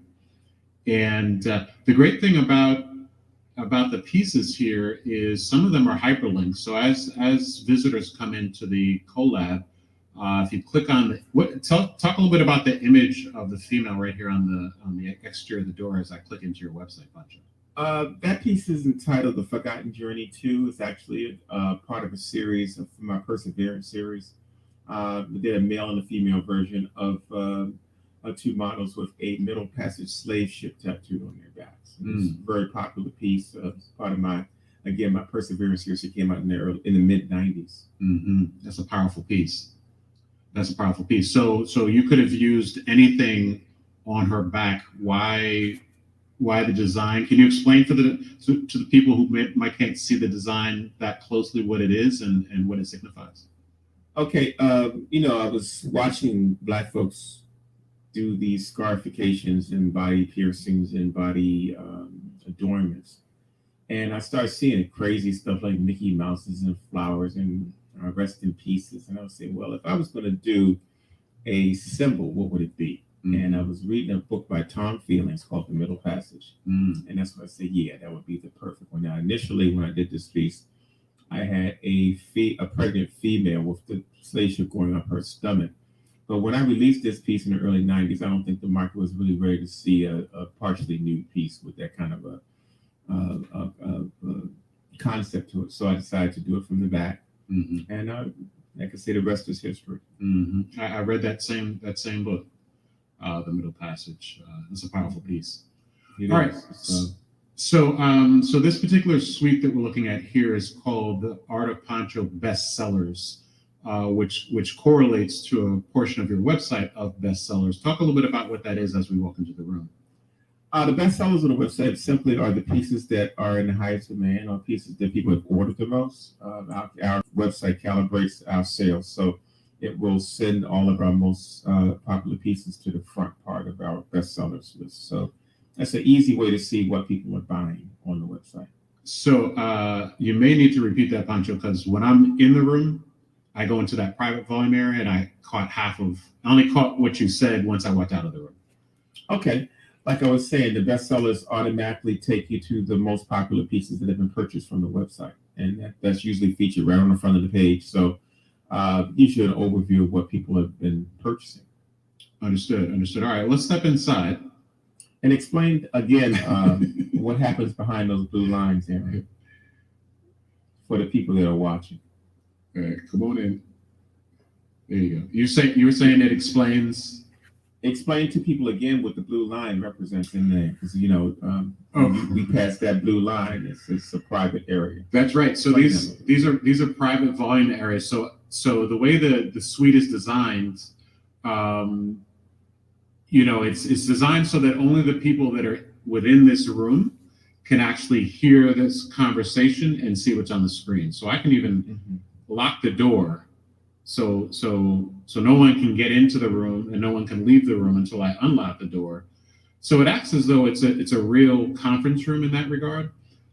So it creates private volume areas or private spaces within the suite. So it's pretty cool. So we can have a meeting in here. So that's why when I stepped into the suite and you were outside of the suite, I couldn't hear what you were saying until you popped in. So talk a little bit about, is this a Delta piece here? Talk a little bit about that. Yes, it is. It's a piece that I partnered with a friend of mine that named Karen Busser, a very well-known artist. We have been doing the Delta conventions probably since the middle 90s together. And so this piece was commissioned for one of those shows through her company. We usually do a 2-year licensing arrangement with them, and this is one of the pieces from that series. I've probably done more Delta images than I've done any other sorority. That's beautiful. All right. What about, so here's the male version of what we had on right behind you. The male version of so the one on the exterior with the woman had a little bit of color to it. This one is black and white. Which one came first? Why? The black and white version came first. The male was actually created first. The female was created second. We did a colorized version of it as a G-Clay later on. I just conceptualized trying black and white kind of get encapsulated a particular time frame, and then the color kind of represented the future. So we did a colorized version of both of those pieces, and they were received very well. And so as we go to, I'm clicking on your logo, and it actually takes people to the top sellers portion of your website. So you can't see it, but I'm actually on your website kind of scrolling through so people can see where they can go and purchase pieces.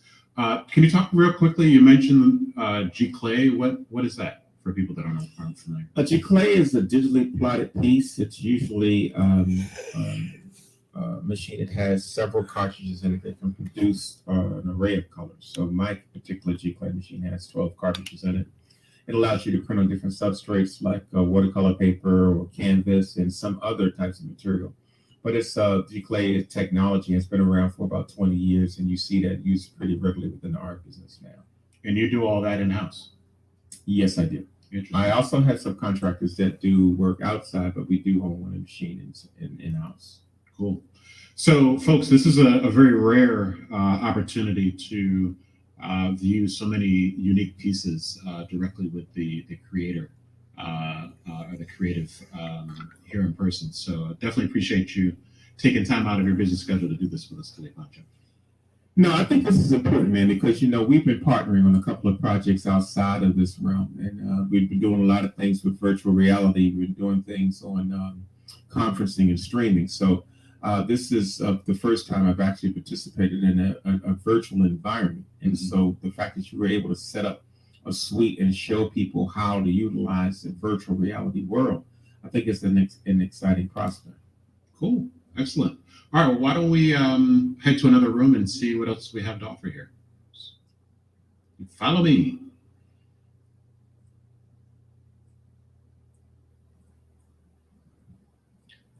All right. So this is the Art of Pancho Artist Editions. What's that mean? Artist editions are simply different artists that I've worked with over the last 2 decades or 3 decades. I've always published in works by artists from the DMV, the District of Columbia, Maryland, and Virginia area. And so we still have a lot of pieces by other artists in our repertoire. And so Artist Editions is a list of those artists that we partnered with over the years. And this image that's on the front looks like I'm on your website. Looks like it's by Alvin Harris Dinka. Yeah, Alan Ferris. He's Alvin Ferris. popular. Yeah, he's a very popular artist. He lives in London right now, but he's a pretty dominable force when it comes to his work. And we have about maybe 5 pieces of his works in our collection. Nice. So why don't we step on in and see what else we have in here.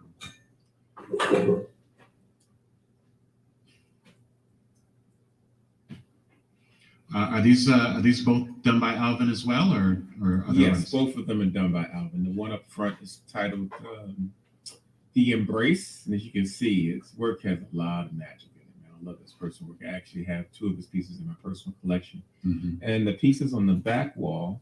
That piece is actually, I told you I'm a 2nd-generation artist. This is by my dad, Larry O. Brown Sr. Oh wow! I did a version of Heaven Sent back in the early 90s. My dad decided he was going to do a female version of that piece.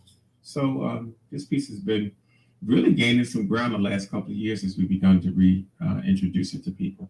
Wow! This is called Come Home, My People. Come Home, My People.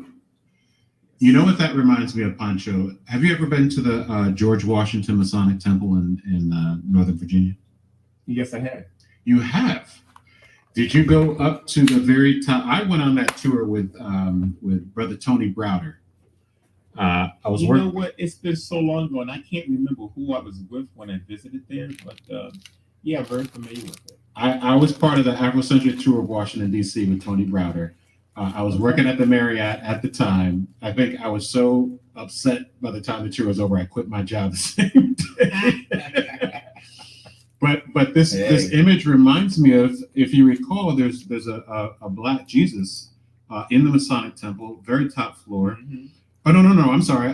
It's a white Jesus. I apologize. It's a white Jesus reaching up into the clouds, and reaching out of the clouds is a black hand of God. Yep. Reaching down to the white Jesus. Exactly. Do you remember seeing that image? I do remember seeing it. I've seen many pieces like that. Yeah. But I think, we were inspired to do something that depicted African American or African or Black angelic forms, because you don't see a lot of it. Amazing. All right. Very special space, very special work. All right. Why don't we go ahead and roll on to our next space here. And so now we're looking at the art of Pancho artist collaboration. So you collaborate from time to time with different artists, is that right? Yes, I do. That's something you find rarely in the African American market, where artists actually work on the same painting.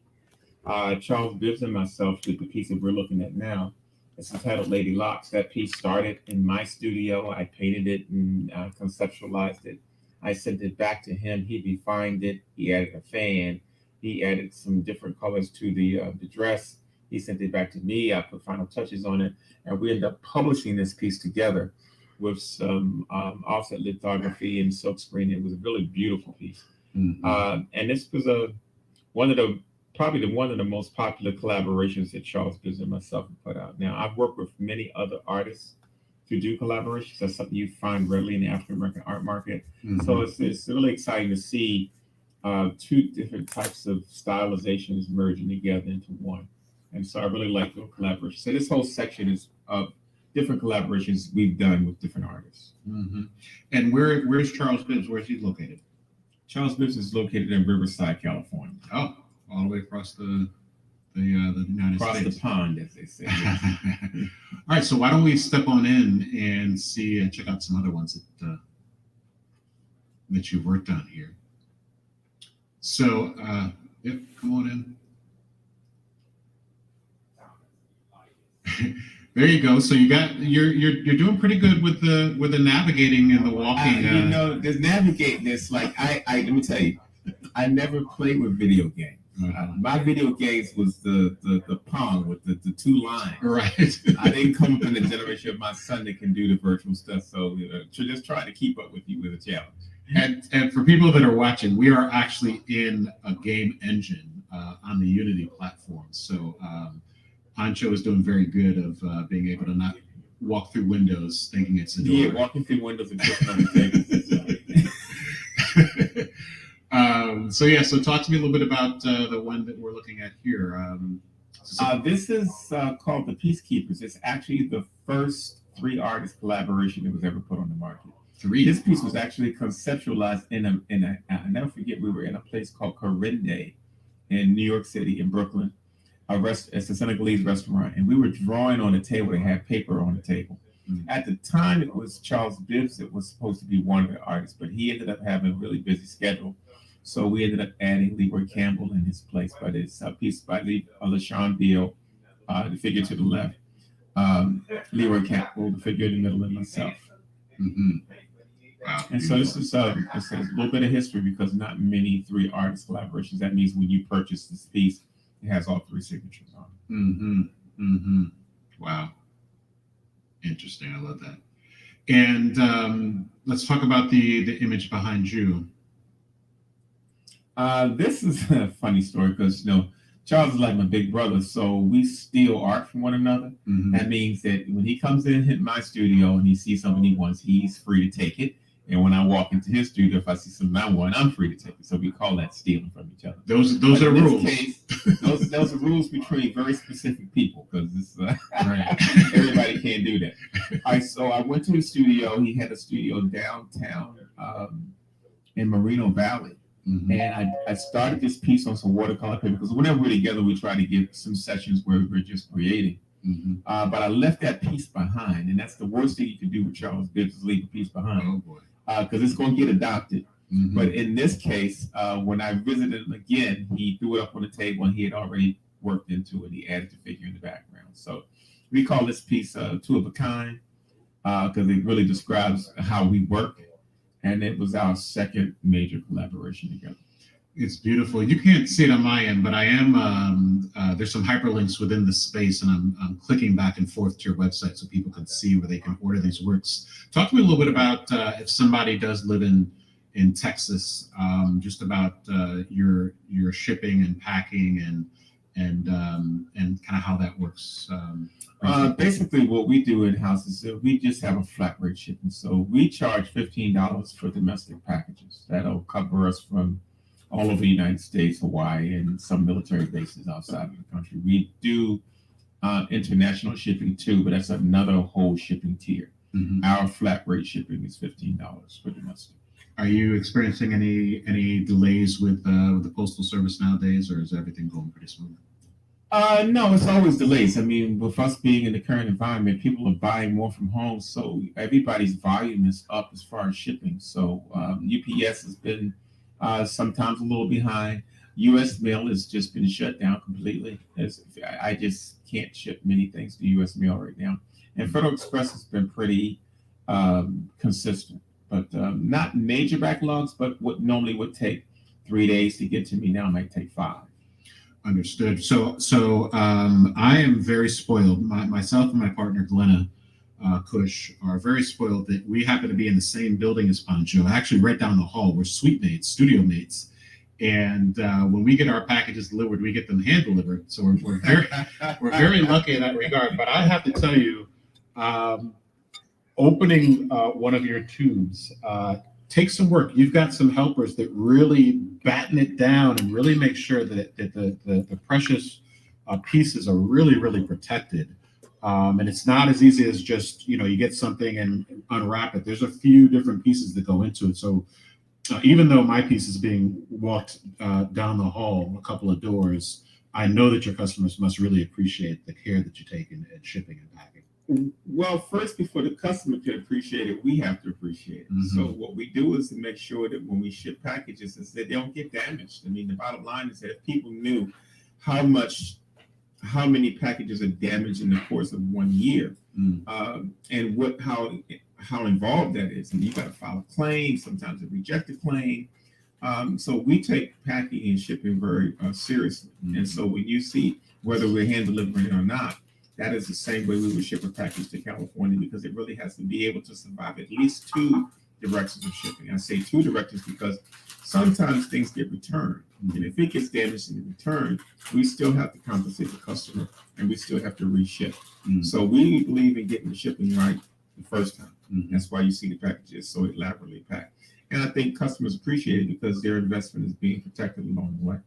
Yeah, I used to work at a courier service, and the tagline is it's in the packaging.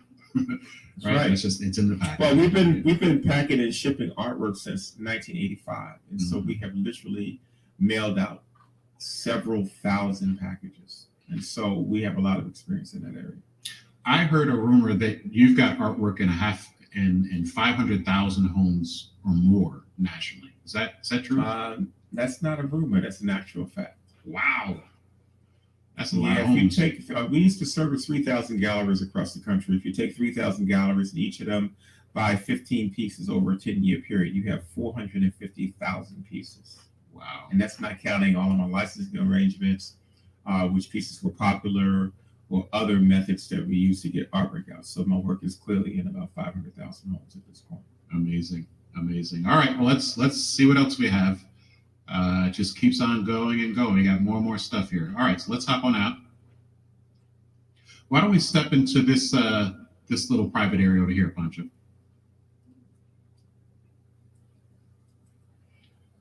All right, so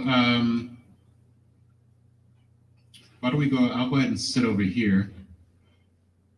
This looks like it's I don't think I've mastered sitting yet. No, just point your mouse at the seat, and then you'll see a little blue link that says "Click to sit." I learned how to virtually sit, y'all. So tell us a little bit about what we're looking at on the screen here. Oh man, you should be telling me. You are the mastermind behind my 3D image tour of my studio. Aaron is very modest. His skill set and his knowledge base is very extensive. He was the person to introduce me to 3D technology. He was the first person to introduce me to 3D mapping. And this project is actually the first project we did together where he virtually mapped my studio. Had a lot of fun with that. And you were happy to play along. And be amused throughout the experience as well. But I thought it was a great way to be able to, because I come from the real estate world, and so we use this technology to sell homes, high-end luxury homes to international buyers, and so to bring this type of technology into the art world is very exciting for me.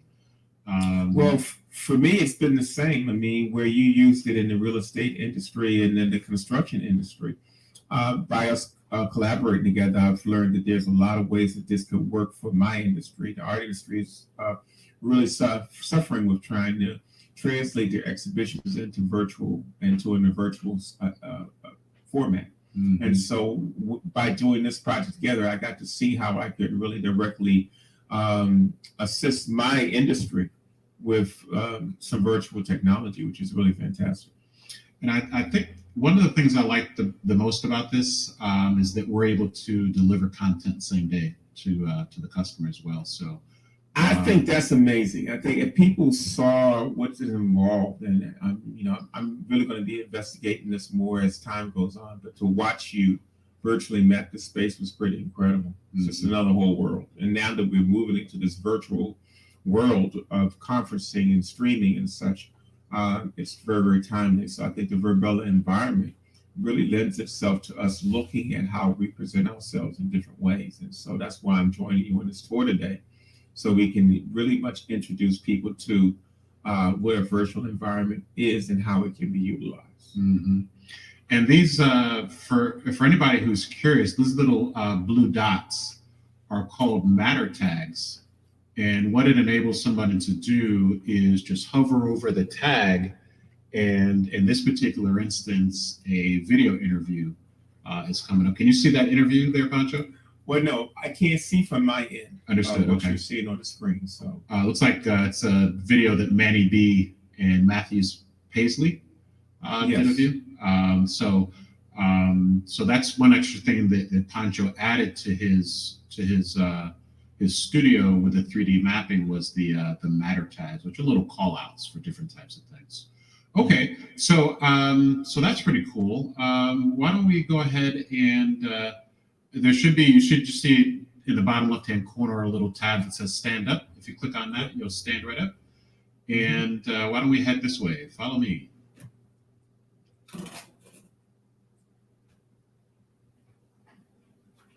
Let me mute this video real quick. I think it's on autoplay. Oh, it's on mute. Okay. Yes, we went through this the last time. It's muted on my end. I don't know about your end, but it's muted on my end. So we are. It sounds like it's not muted on your end, but it's okay.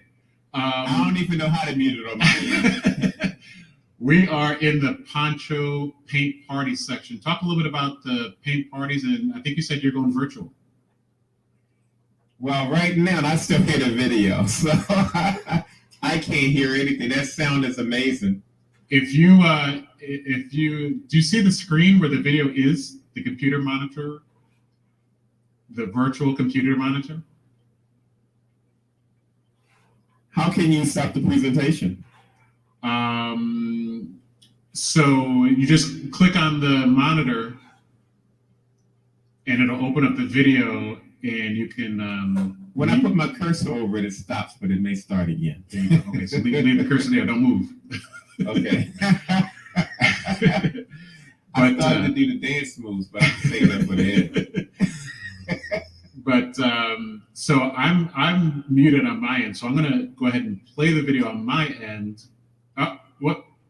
I'm sorry. Looks like it played on your end too. So why don't you tell us a little bit about the paint parties, what that's all about? And I think you said you're going virtual with some of the paint parties as well. Is that right? Yes. The last 3 years we've been doing paint parties. They've been really successful. I mean, the whole paint party phenomenon started about maybe 10 years ago with companies like Paint Night and some other people. And I started getting a lot of demands from people to do them. And I was, I don't have time to be teaching painting. But I looked at it as an opportunity to brand what I do, to teach people how to paint the way I normally approach a painting. And it really caught on. And we've had as many as 60 people in one session.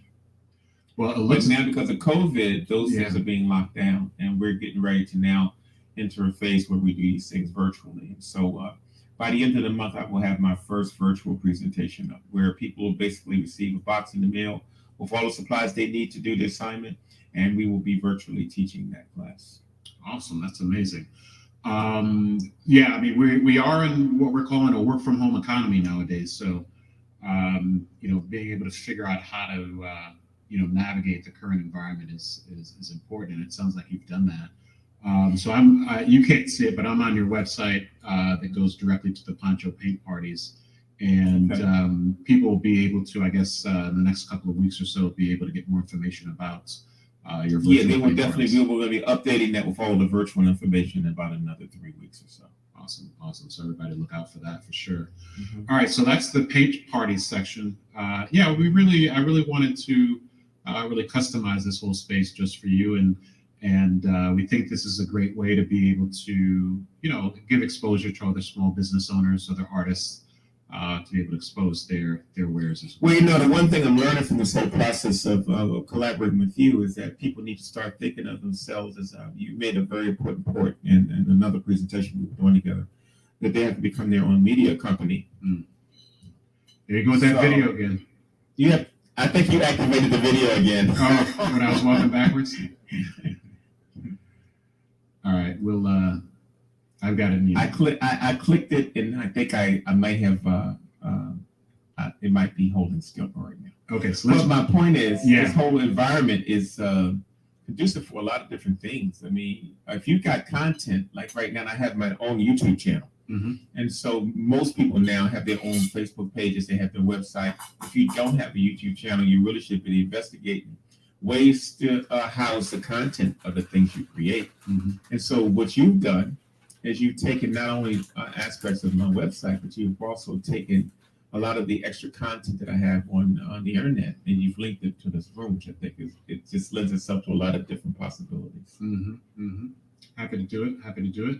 And this is kind of like the exhibit on Charles Street. This is up for probably another 24 hours or so. It's been up for about a week, but that's why I wanted to do this recording of this video so people could see, a full breadth of just some of your pieces. We've got close to 70 different pieces, unique pieces here in the Virtual Reality Collaboration Lab, and I know that's just a small percentage of your total volume or body of work, but it's pretty expensive. So we'll be kind of decommissioning this space and then opening up to another small business owner in another couple of days. So anybody that's interested in coming in to check this out, know that you've got a good 24, 48 hours outside of the video to come and see kind of how I curated this space. So yeah, I plan on sending out an email to give people a chance to at least bump their heads and get in the room and play around a little bit before you take this whole thing down. Yeah, for sure. Mm-hmm. All right, so talk to me a little bit about Poncho Artware. So you can not only hang your art on the walls of your beautiful home, but you can also wear it too. Yeah, well, the wearable arts got started maybe 9 years ago. Another restaurant, I was talking to people about, we were talking about future projects. I remember talking to these artists and I said, I want to do a line of ponchos with ponchos art, and they call them ponchos. And everybody at the table started giggling and laughing. And I just said, okay, that must be a whack idea. But I found a company that could weave my work, and so now I'm laughing. You're getting the last laugh, huh? That's right. It took off like bonfire. I picked an item that's timeless, so women acquire these pieces, and men acquire these pieces just to have something a little different. And it's branded by my name, so that anybody that tries to do ponchos is going to be, maybe not. I love but it. It actually started out just being a branding idea, working with the name Poncho rather than a clothing line. But now, after I got into it, fashion people wanted me to do fashion shows and such. So it was almost like I had to learn the fashion business overnight, because that wasn't my intention when I set out to do this. Right. And it looks like poncho season is coming soon. So. Yes, it is. Yeah. All right, so why don't we head on over? Now we're in the mini print section. I say it all the time, like, this is my favorite piece, but this one with the kente is I don't know. I'm drawn into that piece. Talk to me a little bit about what that is and how it came about, and what do you call it? Well, Kente Queen is an early piece of mine. I actually used to paint in oil. This piece is painted in oil on African fabric. And so I did a whole series of Black women's faces on African fabric. I have another piece, a counterpart that's called Senegal, that has blues and purple fabric on it. So it's kind of approached in realism. So it looks like that's actually her folds. That's actually the patterns in the fabric, and I just painted the folds to mimic what you see. Understood. And that piece is owned by my sister. It's one of my larger originals, but it also was featured on the LED Baltimore project. So to see her 52 feet was pretty impressive. Absolutely. Yeah, I really love that piece. All right, so why don't we head on in and check out some other mini prints.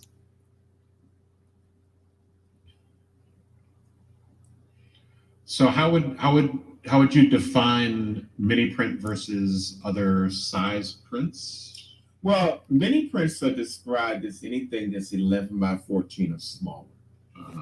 There are micro prints, and that's 8 by 10 or smaller. So we have a cross section of our pieces that we consider entry-level pieces that are printed that size. So mini prints really frame up to like 11 by 14 frame, and it's a good product line for us. It's a good introductory line for us. So we're looking at the piece with the four brothers dancing. What tell us This about is actually inspired by Alvin Ailey. This piece is called Sidestepping. Sidestepping is actually one of the first of my dance series. While most artists were doing musical series because those subjects tended to be a little more universal in the art market, I was doing dance pieces while they were doing jazz pieces. So this whole series may consist of about maybe 25 paintings. Wow. So do you didn't have models posing, did you? I mean, this came out straight out of your brain, or how did you? No, I had a bunch of that. I do a lot of research stuff, and I tear magazines up. We call a magazine tearing or making a morgue. A morgue is a place where you have a file cabinet with lots of reference materials. And at one time, I had the most vicious morgue ever, but I lost it in my studio fire in 1995. So what I do is I just clip pictures of different things, and I reinterpret those photographs in my paintings. And sometimes I will shoot my own pictures and use those as inspirations for my paintings. And then other times I just work from my imagination. A morgue. Okay. Well, the last time I cut things out of a magazine, it was for my my dream board. There you go. Right.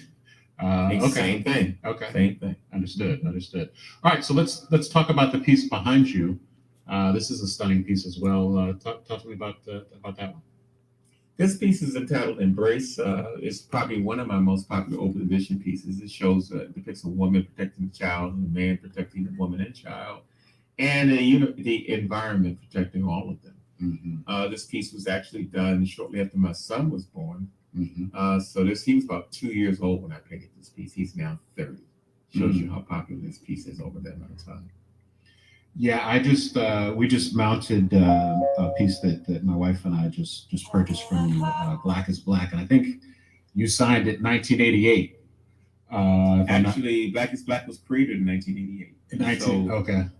And back then, I know we don't have a reference of that here. I think we might be on one of the walls here. That piece was the first piece to deal with the color of colorism, and so you have my most popular piece. So yes, I'm just thinking of where I was in 1988, 12th grade of high school, and you were putting out work like that. Wow! So you can imagine what my son thinks at 30 when he looks at a piece that's older than him. I mean, it still resonates even today. And that's the thing about art that's really wonderful, is that it's timeless. I mean, I give the dates on some of this work, and people don't know because it's timeless. Yes. They have no idea what it is. Took the words right out of my mouth. Absolutely. All right, so why don't we leave the mini print section? All right, so we're making some good headway here.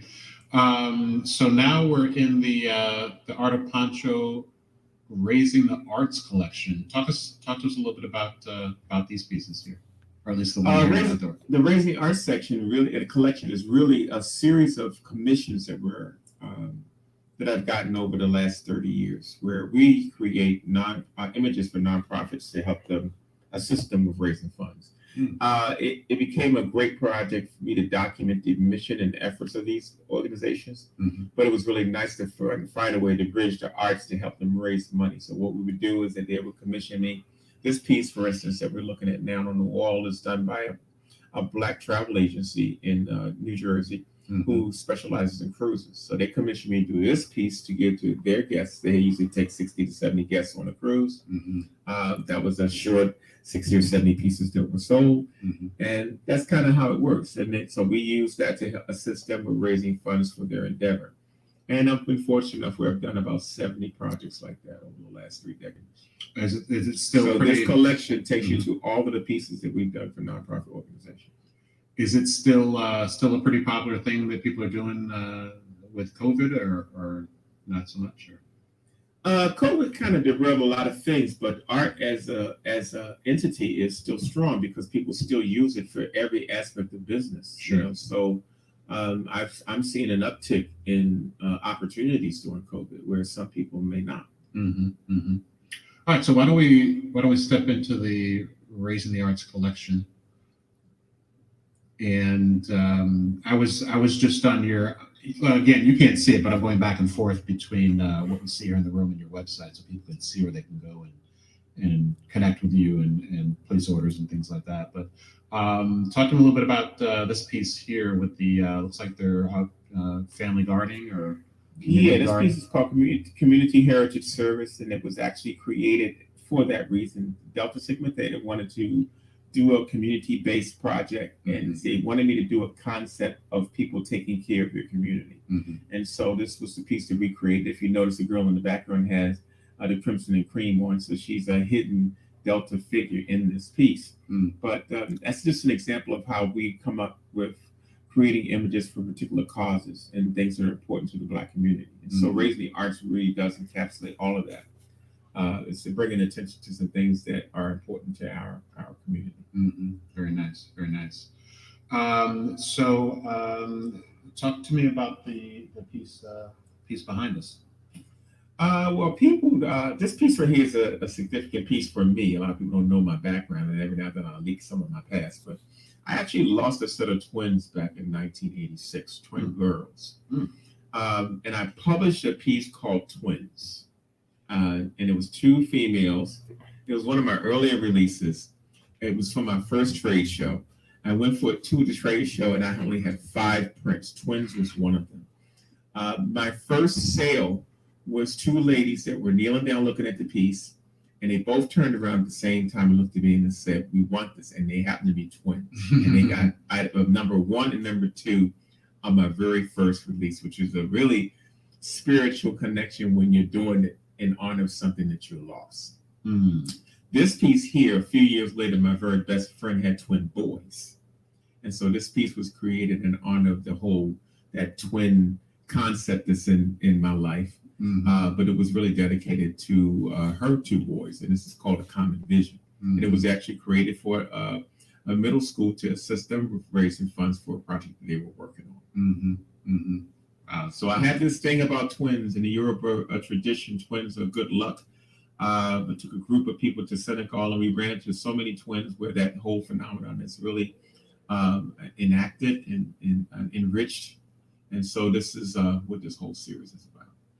So, I mean, I love this piece. Did you start out doing this type of work, when you first got started? I mean, take us back. I mean, this is some really stunning work. Take us back to kind of your first starts in the art world. How old were you? I got my first job at 14. I was working there. I was attending Carver Vocational Technical High School, where I learned commercial art. In that program, you would study it 3 years. You would be awarded work study in your senior year. I was assigned to a woman by the name of Barbara Thomas, who at the time was probably the fastest letterer in Baltimore City, which means I learned how to letter in 3 months versus 3 years.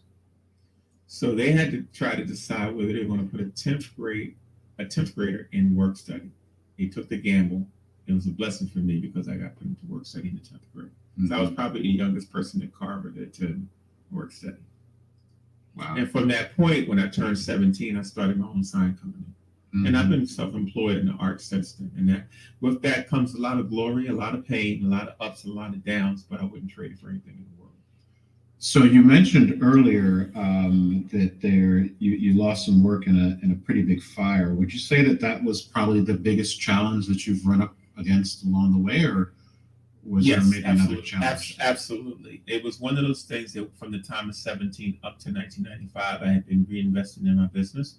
So when you have a fire like this, it really wipes you out. This is the worst case scenario. It was it was a 11 alarm fire. It burned for 40 hours. It was a 8-story city block long building that completely got demolished by fire. And so worst case scenario with insurance, it was just an all around. The only thing that didn't happen is no one died in my fire, because 2 weeks prior to the fire that we had, another arts organization had a fire, and they lost a fireman, and they lost one of the people that was in that environment. So it was a pretty life-altering period. I pretty much had to start business over again and from 1995 to now.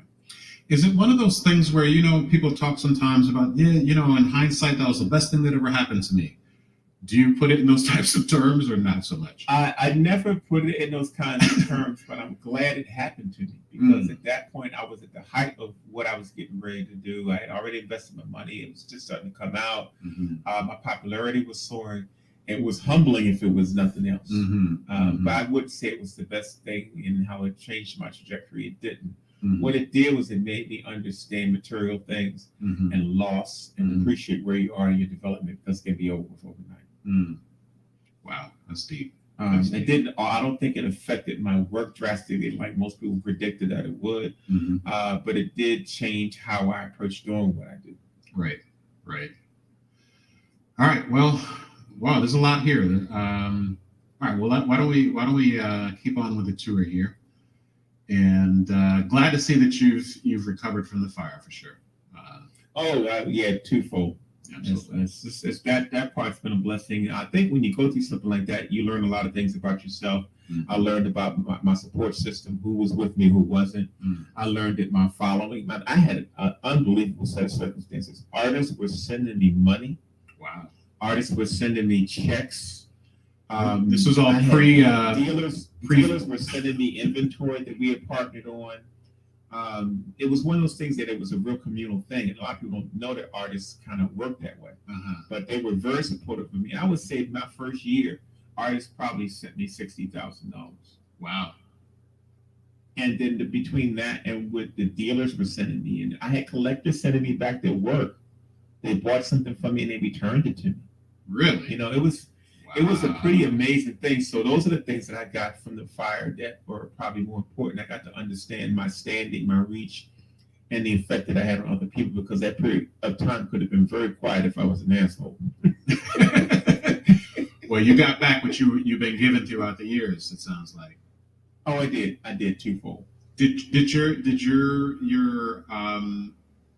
and I think you might have mentioned it, so I apologize if I'm asking the question you've already answered, but did you notice that the type of work that you did changed in any way, or was it without somebody knowing that there was a fire back in the, I think you said 1995, would they have noticed a difference in kind of pre-fire? I don't think they would have. No, they wouldn't have known an immediate difference. I can tell the difference because I became like a beast to get back in place. I created a lot of work during that period of time. So you'll see a lot of work from 1995 to like 2005. You'll see a lot of work with those dates on it because I was pretty much trying to catch up with myself. Right. But as far as the work is concerned, no, I did two pieces that were sarcastic pieces that people kept saying how my work was going to change because I went through this experience. And I did them just because of those statements, but I can't say that my work adversely changed as a result of the fire. Okay. I just think my spiritual sensibilities changed. Right. All right. Well, let's keep it moving here, bro. All right. So, well, as you can see, there's so many pieces. The depth and breadth of of your work is so expansive that we're not even going to make it through the entire suite. But again, it'll be here for another couple of days for people that want to come check it out. But while we're here at the Art of Pancho Limited Editions, talk to us a little bit about what we've got here on the front here. The Art of Pancho Limited Edition section basically encompasses all the works that are collectible items. People would like to buy signed and numbered pieces, and so that's a particular area that we specialize in. This part of the website will take you to not only just our offset lithograph and limited editions, but every type of print media limited edition we have is in this section. And so all of our collectible pieces will be under the one you see on the wall is a piece called Ascension. It was actually a silkscreen piece that was released in the early 90s. And that piece is probably valued at about $1,200 now, but it would be encompassed in the limited edition section on the website. And so each one of these rooms you've dedicated to areas of my website is pretty exciting. But for those of you that want to take time to really come peruse through things, we're going to see if we can send an invitation out for people to participate in the next few days before this is turned into something else. Sure. I wish I could keep it up here forever. Number one, I don't know that I have your permission to do that. And number two, we want to, I think we'll do what we always did. I think originally we had these three suites back here were just dedicated to your work. We may change the titles of the rooms or what have you, but I think we always want to make sure that we have a space that where you're represented here in the lab. Well, I thank you for that, and I really appreciate that. But I think for me, more than anything, I'm not really concerned at this stage of my career about places of where my work is. Right. This partnership is important because we're trying to attract people to engage in virtual interaction. And for me, that's most important. And so for the opportunity to see if I can make a few of my followers come into this room and look around is what I'm curious about seeing, because this Verbella environment is not, a lot of people don't understand what this world looks like. It is truly another world. Right. And the great thing about it is you didn't have to comb your hair or put on any special outfit. No, man, you make an avatar, and my avatar's got my purple on, and I got a hat. That's what I normally look like. I don't know what the hell you're doing, because you don't do nothing like that. But you have your own identity in the virtual environment. You can be whoever you want to be. Cool. You can be whoever you want to be. So that's pretty cool. We've had plenty of brothers in here with blonde wigs and earrings and all that. And hey, It's all good. You know what I mean? It's all good. You can be whoever you want to be in here. Exactly. That's what's available in the virtual world. Exactly. So why don't we walk into the limited editions and let's see what we got in store here.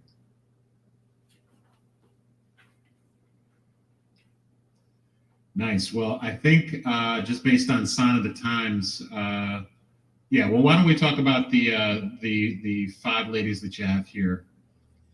This piece is entitled Zetations. It was actually done for the Zeta Phi Beta organization here in Baltimore. I do a lot of sorority work. This is probably this is the only Delta piece that I've done, but it was pretty well received. And they also purchased the original for their chapter. Nice. And then you've got Mr. President Barack Obama.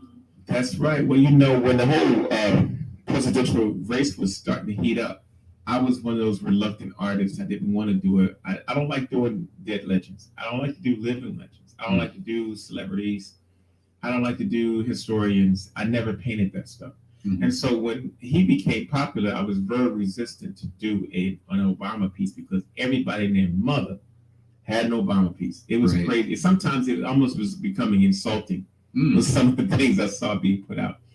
But his second term, I had a change of heart, and I realized that I had to kind of do my part in documenting him into my history. Mm-hmm. So I decided, well, people haven't seen my realism for a while. Let me just do a realism piece of 1 minute. Mm-hmm. It was well received, really well received. I was glad I finally got off the bandwagon and created a piece in honor of Obama. Beautiful. Any potential Black Panther pieces in the works? Maybe? No. Okay. And that's another situation. No, you won't see any Black Panther pieces coming from my repertoire. No Wakanda references. Okay. I'll find another way to deal with that. Right. I think it's going to do its own thing, but I don't feel inclined to do a Boseman portrait at this point. I think at some point it's taking advantage of a circumstance. People don't understand it. People have all kinds of rights to use of images, and so there's some ethical and some legal considerations of why I wouldn't do it. Mm-hmm. Also, why would I want to profit from something like that? A lot of artists don't have that line, and I do. So I'll let the other artists do that. That's not something I'm interested in right now. But he has affected some of my art and the imagery of my art, and wanting to encapsulate heroes in my art. Sure. Good point. All right, why don't we leave this space and head on over across the hall?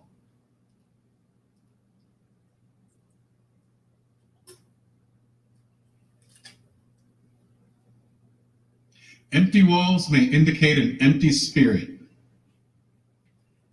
Yeah, you pulled that off my website, didn't you? Sure did. This is the only time where cut and paste off of someone's website is no. I asked Pancho's permission to do all this stuff, but no, I think you've got a lot of fans. I'm probably your newest fan. I just discovered you thanks to my partner Glenna a couple of months ago. It's been probably about 6 months or less. No, but if you remember, you recently brought me a picture that was mine that's been in your house for years, and you didn't know it was me. That's right. So we actually go back further than you think. That's right. We actually formally started, and I'll tell you guys a short story. He came to my studio back in January. He walked into my space. I met Glenna Cush. They were partners getting ready to decide if they were going to move into our building. He says, well, brother, I could do a 3D version of your shop. And I was like, what the hell is that? Well, this man came in, he virtually mapped my space, and he had this thing done in 24 hours. Blew my mind. But it also bridged the gap of me wanting to really explore this whole virtual and augmented reality world with my art. Well, welcome. So Black is Black. This is the piece that my wife and I just acquired, beautifully framed yesterday. This is my most popular piece. Every artist has their most popular piece, and they don't know what it's going to be. Mm-hmm. All right, this is mine. At the time, I had a conversation I was dating a very light complected Black woman, which I must say wasn't something I've ever done much of. Mm-hmm. And we were having a conversation of whose life was more miserable in the 70s. being a light complected Black woman or a dark complected Black man. And that conversation was the catalyst to this whole series, because she made some valid points. I made some valid points, but the bottom line is that at that point, nobody was using the word colorism. Okay, Toni Morrison coined that phrase. It wasn't even a word until recently. But when I look back, my pieces are the only pieces, some of the first pieces that dealt with the subject of colorism. And that's why this piece was popular. It also was featured on A Different World for several seasons. So it became a really popular HBCU piece for many years. Well, and that story is behind us. When I went to my first publisher, they looked at this piece. They said it would never sell. It wasn't done by traditional medium. It was a little graphic. They gave me all the reasons why it wouldn't work. I went with my company. We self-published the piece, and it became one of the top best-selling African-American pieces in the country. Wow. And my family is so pleased to have this in our home. And look at the timeline. You just got that in 2020, and it's been out since 1988. That's right. This piece has had some serious longevity, and I'm glad that it still appeals and speaks to people in the way that it was intended when I first designed it. Absolutely. All right. Well, why don't we head on in and check out? So these are called open editions. What's an open edition? Well, earlier in that presentation, we showed a room of limited editions. Open editions is the reverse. Those pieces have an unlimited number. Black is Black happens to be an open edition. Artists have to select which pieces will be around forever, which pieces will be limited. And so this whole section is all of the open edition pieces. This is a really good entry level section for people who've never purchased art before, because the price ranges are $15, $25 up to about $40. Whereas the limited edition section could run from $75 on the way up to like $1,200. Understood. All right. Well, let's walk on in and see what we can find here. See what treasures are awaiting us. All right. So why don't we start with this piece here? The one over there is titled Diversities. It's actually a combination of different complective Black and light-skinned women and men. And so this is a combination of that. Was a real popular diversity piece. I was trying to speak on the subject of diversity before everybody started talking about diversity and inclusion, which happens to be a trendy phase that people don't forget the equity part. It's now diversity. That's right. You got it. When I hear the words together, I want to throw up. But we won't talk about that right now. This is my stab at dealing with the diversity subject. Interesting. All right, and the one behind us here? This is the piece Twins that I was talking to you about earlier. This was done in honor of the twins I lost in 1986. This was the piece that sold to a set of twins. They bought number 1 and number 2 of the edition. This was the other part of that story is that I made a commitment that every set of twins I met after that would receive free this limited edition. And I ended up giving away over 35 copies, pairs of these Princeton twins. Wow. That's a very interesting story. Wow. Interesting. And to date, because of the fire, all of those pieces were destroyed. So I don't have any reference of that. The original was sold to a collector many, many years ago, but whatever remaining inventory we had on this piece was lost in the fire of 1995. Oh my gosh. Wow. So that piece right now, as a print, is probably very valuable. Wow. All right. Wow. This is, each one of your pieces has so much of a story behind it. Well, most artists that way. Artists don't just create just because they're coloring like in a coloring book. We have reasons and feelings for doing different things.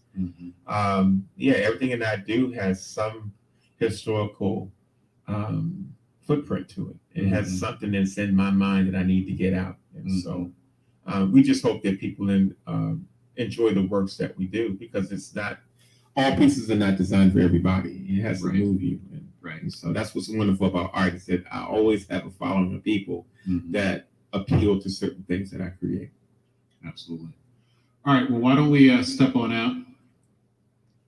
And we've got a few other rooms to see, but unfortunately we've got more rooms than time today. So I think you covered it pretty good, because some of these other headings we've kind of discussed already. But what I'm hoping is that we can encourage people to at least get into the space and look around and get comfortable within a virtual setting, because I think that's the most awkward part, is starting to use technology in this kind of way. So I'm encouraging anybody that's watching this presentation just to go in. We'll try to post some information of where you can log into this room and just bump around and see what you can find. I agree. So why don't you follow me? We might even have to have Aaron hide something in the space, and the person that finds that thing might get one of my pieces. You think we could work that out? Yeah, we could do that. We'd do some sort of escape room or something. I don't know. We need to figure out how to hide something in the environment and see if people can find it. Absolutely. Some clues. There you go. All right. So why don't you follow me to the boardroom, and we'll close out there.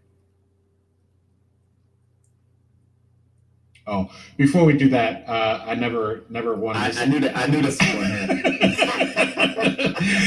This was the first piece that I got for Pancho. I bought it for my wife for Mother's Day, and she totally loved it. Sitting beautifully mounted in our. It was a giclée mounted, right? It was a giclée, right? Yes, it is. It's a giclée on canvas. What you have is known as a canvas replica. Okay. That means that this piece is the exact same size as the original piece, the one you purchased. So we do offer that service in our business where people can't afford $10,000, $15,000 originals. We can do versions of them that they can't afford. And I could not afford it as much as I would have wanted to pay that much and support you. I couldn't afford that. But Aaron, you didn't have to say that because this is a virtual world. As far as I'm concerned, you have the original. But this original piece was actually created for the Underground Museum in Cincinnati, Ohio. This was featured on a festival poster when they first opened the museum. And so this is a very popular piece called Celebrate Freedom. Beautiful piece. Yeah, sorry. I couldn't just walk past that. All right, follow me. I know that was selected for a reason. All right.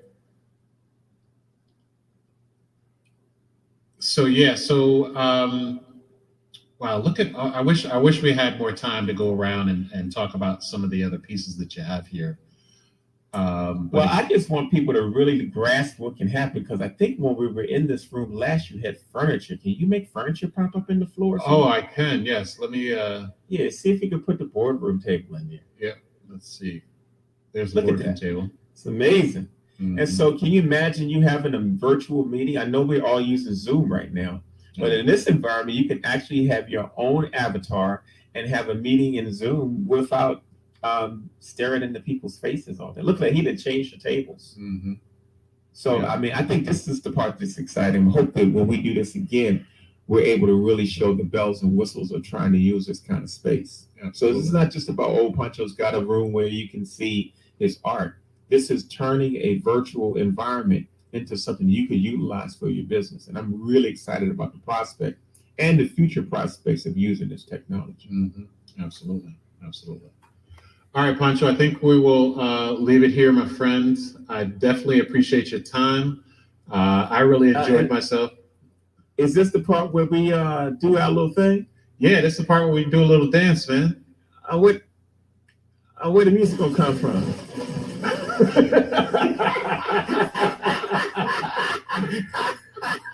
you go. That's how we do it. All right, man. You take it easy, brother. And I hope people will take time to explore the Absolutely. space. Thanks so much for your time, Pancho. Really appreciate it, man. All right, man. You too. take care, Thanks. brother. Thanks. Peace now.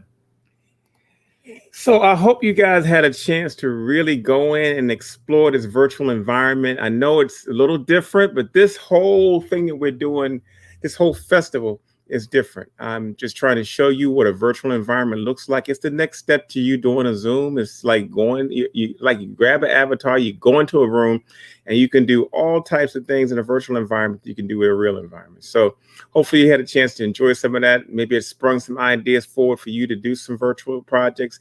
I encourage you to take advantage of any virtual opportunities that's coming your way, because that is our new normal. I see my lady right here. The lady is Miss Louise. Is she looking sharp today or what? That was pretty cool. If you guys have any questions about this whole virtual thing, definitely chime in. because I thought that was pretty amazing. Now, is this something you guys created? Because he wasn't in the room with you right now. This is something you created and then you were able to show, or is he somewhere else and you guys? Well, he uses this program for other business things, and so he's been collaborating with me on how to transfer those things into art usages. And so Oh, actually, he was in his studio, I was in my studio, and we both met in this virtual environment, and we just took over from there. that's what I And so thought. it was really cool. I thought All of you guys were actually in conversation together, which was kind of cool. You yeah, were actually real time talking, and he was real time talking. Correct? yeah. What Okay. happens is we can fit upwards of 20 people in one space. And Okay. so if you came in, you would come in the room, you would pick your own avatar, and boom, It's like a that's video how it game, would work. only different. So I mean, because that's what that's what I was It's getting. like I a was like, video game, but it's like a virtual environment. So right, it's you guys really cool were, technology that you're going to see more being used more and more, and then he especially created, with the social distancing guidelines. right, and so he created the room, and then you were able to go and talk to him and walk through all the rooms together. Correct? Well, actually, Verbella is a whole campus. When you go to this virtual campus, it has auditoriums, it has expo rooms, it has all kinds of stuff, and you just basically meet. That what we went into was a private area that he has on that campus. I mean, so Oh, okay. it's just crazy. One day we're going to do a really in depth. We're going to do a pretty in depth version of what we just did today. Okay, so this is something he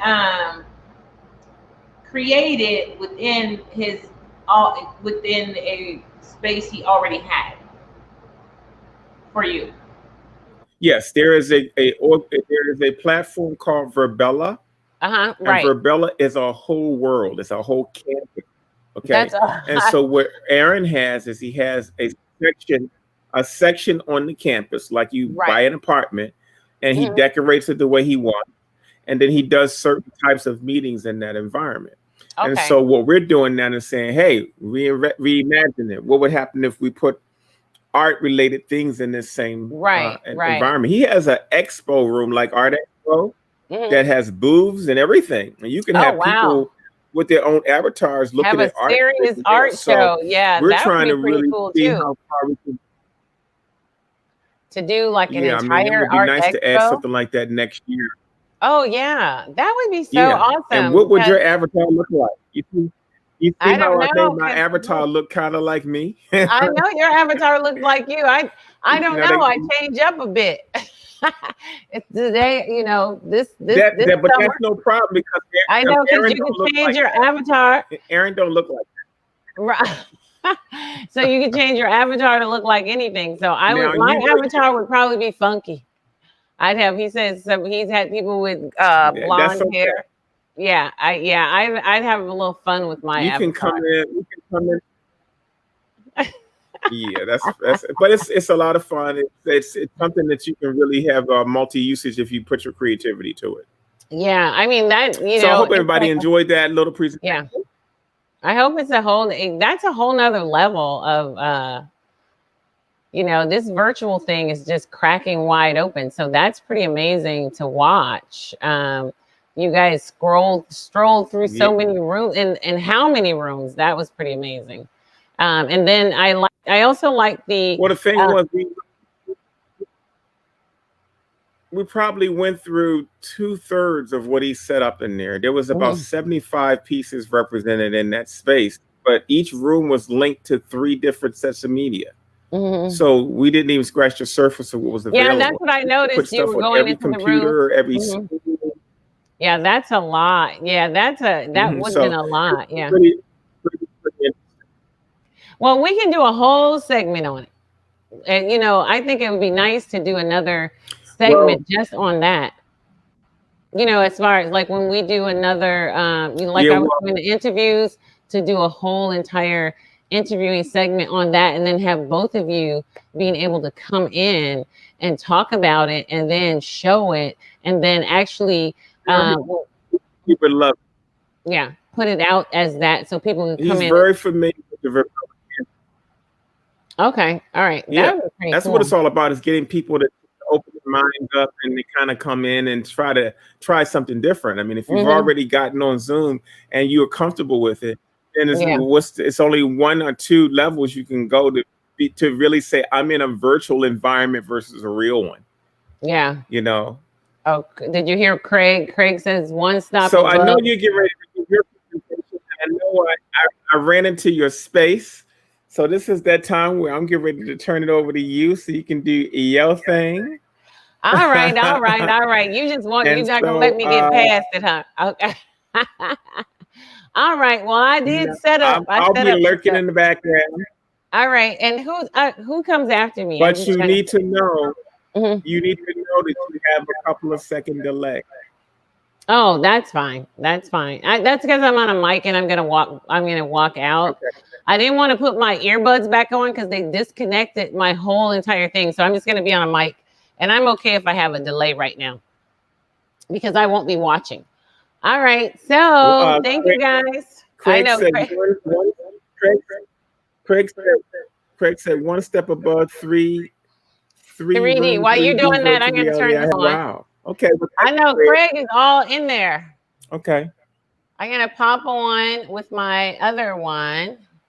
Am I there? Craig. Can you see me? Is my other camera in? Or am I somewhere else? Not yet. Okay, let me It hasn't come up yet. I know. Now I'm wondering if I'm in another room, if I'm somewhere else. You know, I always have so many things open.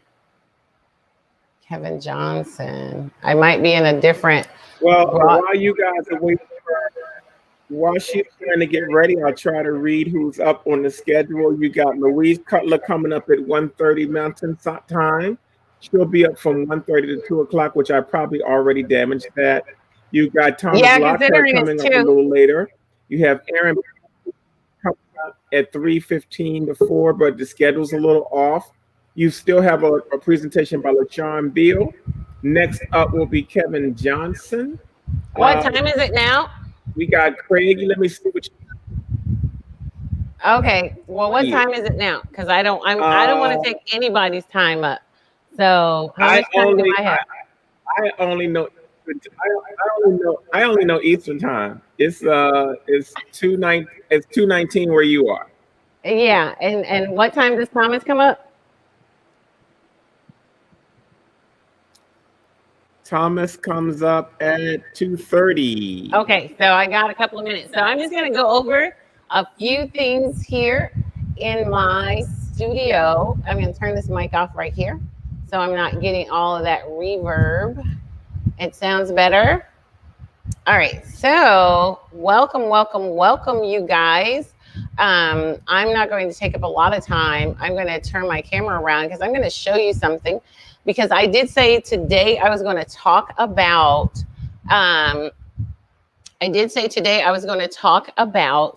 My how my process from going from my painting to my sculptures, because I always look at my sculptures as more of an incubator for my my paintings as an incubator for my sculptures. And so I'm going to show you, I'm taking you over and show you where certain pieces came from. And I'll actually show you a video of me working on one. Actually, I'll show you the video of this one.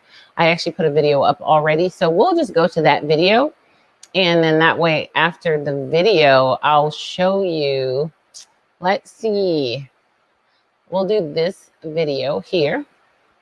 And I'll also show you a video of me doing gilding as well. So this particular video, I'm taking you through the process of, you'll see me doing a little bit of how I sculpted, but this is actually a video of me about to add this piece. I'm about to actually do the cast for this piece, the mold for this piece, so that it can go to the foundry and become a bronze piece. So I'm going to play the video because I want you guys to see how I go from let's put it on a full screen.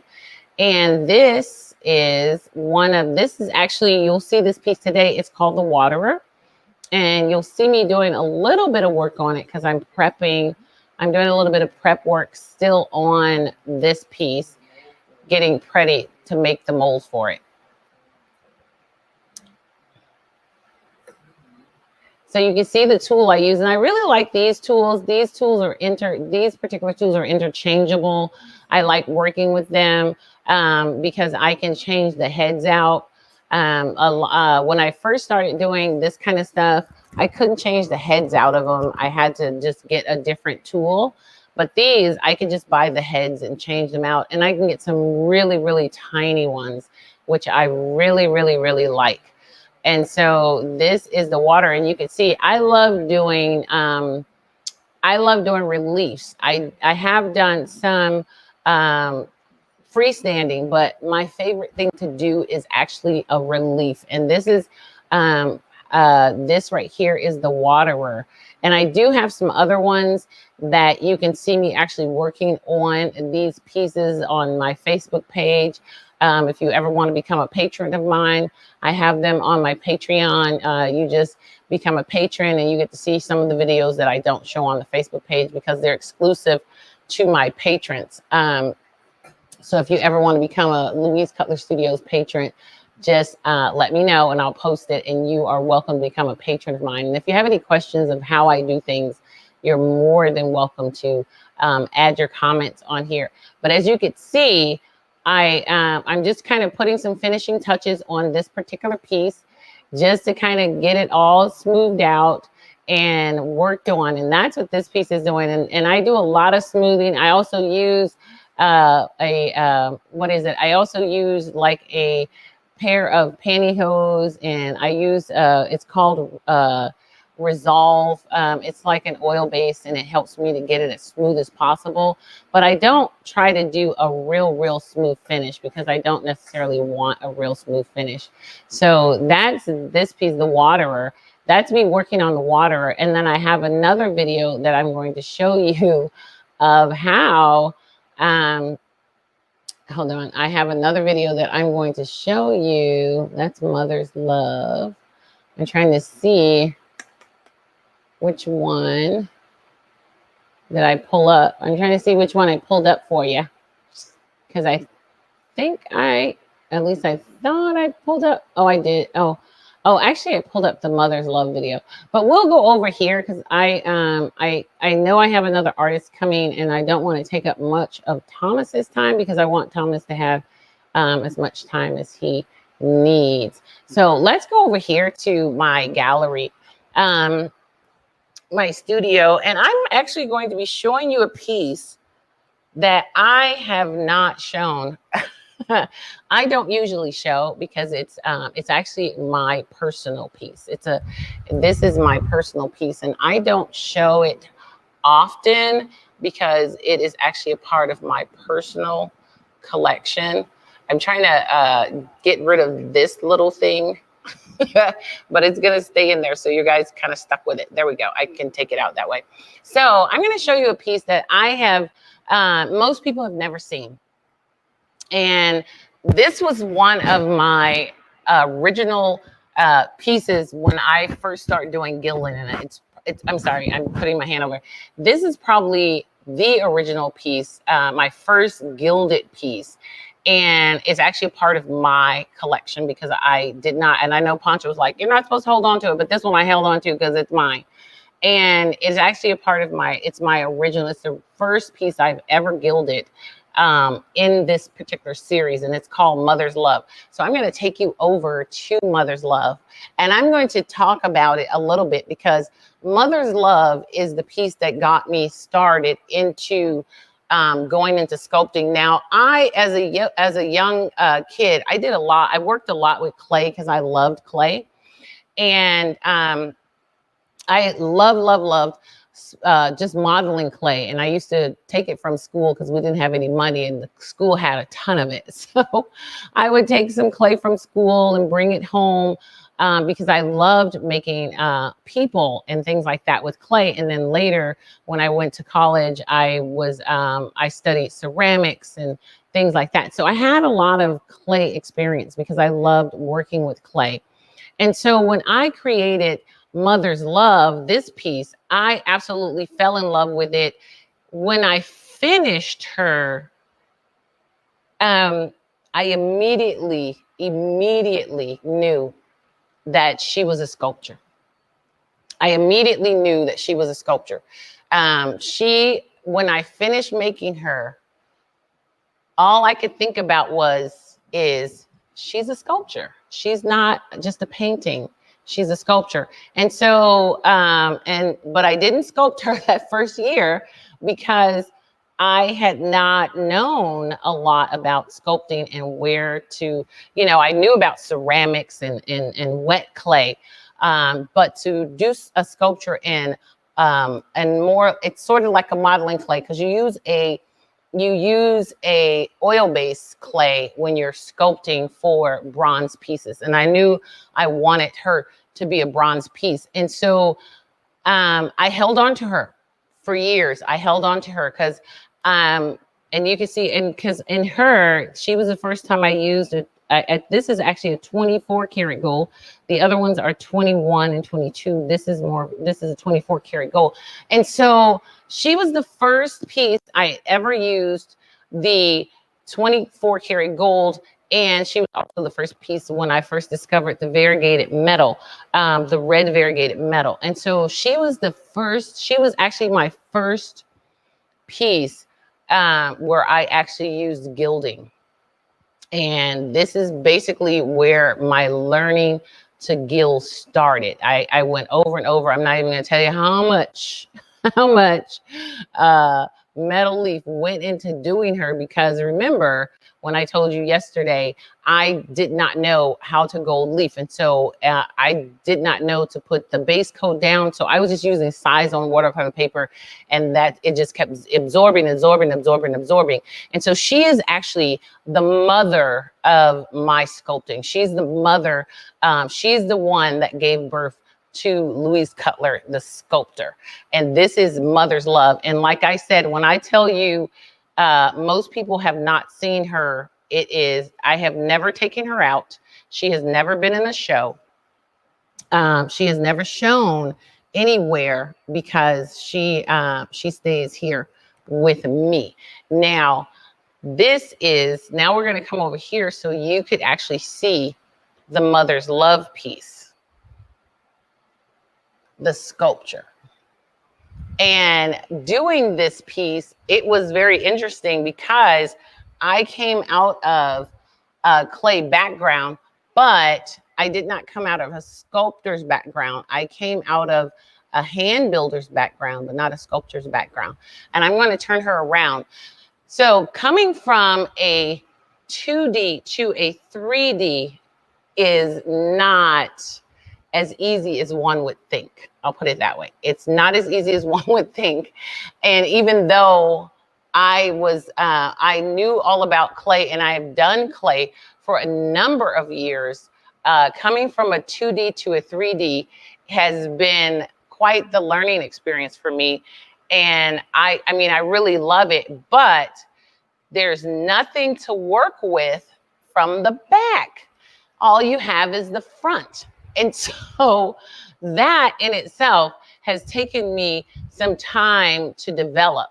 It's taken me some time to develop coming from a 2D to a 3D.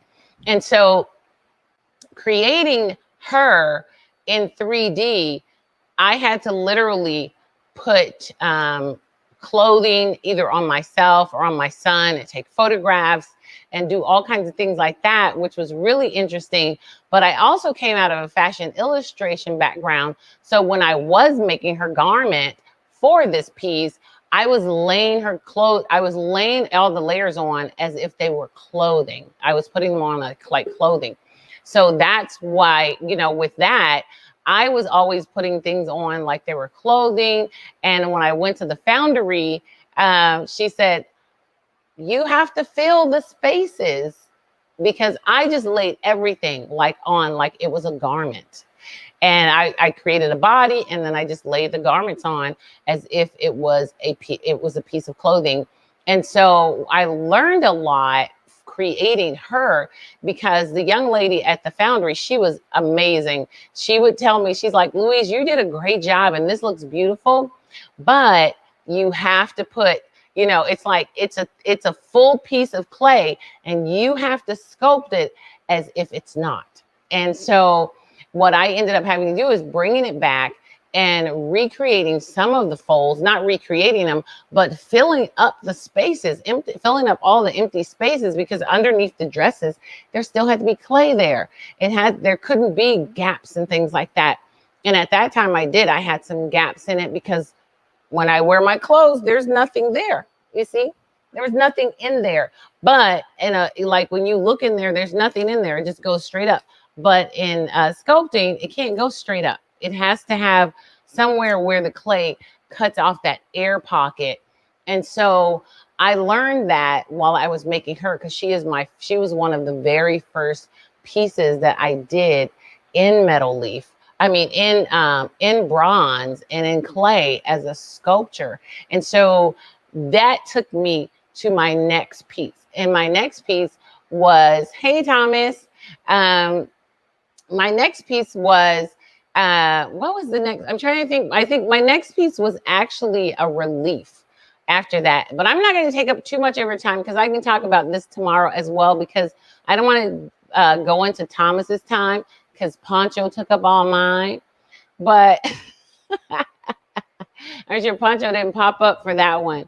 But I just wanted to show you this particular piece. This is Mother's Love. I'm going to turn it around again. This is Mother's Love.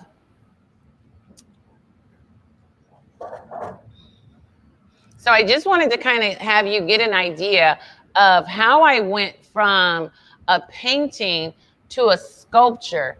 And it's basically taking a 2-dimensional form into a 3-dimensional form. And so, but without knowing what the back looks like. And so what I ended up having to do is I had to create models. I had to drape fabric over things. I had to do a lot of different things to create this form the way I wanted it to. And I had to do that by using people and fabric and things like that, so that I could create the back, because I couldn't create the back without having an actual human body with the clothing on or being able to drape it. The front I could do, but the back I could not do with that. So that's how, if you're going to create from a 2-dimensional, you're going to have to use another individual or another form so that you can create it in that 3-dimensional form. It's the same thing that I had to do with Father's Love. I'm just going to show you Father's Love right quick, and then we're going to transfer over to Thomas. Father's Love is here. I had to do the same exact thing with him. I'm going to bring you over. I had to do the same thing, because Father's Love is also taken, if you look over here, is also taken from a 2-dimensional piece and then transformed into a 3-dimensional piece. And this is Father's Love right here. I missed Father's Love. I'll turn them around. And Father's Love, I still have the drawings from this. When my son, my young son had to sit there in this position, and I took a bunch of pictures of him draped in a robe so that I could complete that particular piece. So those are 2 pieces that I wanted to show you. And I have some others. And if there's time left today, I'll show you some other pieces that I've transformed from my actual paintings to sculptures, because I do have a few other ones. But I'm going to bring Thomas on. Hold on, let me get over here. I'm going to bring Thomas on. And if you guys have any questions for me, I am here all day. So you can always ask me questions. And every now and then I'll pop in and show you something in the studio, in Louise Cutler studio. So I'm going to bring you Thomas. Hey, Thomas. Hey, how you doing? Wonderful, wonderful. So I'm going to bring you in and let you have your time. All right. Wonderful. So here's Thomas. He's going to share some more about his art. And you guys know, Thomas will give us like some serious rundown. So he is always a delight. I was not even trying to run into Thomas time, because when Thomas comes up, I always learn something. So Thomas, you go ahead. Awesome. Well, thank you so much for everybody being here today. I'm getting a little bit of a reverb, so I may have to shut this other screen off real quick. Just a second here.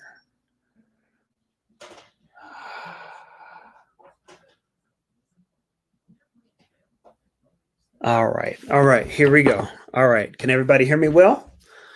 Awesome. Well, this has been a really awesome day today, being able to take a part of the panel discussion earlier today with the other wonderful artists, with Aaron and his wonderful wife, with LaShawn Beal. We also had Miss Betty Hunt, who actually did a lot of the interviewing process. So very thankful for her.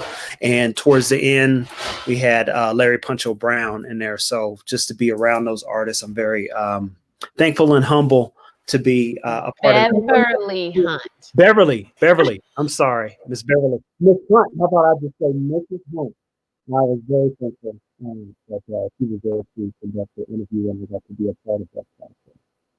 So, for people who may just be tuning in, I'm just going to, tell you a little bit about myself, and I'll go into a little bit about my process and the type of materials and mediums that I use. And I'll talk a little bit about my commission and some people wanted to hear the one that I did for California for his birthday last year.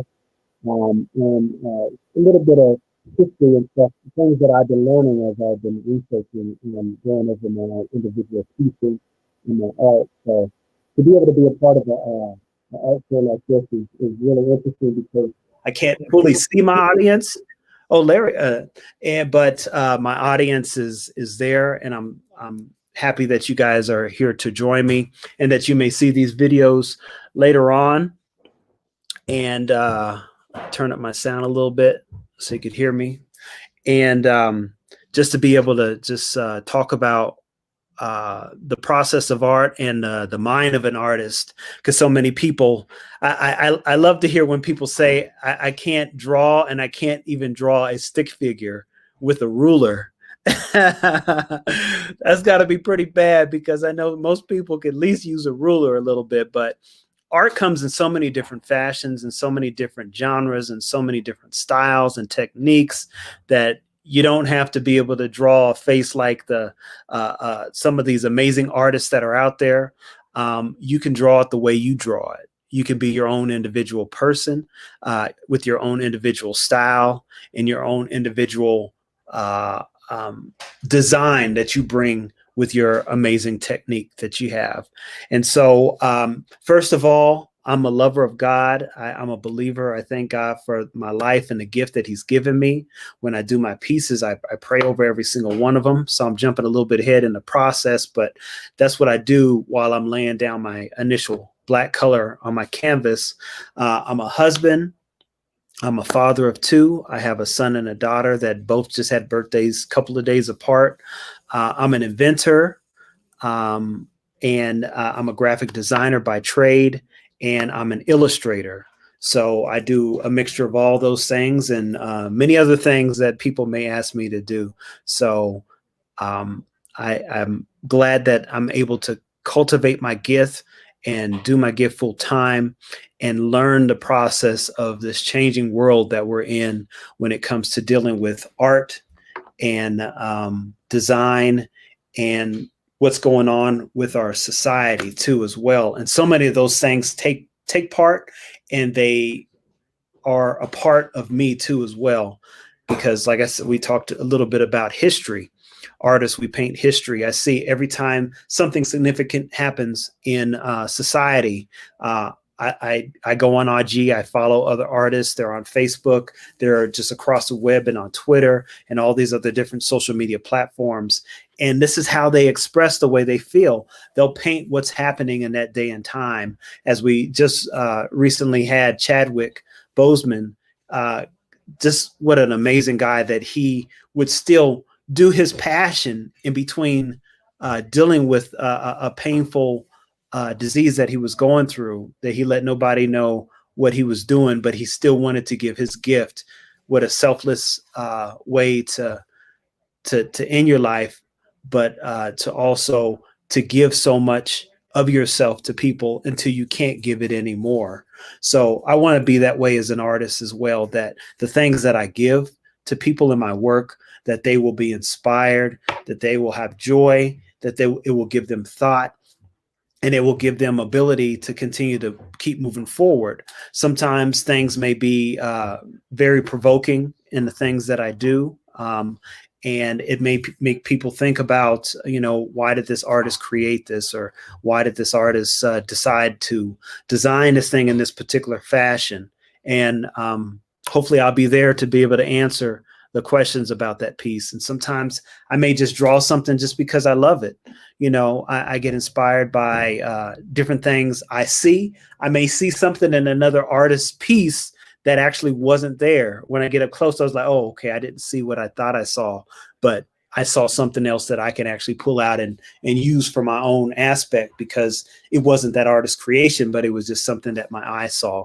And so we all perceive things in different aspects. Art is an emotional attachment, and being attached to the artist is emotional attachment too as well. So being a part of those things, I'm just excited to do, and to be able to continue to move forward on this particular art journey.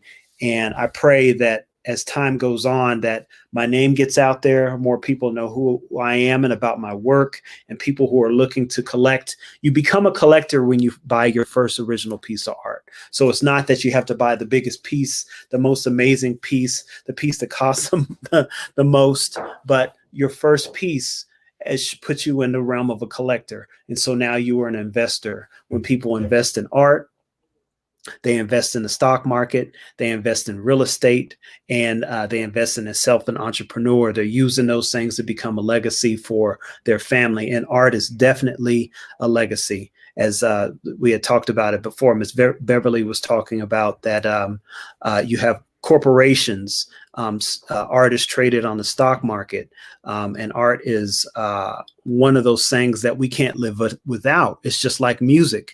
We listen to music, we look at art, we have conversations with each other, and we all create history. So next, I'm going to talk to you a little bit about my process in being a mixed media artist. You see a number of the pieces behind me that I do. Sometimes I like working large. Sometimes I do small pieces. Sometimes I do other pieces that have more thick black lines, and some of my other pieces have a more realistic aspect to them. And sometimes I combine both of those things together. So being a mixed media artist, there's so many different things that you can do and incorporate into your work. Sometimes incorporating pieces of what other people have done into your work and changing that and manipulating and making it your own is one of those things too as well. And I saw when I initially really start doing mixed media, it gave my work another dimension. Sometimes it's 2D, sometimes it's 3D, with things that actually pop out and give it a little bit more of a realistic aspect to it as well. So I use different textures from, I keep wanting to say sawdust, but it's sandpaper. Sometimes I use sandpaper, and I use that to create a rose, something that would be soft, the petals of a rose that are soft, but I may use sandpaper to portray the aspect of that rose in a different fashion. I use clay in my my materials. One day, I believe that I'm going to be able to sculpt some of my other pieces as well. So I definitely want to get into that and take a realm and more ceramic, and then actually add collage onto that too as well. I do wooden bowls that are already made, but then I go in and I paint them inside. I add collage and mixed media. Maybe I'll do that tomorrow. I'll bring up maybe a couple of my bowls that I've done in the past. And so you could see the process of what I do with those particular things too as well. And I was inspired by seeing some other artists do some similar things, and I wanted to kind of create my own thing with stepping outside of the box and not just being on the canvas, but working on other materials. I love to see some of LaShawn Bill's work, where he says, if I could keep it held down, I can paint on it and create a masterpiece. So that's what he does, and those are some of the things that I want to do too as well. Choosing color when you're working on artwork, it is one of those things in color theory that has always been something that I've been very interested in. And sometimes it just doesn't matter. I will just look at what I want the piece to end up like, and then I will just go for it. Like when I'm doing a picture or a face, or you may see some of the images behind me, and I will use up to 10 different colors in their skin tone. And I believe as Blacks and Native Blacks, African Americans, we run the gambit of so many different colors. I mean, we can use some of the what they call portrait pinks, or some of the images, some of the colors that they say they call them flesh tone. I'm like, I haven't seen a black flesh tone or a brown flesh tone paint yet, but they do have the lighter pink flesh tones as well. So sometimes I will use those when I'm creating some of my dark features, because that's one of the things they call us color people, because we range in many tones of colors. And that is something to be blessed and to be thankful that we can be such a diverse people. So I'm glad to be very diverse in the things that I do. So using and looking at color, I will do that sometimes in my sketching of my pieces when I'm coming up with concepts, and I will play around with different colors using what my wife calls as crayons, but I call them Prismacolor. Give it a little bit more of a aspect of a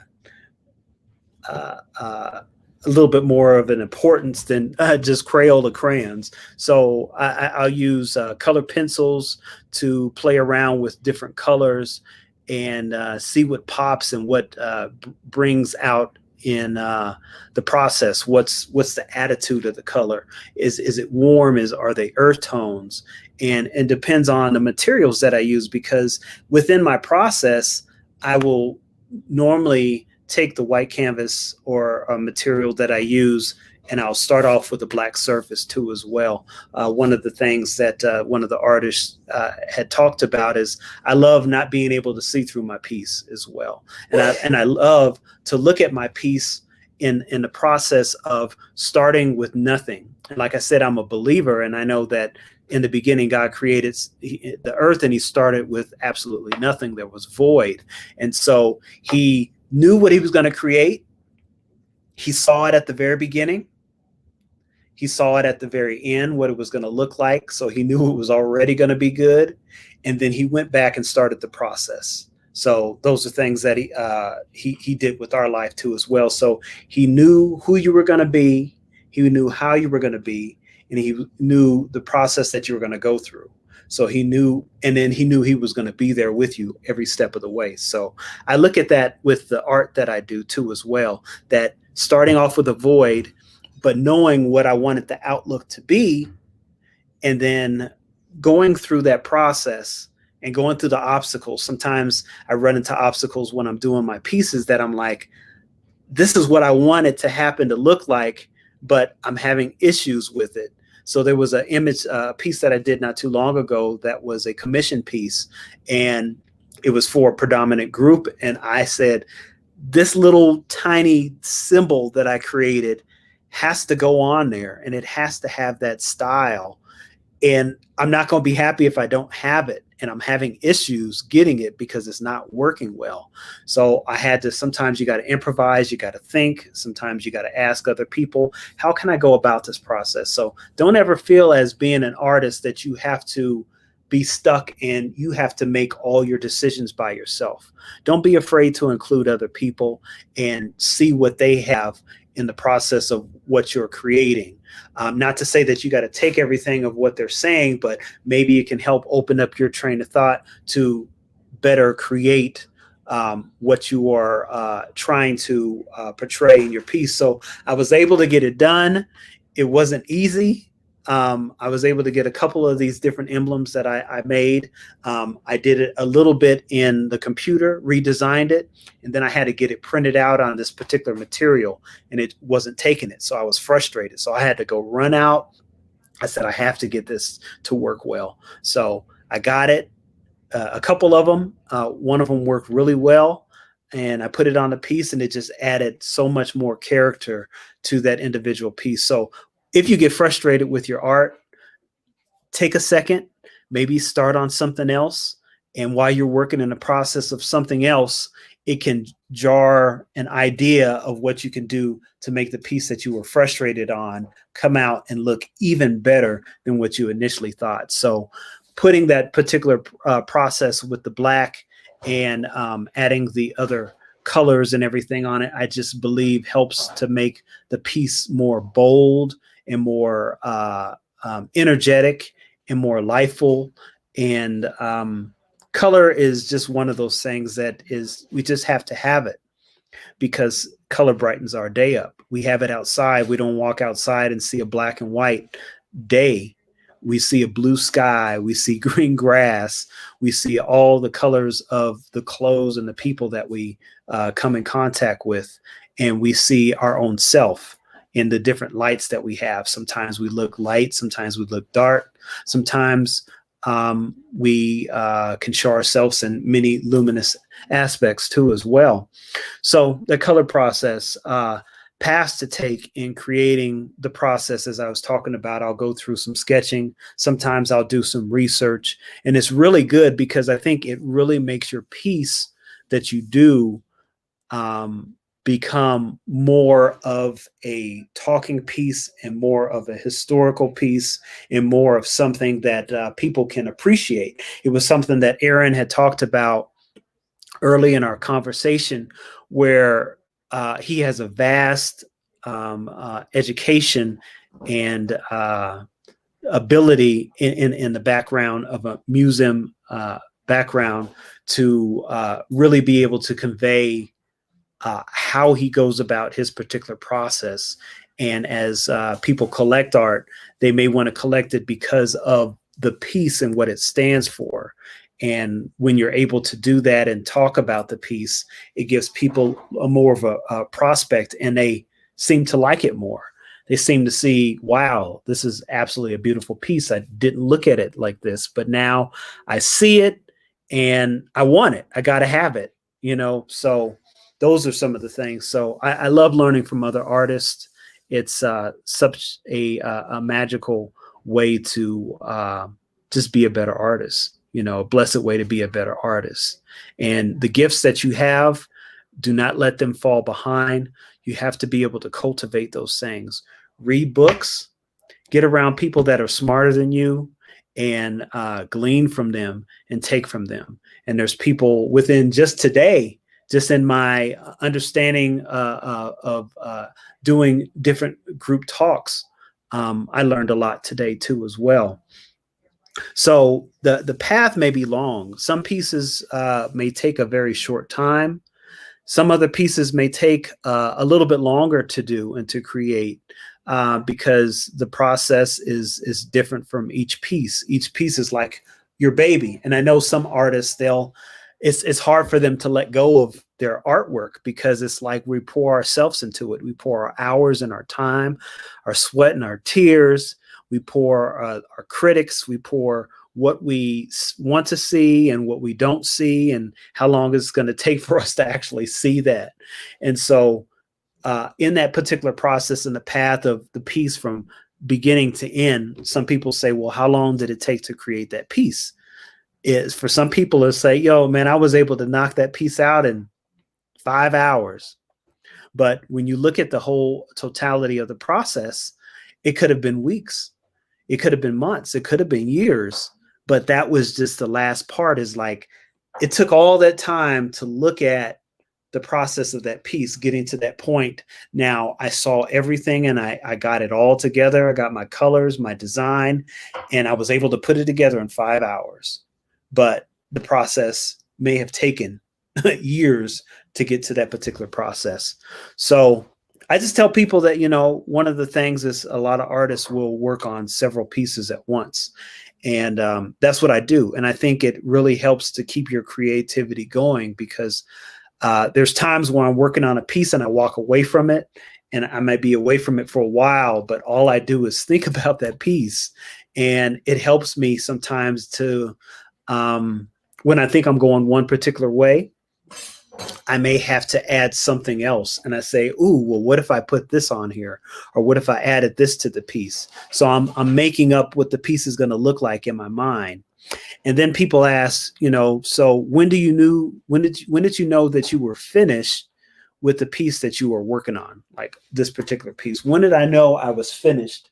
It was probably when I put the last stroke and I was like, there's nothing else I could do to this piece in my own eyes, that it has captured what I was going for in the original sketch that I saw in my mind, or the sketch that I put on paper. And it's better than what I hoped that it would be. Or this is all I could do to it. I might not have been able to reach the full potential of what I thought, but it's the full potential of where I see this piece going at this particular time. And sometimes artists will go back. I saw a picture that Charlie Palmer had posted where he had used the yellow background, and then he changed it to an orange background later on. And so the original was never done. I sometimes go back and look at some of my originals, and I'm like, you know what? I did that piece many years ago. I still haven't sold it, but I think I might be able to enhance it. So when I get to it, I'll go back and I will enhance that piece by seeing how I can make it better, and I can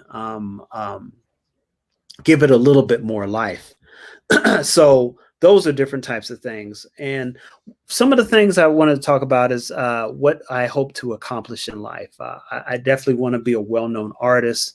I want to be an internationally known artist. I have sold work internationally and national. So I'm very blessed to be able to have done that, and that people have my work hanging up in their wall in another country. So that's wonderful. I want to be able to travel.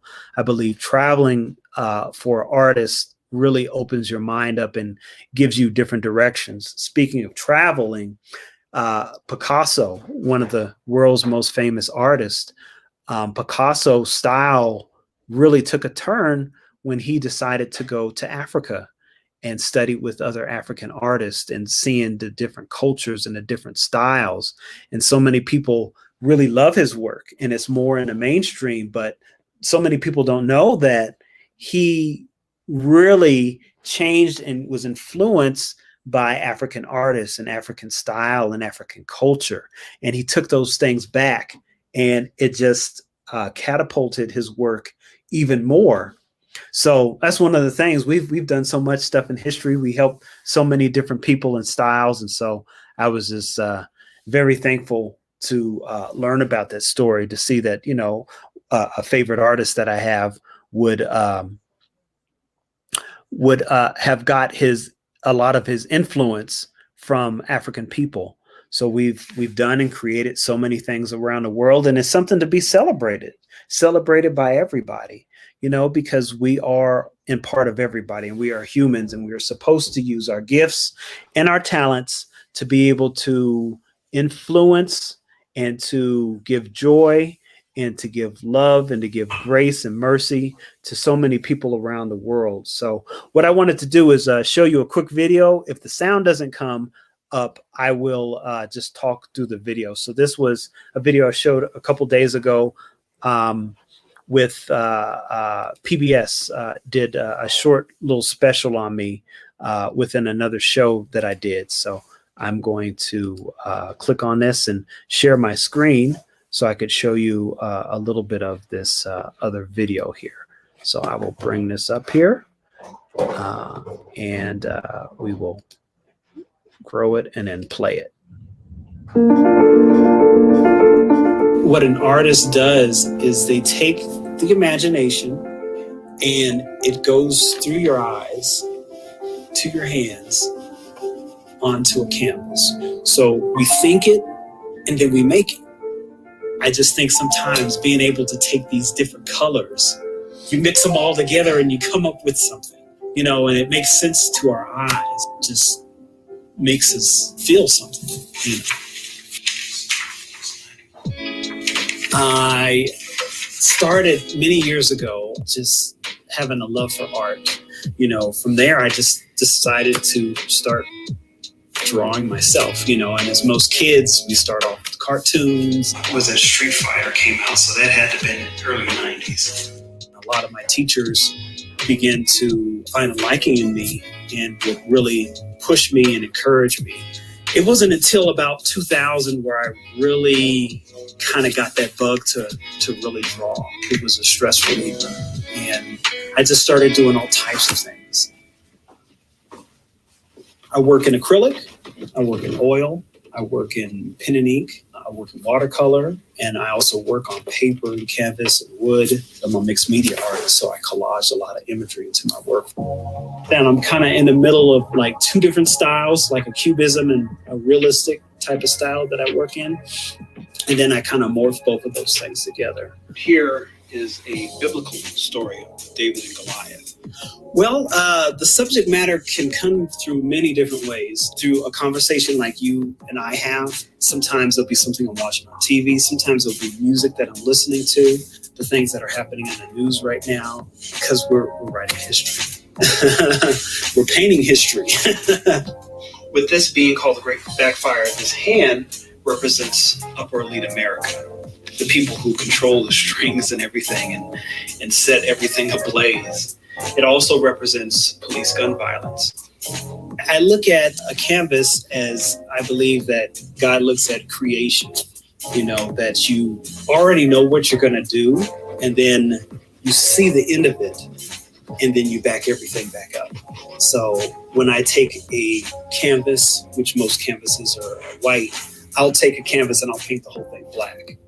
And I look at it that way as just starting from nothing, completely nothing, and then building the concept from there. I start with my highlights and I do different variations of white, and then I start moving into my other colors. So I start painting by numbers after that. I have a shirt that says, I'm a fine artist, what's your superpower? With these great powers come great responsibilities. So you have to use your gift wisely. And I think your gift as an artist is to help someone else in some form or fashion. And as humans, from all the cultures that we come from, it's our responsibility to share what we have with others.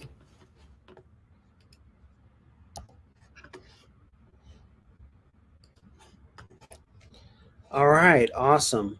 So I have another thing to kind of show a little bit more of move into some of the stuff that I did for, and shout out to PBS and to Alexis that helped did the video for me, and I was very thankful for her coming and doing such a wonderful job to put that video together. So just showing a little bit of my process and the little pictures that we've been painting for many years. But the next thing I wanted to do is just talk a little bit about my process when I began this piece for Tyler Perry. So I was commissioned to do this piece by a wonderful actor by the name of Peter Peros. And Peter has a brother here in Colorado, which is one of my really good friends and played for the Denver Broncos. And so in this process, he had seen my work over time. And Peter also plays on a show called The Have and Have Nots. He's been acting for many years. He was on Knight Rider back in the day.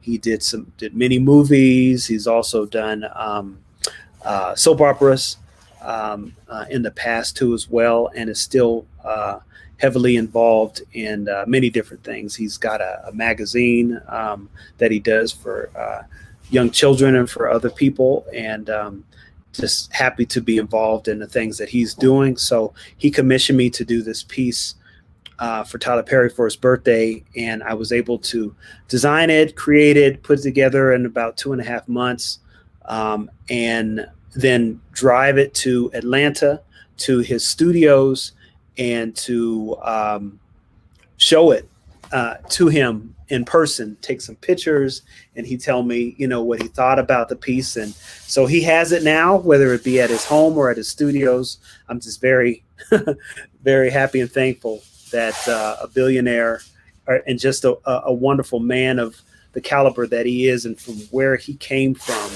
in his car, sleeping homeless, to being where he's at, and such a wonderful and astute mind to be able to give a gift that he has and share it with so many people. So I'm going to show you a little bit of the process from that piece. And let me see if I could bring this up right here. I'm online too as well. Let's see. Where is my images? I thought I had them out here. Give me just a moment here. I'm going to close down some stuff.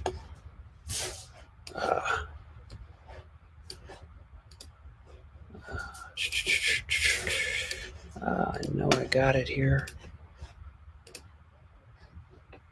All right.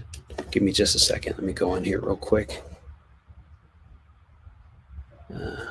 All right. I think we got it here. Oh, nope, that's not it. What happened? Inbox. All right, just bear with me, folks. I am putting this together. Let's see. All right, here we go. All right, let's do a full screen. Hopefully you can see this. This is the beginning of the screen. So this piece right here is, the size of it is 48 by 60. So a pretty nice size. It's like 4 feet by 5 feet for this particular canvas. And where I came up with the idea and the concept of it was talking with my friend, Mr. Rick, which is Peter's brother. And we were talking about, Tyler Perry talks about the people who have been pillars in his life and that have given him strength and have held him up when he had been down, and that have inspired him to be and to grow into the individual that he is, and that he's still continuing to grow. So as we talked about the black canvas, so I did some sketches. I sent some sketches to Peter, gave him an idea of what I wanted to do. I wanted to take a number of people and make them columns into holding him up. And so I decided to use the memorial, the Lincoln Memorial, to do this. So we'll kind of go through this. Hopefully you can see this at the beginning. So I started to sketch the image. Unfortunately, I can't get this thing a little bit bigger, but you can see it right there, sketching the image. I'll talk about it a little bit more. And the beginning process of the people who become the columns of this particular piece. And going from there, this is me adding some of the initial color, starting with Tyler Perry, and capturing him looking off into the distance as him being a visionary and seeing some of the things that he wants to come into the future. This is the beginning sketch that I had of Medea, that I put her into this round design that encompassed Tyler Perry. These were me starting the sketches of the faces. I did all the faces of these individual people. And then I started everything else. So this is me doing the images around the piece, showing the studios and the accomplishments, and from his charities, from being with Lionsgate Film, going into Paramount Studios. A little bit closer sketch of me doing a little bit more of the Medea character. And going through this cloak right here is I put him in a position of Lincoln, and in the Lincoln Memorial, he has a cloak, which is like a coat, but I made this one a coat of many colors, like Joseph. Joseph was a visionary. And then this is the outside of the piece. This is before I did the background, putting the colors in, and doing the designs around the particular piece. And he's on a different foundation outside of being in the memorial, but actually on top of the memorial. And this is like a cross. So he's standing on the foundation of Christ. Okay, this is me adding the stairway and some of the shadowing into the piece. And then this is the piece completed. And these are different sides of the piece. And then I'm going to show you a quick video of the image. Okay. And then this is a picture with me posing. Here's Tyler Perry, myself, and Peter Peros in one of Tyler Perry's executive studios. So that was an awesome trip.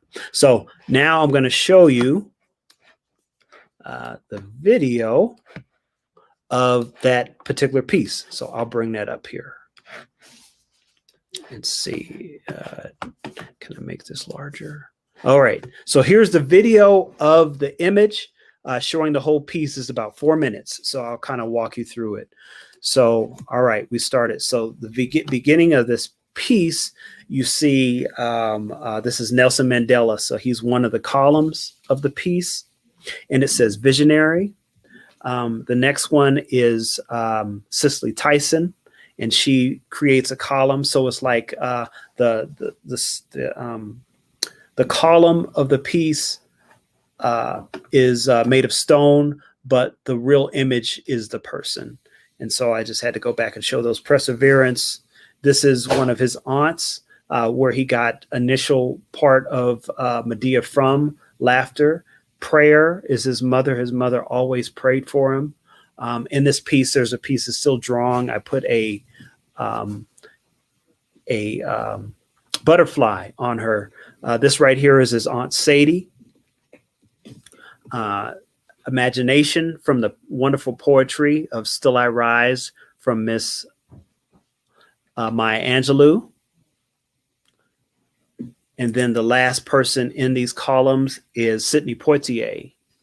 And Sidney Poitier brought some leadership for Tyler Perry. So this is showing the steps as I go back across the steps, and I'll show this one image right here. This is his car, this 1992 hatchback that he slept in for almost 3.5 years while he was pursuing his goals and dreams.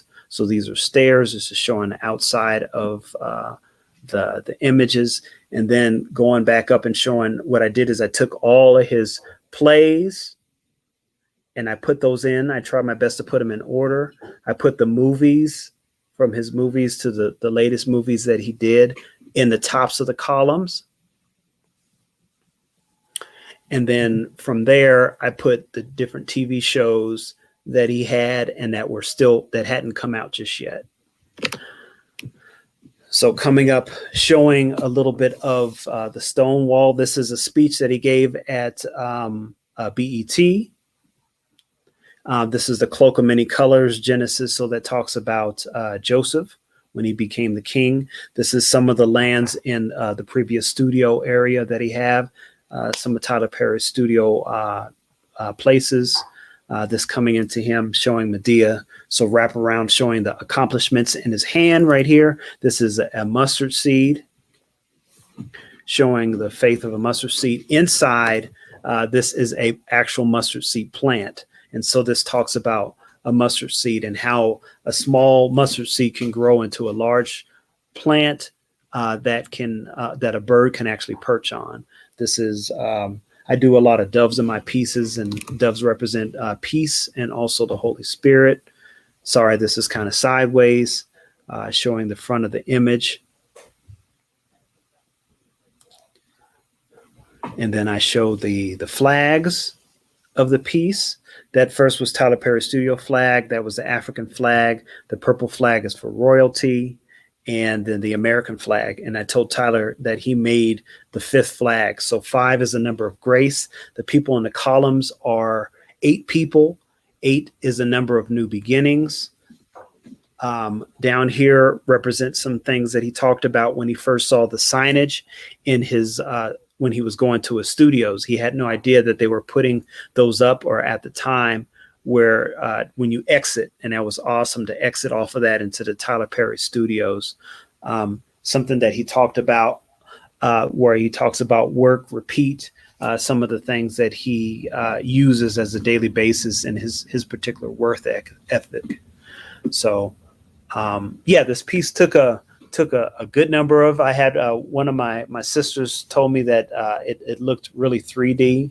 So when you actually like look at it head on, it gives that a little bit of a 3D effect. So I was very thankful that he liked the piece, and very blessed to be able to give it to him, and that Peter was very pleased with the image and my thought process and going into this, and that Tyler likes to receive letters more than anything, and that this piece is more of a letter to him, of a thankful letter for his accomplishments and to celebrate his 50th birthday. So I'll go ahead and get out of that and then come back in the stop screen and get back here. So thank you guys so much for taking a listen to that. I think I went over my time. So I'll bring some of this other stuff up into the next part. So I wanted to show a couple of pieces that I had, but I'm a little bit over my time and I want to be respectful. So if Miss Cutler, if you're available to come back in, wanted to say thank you again so much for everybody who did get a chance to tune in. And I hope that one of my pieces will see its way into your future, into your home, that you'll be able to use for your investments for later on for your family. Hey, Miss Louise, turn your sound on.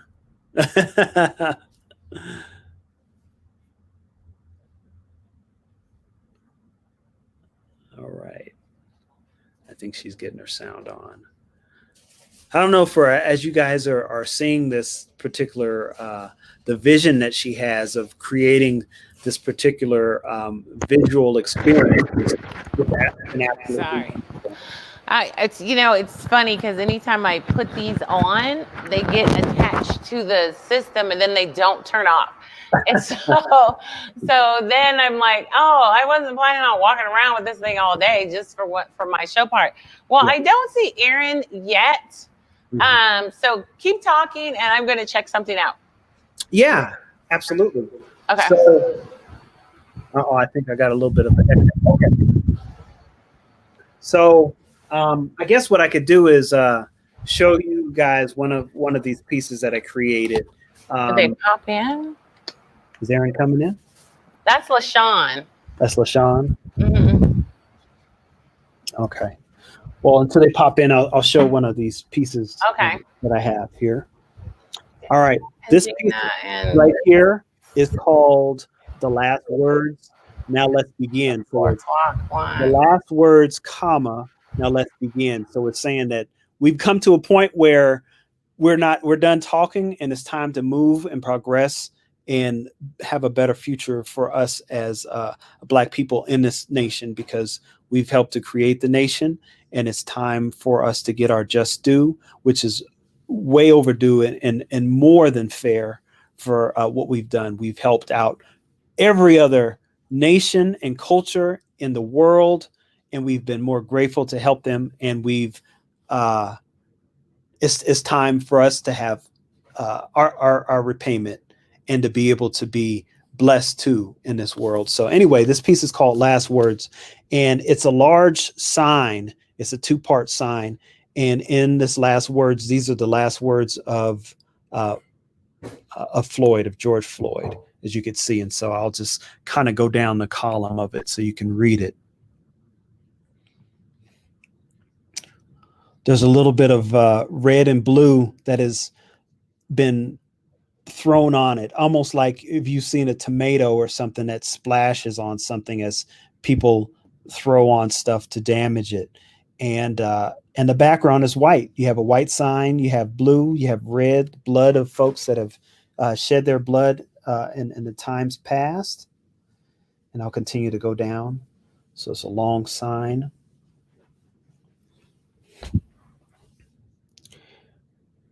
And then the last part of the sign, I actually used my son in this to give me the sitting design of this young boy. Let's see.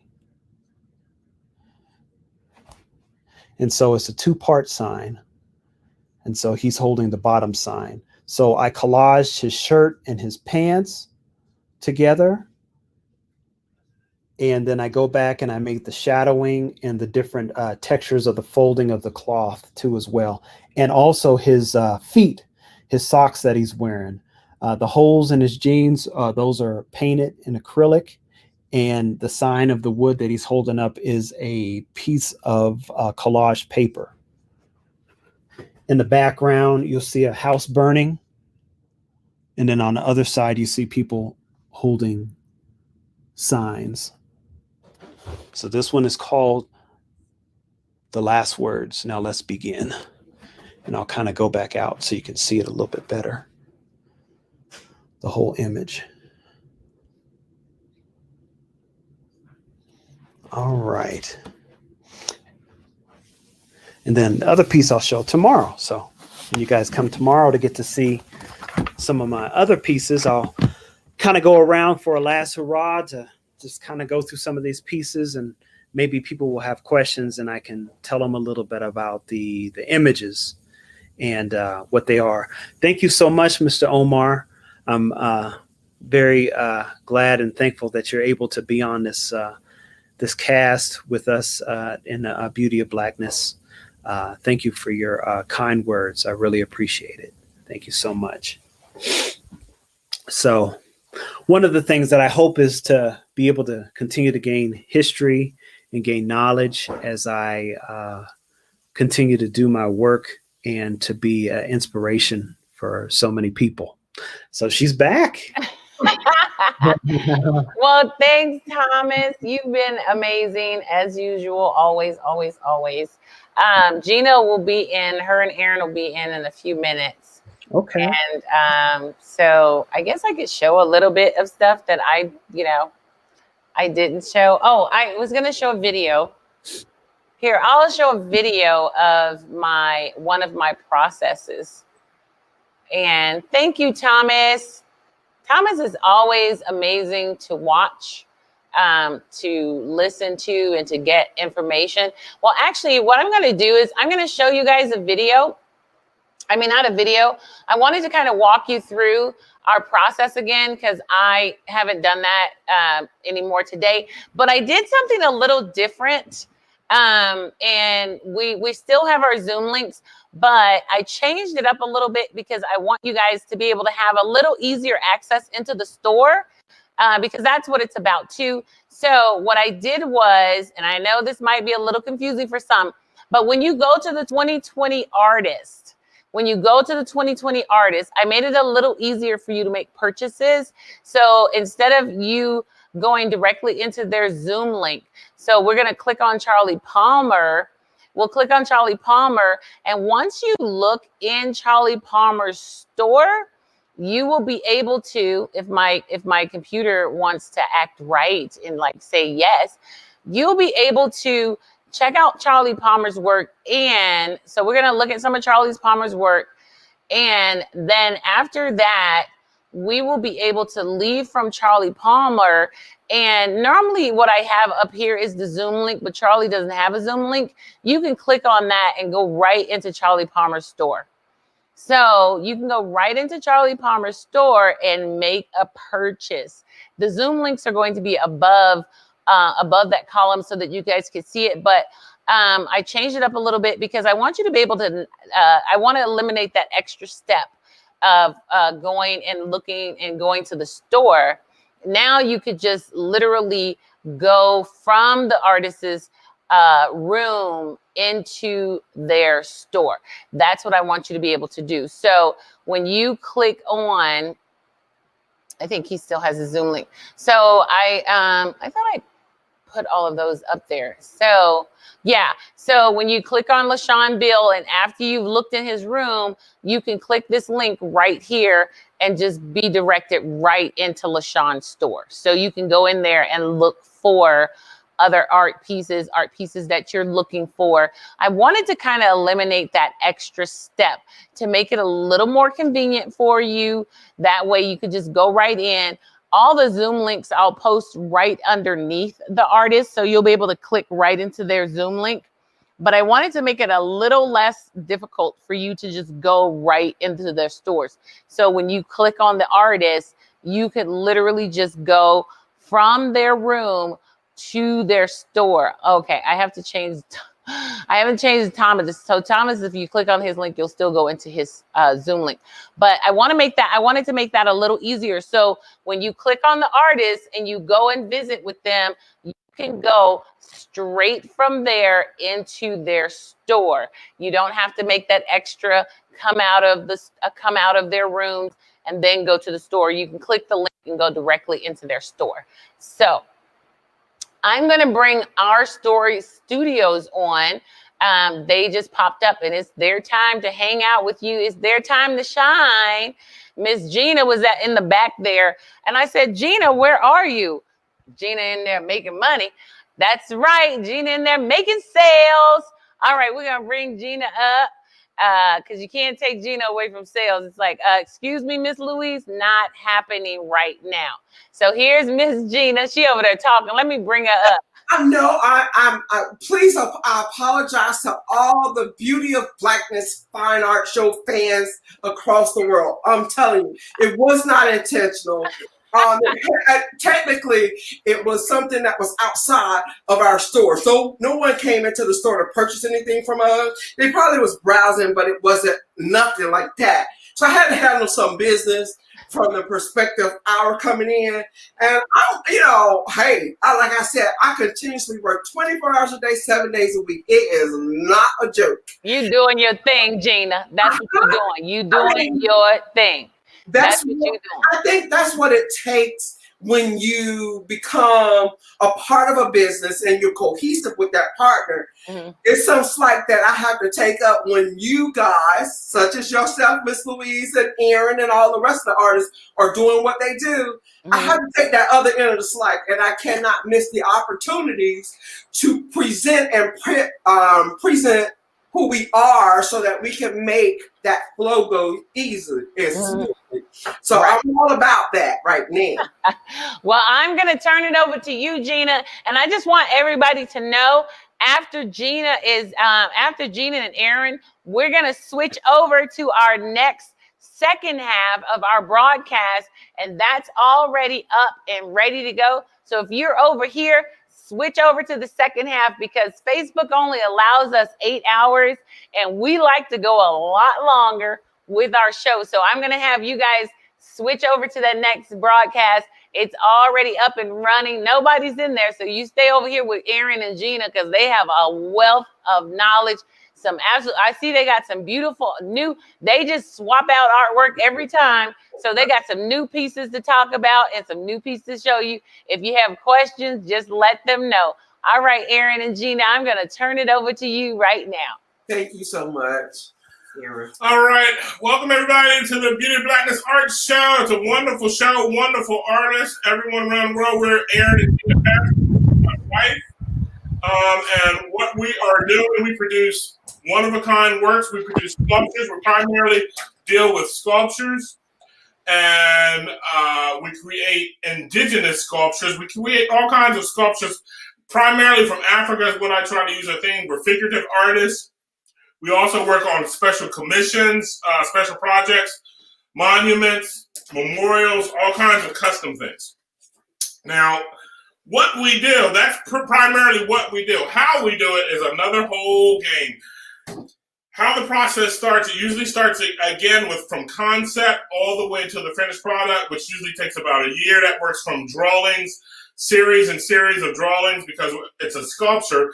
The objects that you see, like some of the ones behind us, we try to draw those three-dimensionally, and we draw them from every side to see which way it's going to look from the back, from the front, from the side, and we get a feel for the piece. Each of the sculptures are usually based on concepts. Some of them primarily from our ancient history. Some of them are from historical viewpoints. Some of the materials that we use are various oxides, patinas, resins, natural elements, stones, all kinds of things. Techniques that we use, we carve some are cast, primarily cast, and sometimes we do a combination of them. Some are welded in various styles, whether it's a TIG weld or MIG weld for those welders out there. And that's how we create our uniqueness. The two pieces that we have behind us are the Iwi Queen, which is right here. And this particular large piece is one that's been with us for so long. And her name is Bella. Now, in Italian, Bella means beautiful. It means technically it's beautiful, but in Nigerian, in the Iwi, it means freed slave. So we were trying to show that the meaning of this piece was basically, when you see the piece, you automatically think that, oh man, it's a very sensual piece, that you think that it's all about the form and everything. But it's technically not about that. It's about someone being freed from captivity. And that's what the piece is about. If you were a captive, if you were a slave, if you were just glad to be where you are and free from your oppression, this is probably a pose that you would have. I'm just so glad that I made out of it. It just happens to be in a beautiful form. And one of the beautiful forms was the female form. That's why we represented that in a female version. What the piece has on it is it has all kinds of bangles and everything that took months and months. The actual piece took about a year to create, from its initial conception all the way to the finished casting. The hair, this region right up here with the hair, that took over 3 months, because every time that we could cast it, every time we tried to cast it, we would lose a series of the braids. So each of the braids are individually wrapped, each individually woven and everything, and to try to get the motion of the braid actually leaning down, it took forever. It was 3 months in that, because partially some braids would break, some wouldn't cast properly, so it was over and over and over. It has what they call a rose gold finish on it. Now, when it's viewed through the camera, like you're seeing it, it looks awfully dark. But when you see it in person, it has like a bronzy gold to it. So it's a beautiful, beautiful piece. It's just a one-of-a-kind piece, typical of the work that we do. It's a life-size piece. We did 2 smaller ones that were abstract. They were abstract from this. They were immediately sold and they're gone.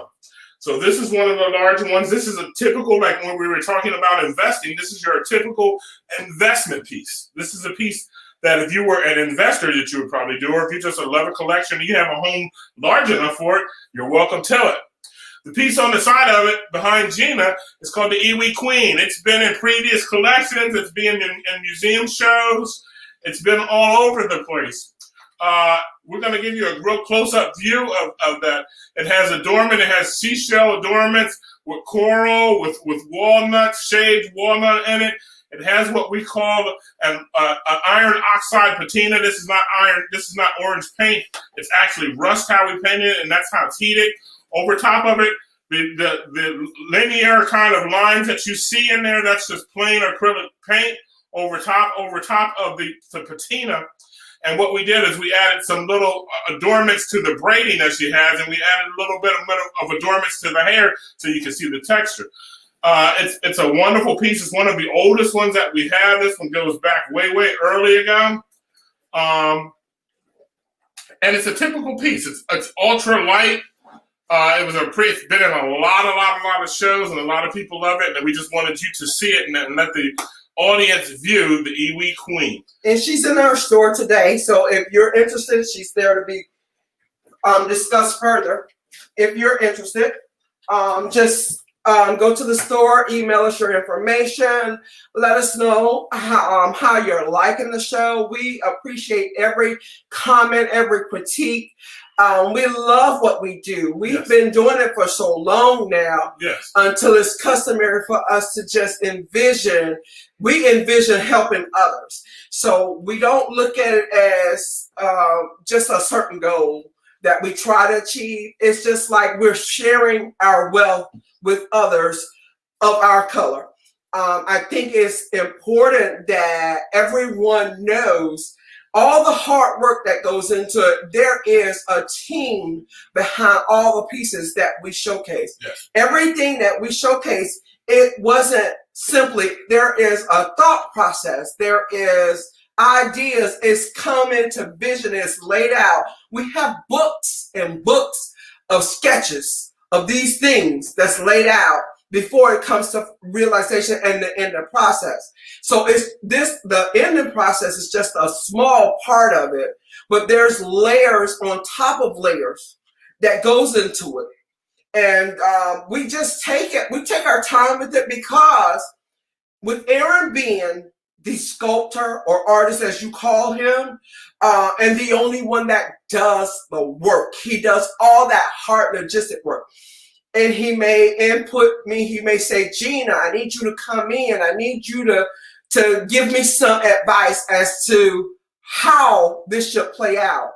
I'm going to give him my honest critique, because I'm his biggest fan, but at the same time, I have to keep my opinions in the limelight. I'm not going to be the yes person, in other words. For quality control. Because it's not about how many, the quantity that you have. It is definitely quality, because that's what every individual or collective that we've come in contact with, they love about it. They come up and they critique it from head to toe. And if we can't give them a history of what that piece means, it doesn't mean anything to them. So that's why we share. We tell our story. That's why our company is called Our Story Studios, because we're sharing a story with everybody about the pieces of artwork that we sell. Yes, yeah. Every piece that you see and every piece that we sell, we always give what's called a provenance for it. It's either been in a show, it's either was in a museum, it's either been on a circuit, or if it doesn't have a provenance, provenance comes straight from us to the owner, meaning that it was a commissioned piece. So we create one-of-a-kinds. There are no additions. We don't do any additions of anything. And that's primarily what we do. We're more on the fine art side more than we are on the commercial side. We have had stuff done and print and cards and stuff like that. We just happen, our business model steers us into just one-of-a-kinds. But these are the types of works that we do. We work, like I said, with all kinds of materials. Some of the new materials that you're going to see in the works in the future, I can tell you a little bit about. They're going to have some precious stones on them. I was fortunate enough to travel. Me and my wife have traveled around the world, and we collected some items that were they're just phenomenal. They're very different. Years ago, who would ever think that I would be putting precious stones on pieces of mine? I mean, that's just, I'm still blown away with that. But we're going to start using some of those on some of the pieces. We're going to start using actual artifacts from ox bones and everything that we have. We've already used those in the past, but I'm bringing some of those back and refurbishing some of the ones that we've used from the past for newer pieces. So those are some of the kind of kudos and goodies that we have with what we're doing. The piece that's behind me, I'll talk a little bit about this again. It's called the auction block. For tomorrow's show, I might give a quick preview. This is what they call the maquette model of it. I may give a preview of, depending on if I get a lot of questions on the piece. So it all depends on our audience. If I get more than 10 questions, I'm willing to show the whole entire audience throughout the virtual universe the large piece. But this is the model for the piece that you may see tomorrow, depending on the questions. This piece is called the auction block. It's based on 1853 slave auction. It was the largest auction in the United States. It was 453 or 433 slaves wanted it to. It was in the 400s in Georgia, Savannah, Georgia. And at that particular item, at that particular time, it was called the weeping time. I chose not to call it the weeping time because I wanted and we wanted to show the aspect of the thought of when you think of slavery, you always see images and pictures and paintings and illustrations of men and women, but no one has ever thought about the children, how the families were separated, and that even affected the children. So what you're going to see is two children on a block right before they're being sold into captivity or into slavery and to go into someone's plantation for the rest of their lives to be separated from their family. So this is the model. This is the small maquette, and it's just a preview of it. Just a preview. But those are the types of things that we work on. Those are the types of things that I try to portray in what we do. I have a love for our people. I think our people are extraordinary for the stuff that we have already went through. And my goal as an artist is to try to tell those stories that aren't told. Yes. You know, absolutely. There have been, Black Panther was a great movie for the kids, but there are so many stories, so many true actual stories from ancient Africa, the ancient Nubians, Egypt alone. You could do a whole series on stuff like that, which we have already started that too. But, you know, I'm trying to tell the stories as a company. That's what our goal is. We're trying to create images. We're trying to create treasures. Now, in creating treasures, that takes a long time. Again, most of the pieces go from the average from 3 months all the way up to a year, just before the public ever gets to ever see them. Most of the time, the collectors have bought the pieces before you 90% of our pieces you will never get to see because they're already gone before the public even gets to see them. So when you see an Iwi Queen and when you see a Bella, those are some of the ones that we have that were large scale pieces that have been and traveled all around the country, that have been, and a lot of people have made huge offers on both. I mean, these are these are what I call investment pieces. So if there's any questions, we would love to have some. We're here. We would love to have some questions about what we do, how we do. I can go into technique, but I need some questions to help out. Maybe Louise can help us with that. Absolutely. It's here. Can you hear me? Yes, sure. I had to, because I had to disconnect I use headset. I use a mic, and my mic. Get in the picture. I'm coming. I'm right here. Hey, I'm gonna bring it back. I'm talking to Bella. I was out there talking to Bella. Okay. So, you guys actually did have a question earlier. I'm going to try to scroll down to it. When you guys were up talking earlier today, there was a question for you. So I'm going to try to scroll up. Okay, there it is. Here it is. There it is. Okay. It says, natural beauty in people. Can you talk about that? It says, your work seems to have a theme of natural beauty. And they kind of wanted you to talk about that a little bit. All right. Well, when you talk about natural beauty, I'm thinking of the beauty of all Black people. We have our own uniqueness, such as everyone in the world has their own uniqueness. Every culture does.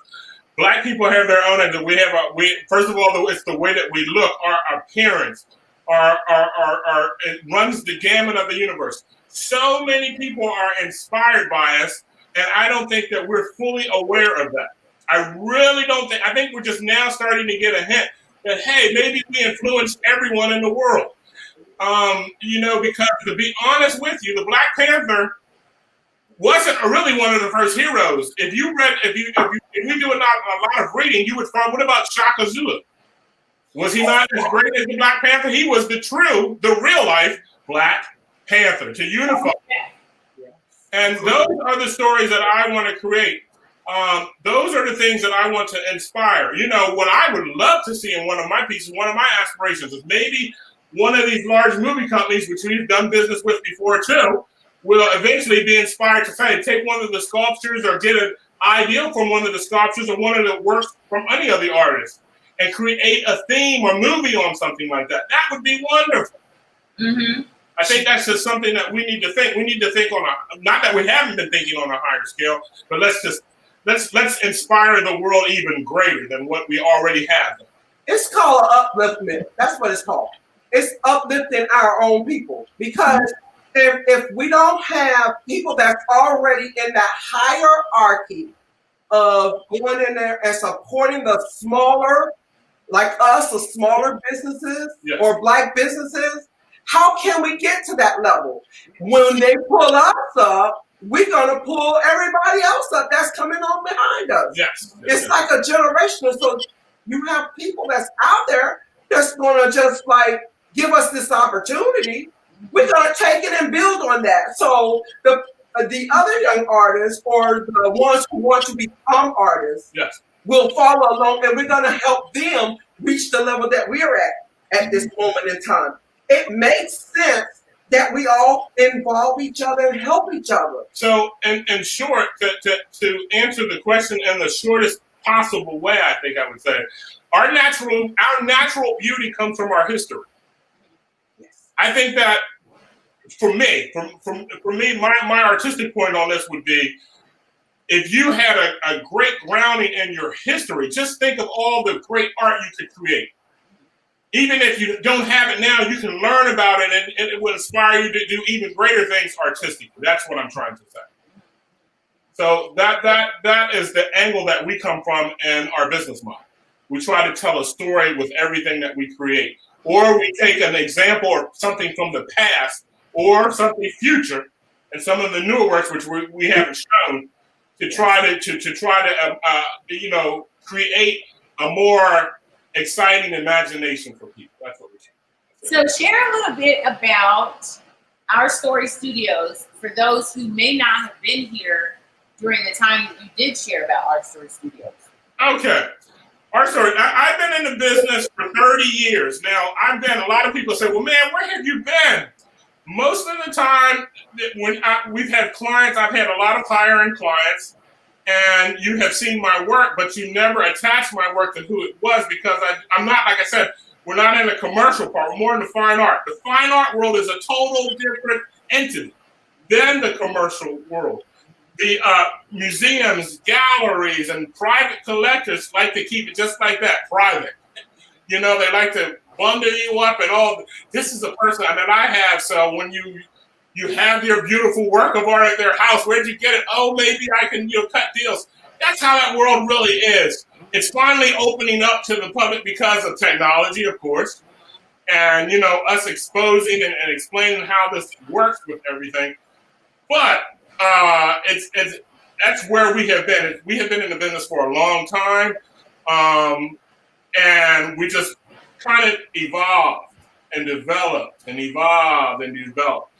And a lot more with the name of the company, Our Story Studio.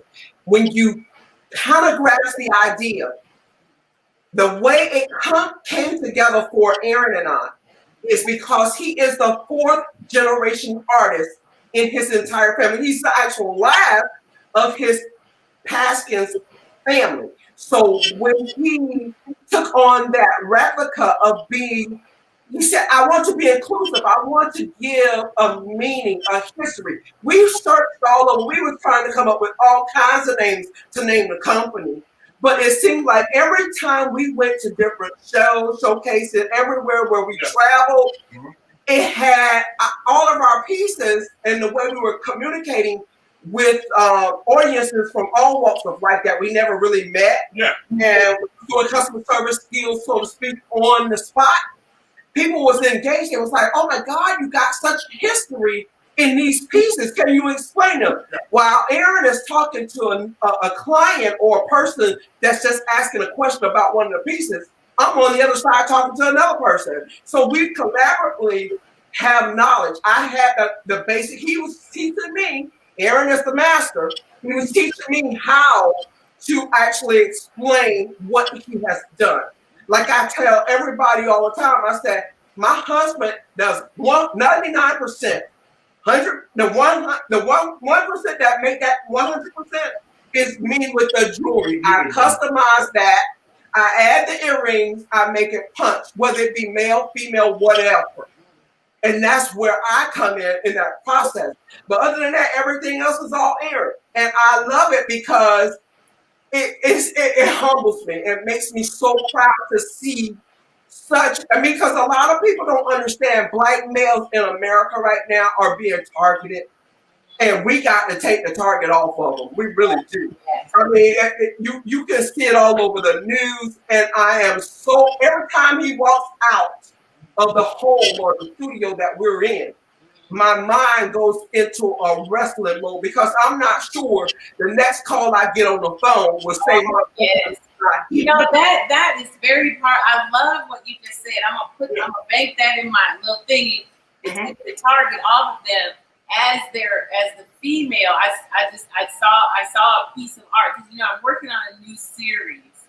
and I totally saw like right there. This show has given so many amazing nuggets just from listening. It's just like when Paul Goodnight said something yesterday. I was like, taking that, you know, and you just said something. I'm like, taking it. It's, you know, it's like you take it, you put it in there because somewhere it's going to come up as a piece or develop into something. It's going to blossom. It's like I'm taking that little seed, I'm going to ingest it somewhere. It's what happened? It went on. Think we're over. Oh, we done went over time. Meet me over in the next broadcast. I told you, what you call it will definitely, no, it's still on. Yeah. Well, we're gonna head over to the next broadcast anyway. It hasn't ended. Something. Maybe you can play that video from the website for that. That would give the patrons and the clients a chance to see some in-depth history about me. I don't know if you can pull it up from on your side. Oh, you know what? Let's what time is it now? 5:52. Yes. Let me see, because we're gonna head over. Tell me the title of it, and then I can play. It was the video that we had submitted that you was pulling up and sharing with the screen that we couldn't share from our. Right. You sent it to me on it was via email, I believe. I sent it to you. It was okay, let me go here. One's on the website, and I think one's on. Yeah, she can't pull it from the website. Yeah. Okay. Let me pull it up. I mean, I can pull it up if it'll play on the website. Okay. Yeah, you play on the website. Play on the website. Yeah. Yes, it would.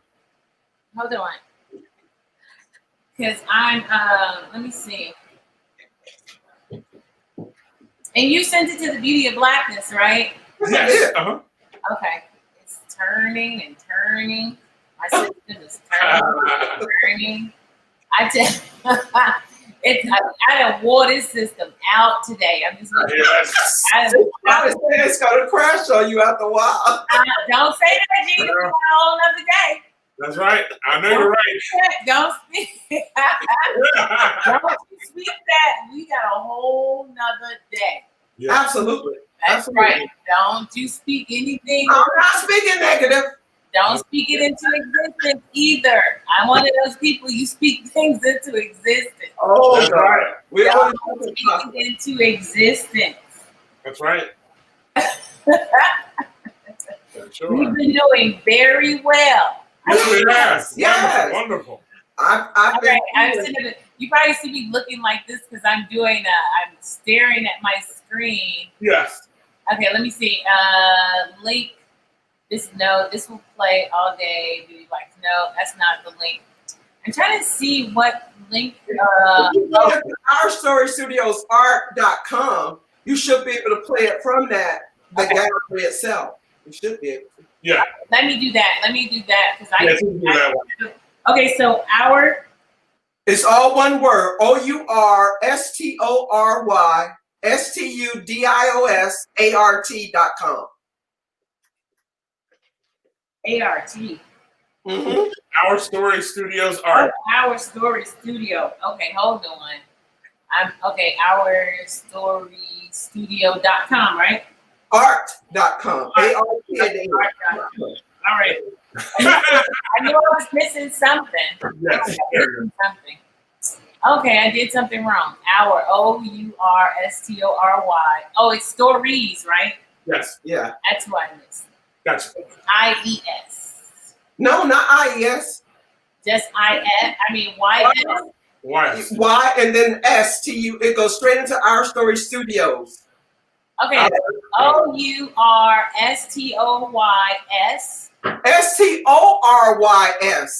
STORYS. Studios. Wait, spell it again. STORYSART.com. Okay, I missed the S on store. Something's not right here. That's all right. I'm like, I'm missing something. It was the S on that. There we go. I got it. You got it. Let me tell LaShawn. LaShawn, you're supposed to be in the other broadcast, the second one.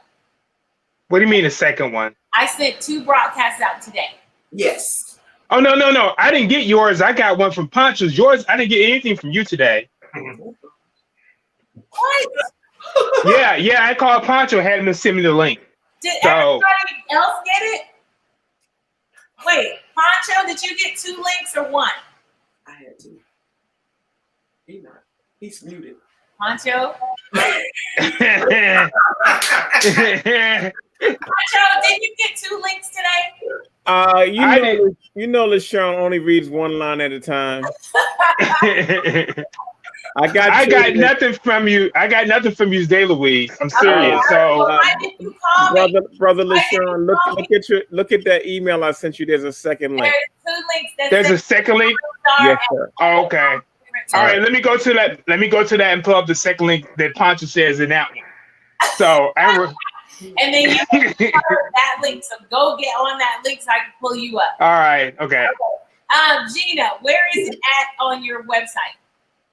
Next to home page, you should see video. I do. Okay. After the purchase page, you should see video. Okay, I see it. Mm-hmm. All right. Now give me a second, and then I'm going to pull that up. All right. Okay. All right. Poncho, let me tell Poncho. Poncho, you go over and pull LaShawn up for me. So he's ready. Poncho left too? Yes. Never mind. Just leave it. I'm going to head over. You go head over.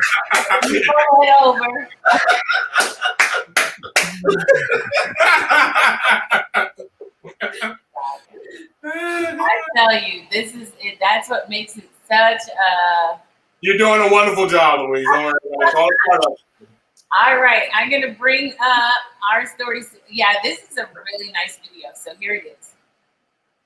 Yeah, take us out. There we go. There you go. All right, I'm gonna play. I'm gonna start it. Yep. I want to be remembered for someone that actually loved art. From the time of my existence, I have done nothing but that. I have given my whole entire life to just doing this one thing.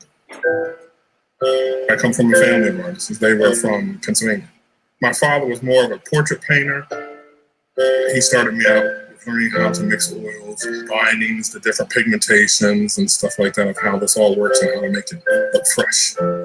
When you kind of look back on in your childhood, when you're doing line drawings while the other kids are out playing, you kind of realize that, wow, he was really building me. He's building my foundation for something greater to yet to come. My father always stressed being in the moment. What I try to do with art is I try to catch that moment. I'm trying to reconnect first with my family, where they came from, and kind of connect it with all indigenous tribes. Not particular Africa, but all tribes. Some of it is contemporary. When you look at the particular work, the striping, the patinas, that's the contemporary part. When you stand away from it, you'll get a feeling like, wow, it's kind of ancient, though at the same time. I kind of like to use what the Japanese would.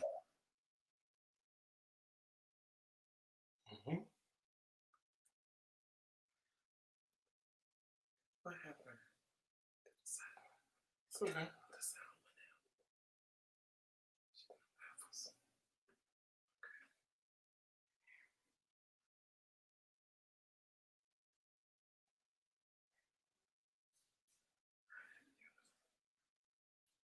There we go. Nice. Very nice. That's pretty amazing. Thank you. I love that video. Thank you. You're welcome. Are you guys going to head over to the other place? I want to say thank you, Aaron and Gina, for, I always enjoy when you guys come up. You are so full of energy, so full of life. Thank you. It's always a pleasure. The pleasure of being here with the show. I mean, we want everybody to support your show. I think it's wonderful. I think you're on to something that's so trendy, so hot, it's going to be on fire next year. There you go. That's what we like. That's right. But throughout the rest from now until next year, I definitely want us to connect. I definitely want to do something where we go into your studio, do like an interview inside your studio where we're talking and you're sharing, because you have such amazing stories that are connected with your work. Yeah. I mean, you and Thomas, it's like listening to you guys talk about your work and the history and what you add to it. You know, it's like you guys might as well be historians. It's so pleasurable to listen to you to talk about your work. Sometimes I'm like, people ask me about my work. It's pretty. No. We work on a different plane, and I do. I create my work for beauty and for this and totally different. But listen to you guys and the research you do behind your work is absolutely amazing. You know, it's one of those things that, you know, after 30 years, it's always a thrill to do my work. I'm always grateful, thank God, that I can still do work and stuff like that. I think one of the things for me, myself, is it takes a lot to, I'm going to use the word enthuse me because I've seen so much. It takes a lot to kind of excite me because I'm always working with that. So I have to stimulate myself with other people's work to do that. So this is one thing that I would love to say about the show, that it's helping me re-stimulate, re-energize myself to show that we're just not the only ones doing beautiful masterpieces, because all the people that you have are masters. Yeah, they're amazing. I just want you to know I am really excited about having you guys here. Now, you know, I told you that the first day I sat down and interviewed you guys, the energy was just flowing through the room. The beauty of your relationship and how well you guys work together is phenomenal. And I just love having you guys a part of my family now, a part of my art family. So I'm gonna head over. It looked like Pancho that took over for me. I got two computers up. Pancho and LaShawn's over there on that computer. You guys are over here on. Girl, I had to, and that's why I'm like, don't you say it, Gina, because I'm working out a couple of systems up in here. It is not easy, I know. We are working. Look, I'm gonna take a picture. We are in here working off of some serious systems up in here, and it's all. I say it's all by the grace of God. Let me see if I can get pictures of. I'm gonna see if I can get pictures of all of what's going on. In the studio, because I'm gonna post that where it's like I got Pancho's over there bringing LaShawn in, and that's the beauty of what is going on and what's happening with us is to be able to do something like that. To be able to do that. I'm so excited, and just saying, hey, bring it on. Bring it on. This has just been an amazing event. So I'm just glad to have had you guys here. Well, thank you. We're going to party it up tomorrow. Last day, we're going to hoop it up. And at the end of the show, I'm having a party. I said, we're going to have a party. So bring your drinks, your food. We just going to hoop it up. The last hour of the show is just going to be a party. That's right. And all your friends be like, show up. Because it's going to be a party at the end of the show. All righty. Will do. All right. Okay, I'll see you guys. Take care. I'm going to virtually pop into another show. Okay. All right, if you're on this link, go and pop into the new link. It's already set up. Just jump right in and hang out with us over at the next show. I'll see you guys later in this.